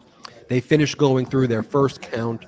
They are seeing if there are, other votes, and they're trying. The talliers are identifying if there's others out there, because it looks like there are 2 or 3 Democrats who are missing. We've seen in the past that Jeffries number hit around 212, and it looks like there are more than a few Republicans who are missing. And so we'll see if that number goes to Donald's, other, or present.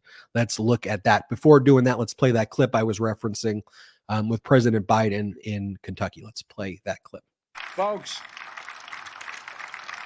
I'm especially happy to be here with my friend and colleague of many years, and I might add, longest serving leader in the United States Senate, Senator Mitch McConnell.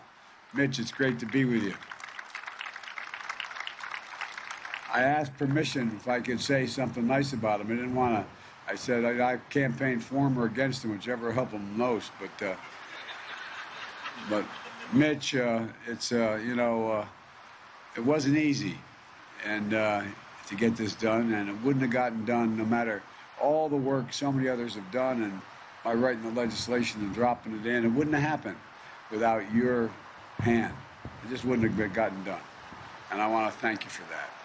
And, we have to find common ground to get major legislation done in any circumstance ever. But so one thing I want to add, this is Manu Raju reporting this about a minute ago. We know that Kevin McCarthy will lose this round. And we see that there was a vote present as well. So there you have the 21 defections from round 5 again in round 6. Manu Raju writes, a welcome development for McCarthy. Dan Bishop, one of the 20 no's, told me things have changed and there is a dynamic kind of atmosphere now. I'm encouraged by it. Asked if he is a hard no, Bishop said, I have never said no way because I don't think in those terms.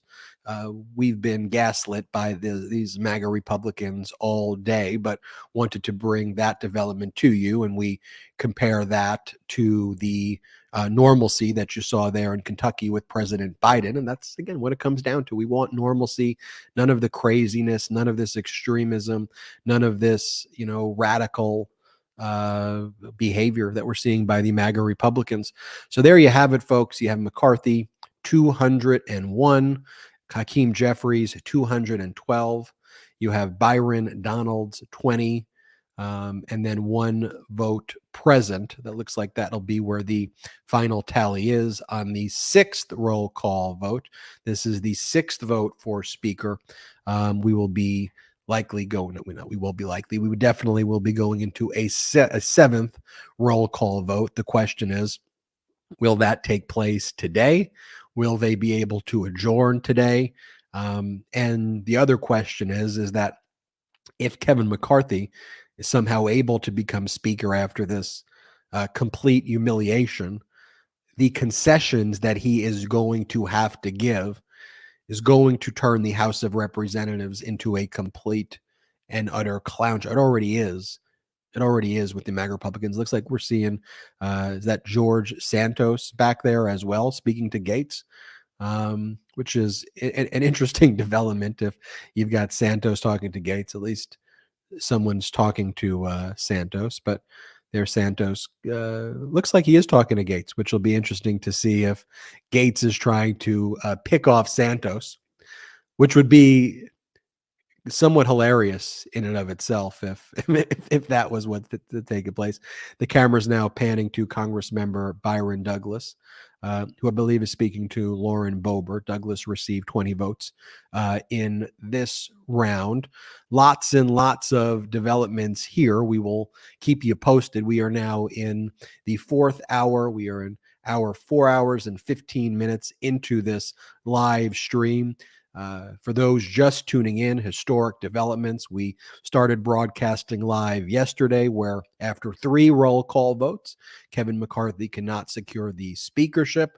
There were 19, then 20 defections. Today, we've seen the 20 defections go up to 21 defections. I just read Manu Raju's reporting from Dan Bishop, who's been one of the no's, who said that there's a bit of a dynamic atmosphere right now and says that he's encouraged by it. Bishop, a MAGA Republican, and this is perhaps a welcome development for McCarthy, although it's entirely not clear. And the mood in the House of Representatives, you've got Democrats completely united, Democrats continuing to vote for Hakeem Jeffries, and in each successive vote for Hakeem Jeffries as Speaker of the House, Democrats talking about policy, Democrats talking about issues that matter to the American people, and why Hakeem Jeffries would make a great Speaker of the House. Based on the dynamic of the House, the votes aren't there for a Democrat leader to become Speaker of the House unless there is a deal cut with moderate Republicans. Although, are there any moderate House Republicans anymore is the real question. I don't think there are. When we saw earlier before the 6th round, the 2 factions, you had 2 insurrectionists endorsing 2 different leaders. And that dynamic playing out over and over and over again right now is really something to behold. I mean, you had the first individual who nominated, a congresswoman from Florida. She objected to the electors after the insurrection. She said the insurrection inspired her to block the free and fair election. And then on the other hand, you had Scott Perry, who's under criminal investigation by the Department of Justice. He introduced Jeff Clark, who's under criminal investigation, to Donald Trump, the low-level Department of Justice official who wanted to take over the DOJ to issue a memo to states to overturn the results of their free and fair election. So I don't really think there is in the current Republican Party any moderate Republicans. You just have different degrees of it. We saw on Fox that the Republicans have already set up their website, their first big policy agenda. It's a website about investigating the Biden family. That's what they will be rolling out immediately, not focusing on inflation, not focusing on crime, not focusing on issues, because they're the creators of those things.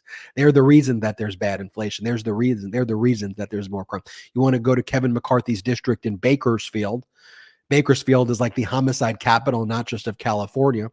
And it's not just the capital of crime in California, but really of the country. And that is Kevin McCarthy's district, because it's all performative.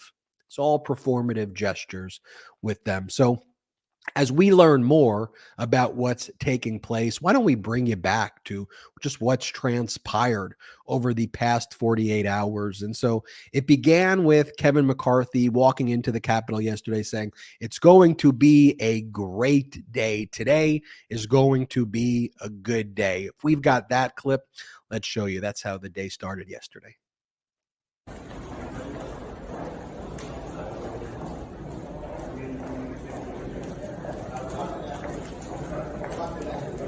Mr. McCarthy, you got the votes yet? Good day today.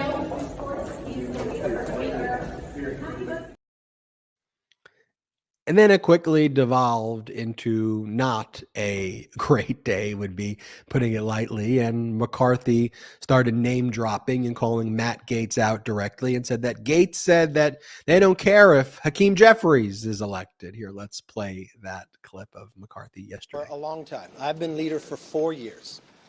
I came into this position and we had less than 200 members. We are now sitting in the majority. We put forth to the American public a commitment to America. There's times we're going to have to argue with our own members if they're looking at for only positions for themselves, not for the country. For the last 2 months, we worked together as a whole conference to develop rules that empower all members. But we're not empowering certain members over others. Last night I was presented the only way to have 218 votes if I provided certain members with certain positions, certain gavels, to take over the church committee, to have certain budgets. And they even came to the position where one, Matt Gaetz, said, I don't care if we go to plurality and we elect Hakeem Jeffries and it hurts the new frontline members not to get reelected. Well, that's not about America, and I will always fight to put the American people first, not a few individuals that want something for themselves. So we may have a battle on the floor, but the battle is for the conference and the country, and that's fine with me. Then you had Marjorie Taylor Greene after one of the failed roll call votes yesterday, also yelling at Matt Gaetz and others. Let's play that clip. If my friends in the Freedom Caucus, Matt Gaetz and others, will not take the win when they have it, they're proving to the country that they don't care about doing the right thing for America. They're proving to the country that they're just destructionists. And that's not what we need to do as a party. That's why Republicans fail. And I'm really tired of it. So. And then you had Boebert, who the Civil War now is Boebert versus Marjorie Taylor Greene. Here's what Lauren Boebert said yesterday. And so now here we are being sworn at instead of being sworn in. And we could have had this solved months ago. I have been working every day to unify the Republican Party for the American people. And yesterday, we had a deal that was not a selfish deal in any way for Kevin McCarthy to get him the gavel on the first ballot. And he eagerly dismissed us. Eagerly dismissed us. Here is Democrat Representative Pete Aguilar from California throwing some shade the Republicans' way yesterday. Let's play that clip. Today, Madam Clerk, House Democrats are united.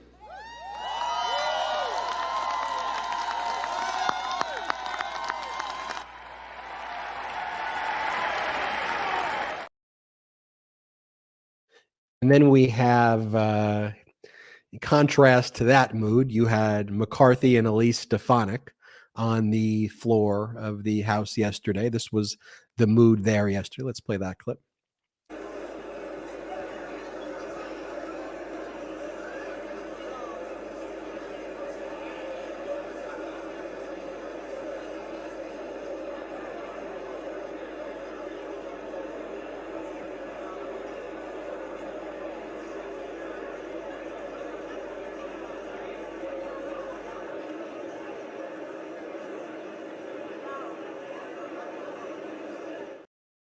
Completely and utterly isolated there yesterday.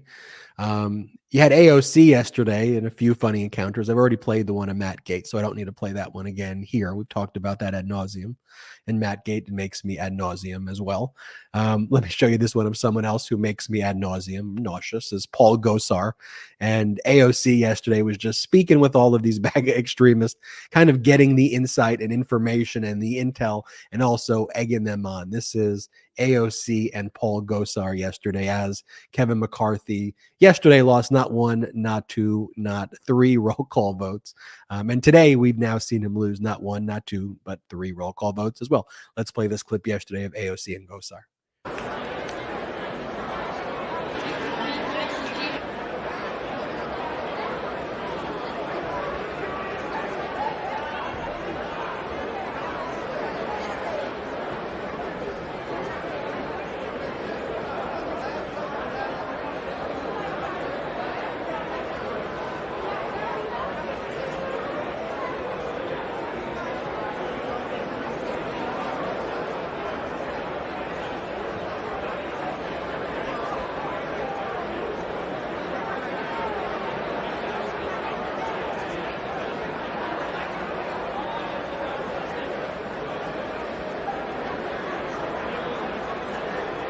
And that was a clip from yesterday on the House floor of AOC kind of egging on Paul Gosar. And let's go live and see what's going on the House floor now. There's a lot of applause.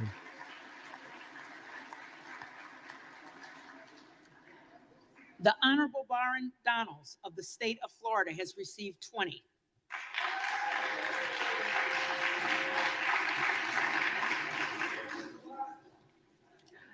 With one member as present. No member-elect having received the majority of the votes cast, a speaker has not been elected. For what purpose does the gentleman from Oklahoma rise? I move that we adjourn until 8 o'clock this evening. The question is on the motion to adjourn. All those in favor say aye. Aye. All those opposed, no. The ayes have it. The motion is adopted.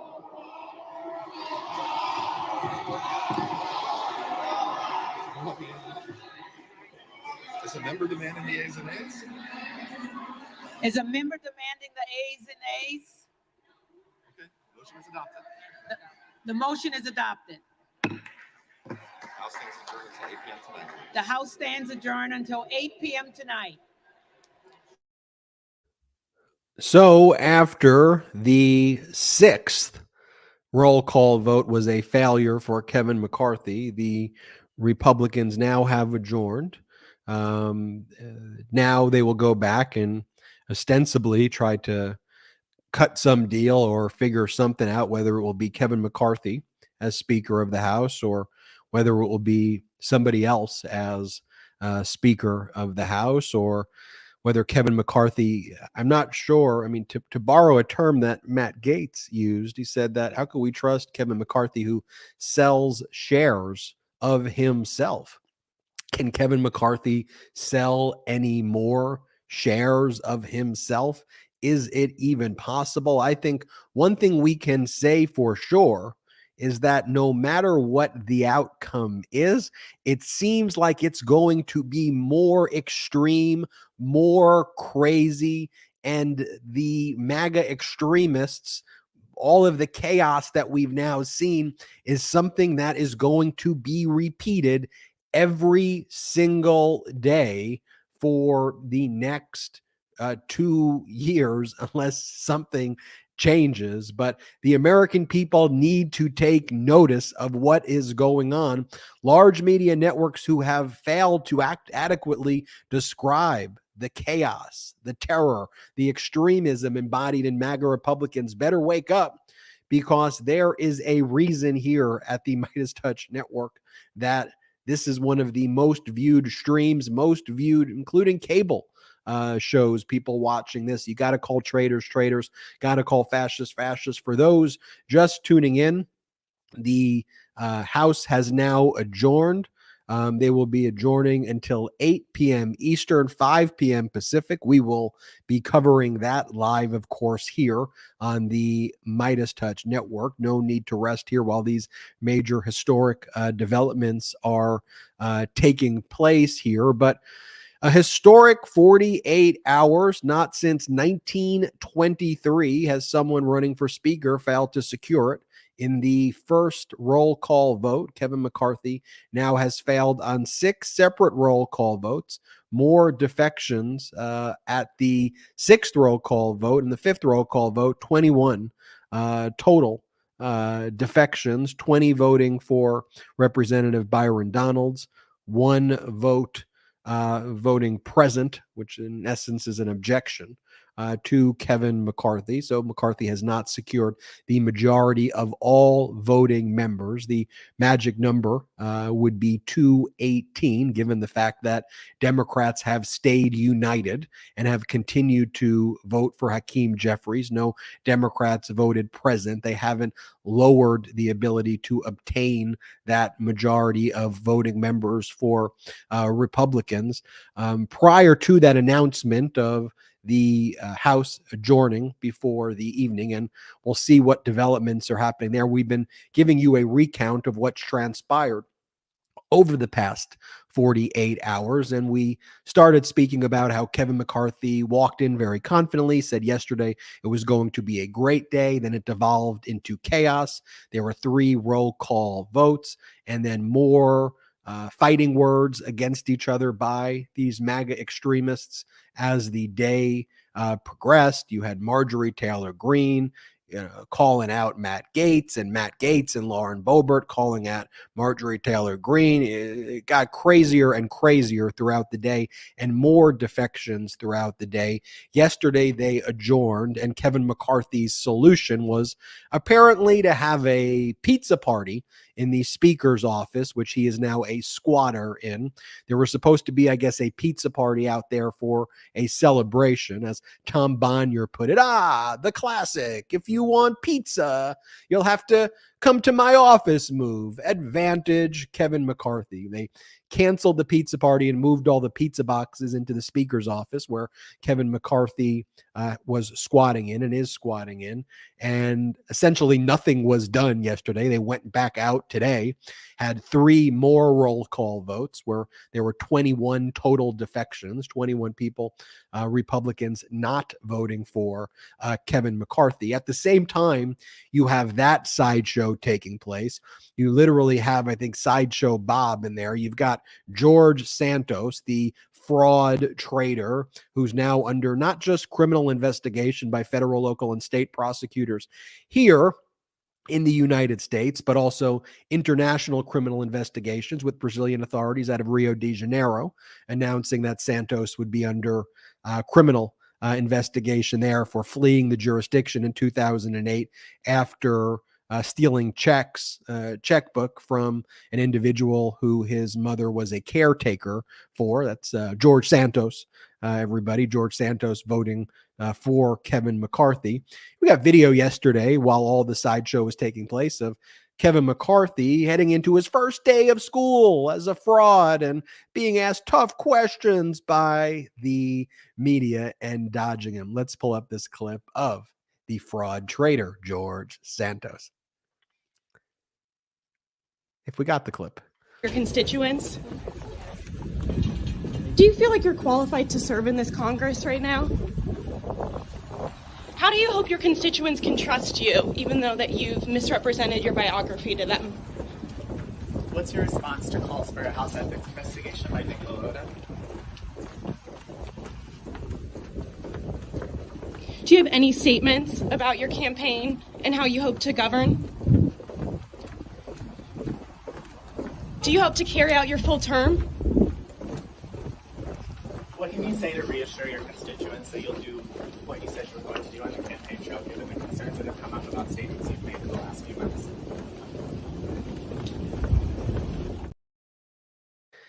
And then here's that happened yesterday. Today, Kevin McCarthy walks back in for today's votes, 3 roll call votes where he lost in 3 successive votes.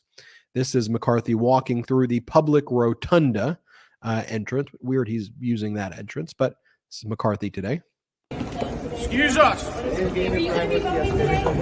How are you going to get more votes, sir? We're sitting, we're talking. Has there been any progress? I think we get to an agreement. Are you going to have more than 202 on the first ballot today? It's okay. There you have Kevin McCarthy there. And so want to let everybody know to make sure you subscribe right now to the MeidasTouch Network. Hit the subscribe button. Make sure you share this live stream. Make sure you tell everybody as well to check out the live stream tonight when we go live again at 8 Eastern, 5 Pacific. We'll see what happens then. We'll be bringing you all of this coverage here on the MeidasTouch Network. Also, check us out at patreon.com/MeidasTouch, patreon.com/MeidasTouch. We're not funded by any outside investors here at all. We're 100% independent, 100% accountable to you. So if you're able to become a member there, there's lots of great exclusive content at our Patreon, but most importantly, help grow this independent media platform. That's patreon.com/MeidasTouch, patreon.com/MeidasTouch. In addition, as I mentioned, it is free to subscribe to this YouTube channel. So just hit the subscribe button now and check out store.MeidasTouch.com for the best unapologetically pro-democracy gear. Store.MeidasTouch.com. We've got Convict or Convict 45 shirts. We've got a number of other great merch and great MeidasTouch merch. So gear up, check out store.MeidasTouch.com. I want to leave you with this. This is President Biden today speaking with the press, talking about how for the first time in 100 years, you can't move. Come on, people. Come on, people. Do you know how this looks from international relations? Do you know how this makes us look? Let's play this clip of President Biden. We're finally coming out of, the first time we're really getting through the whole issue relating to January 6th.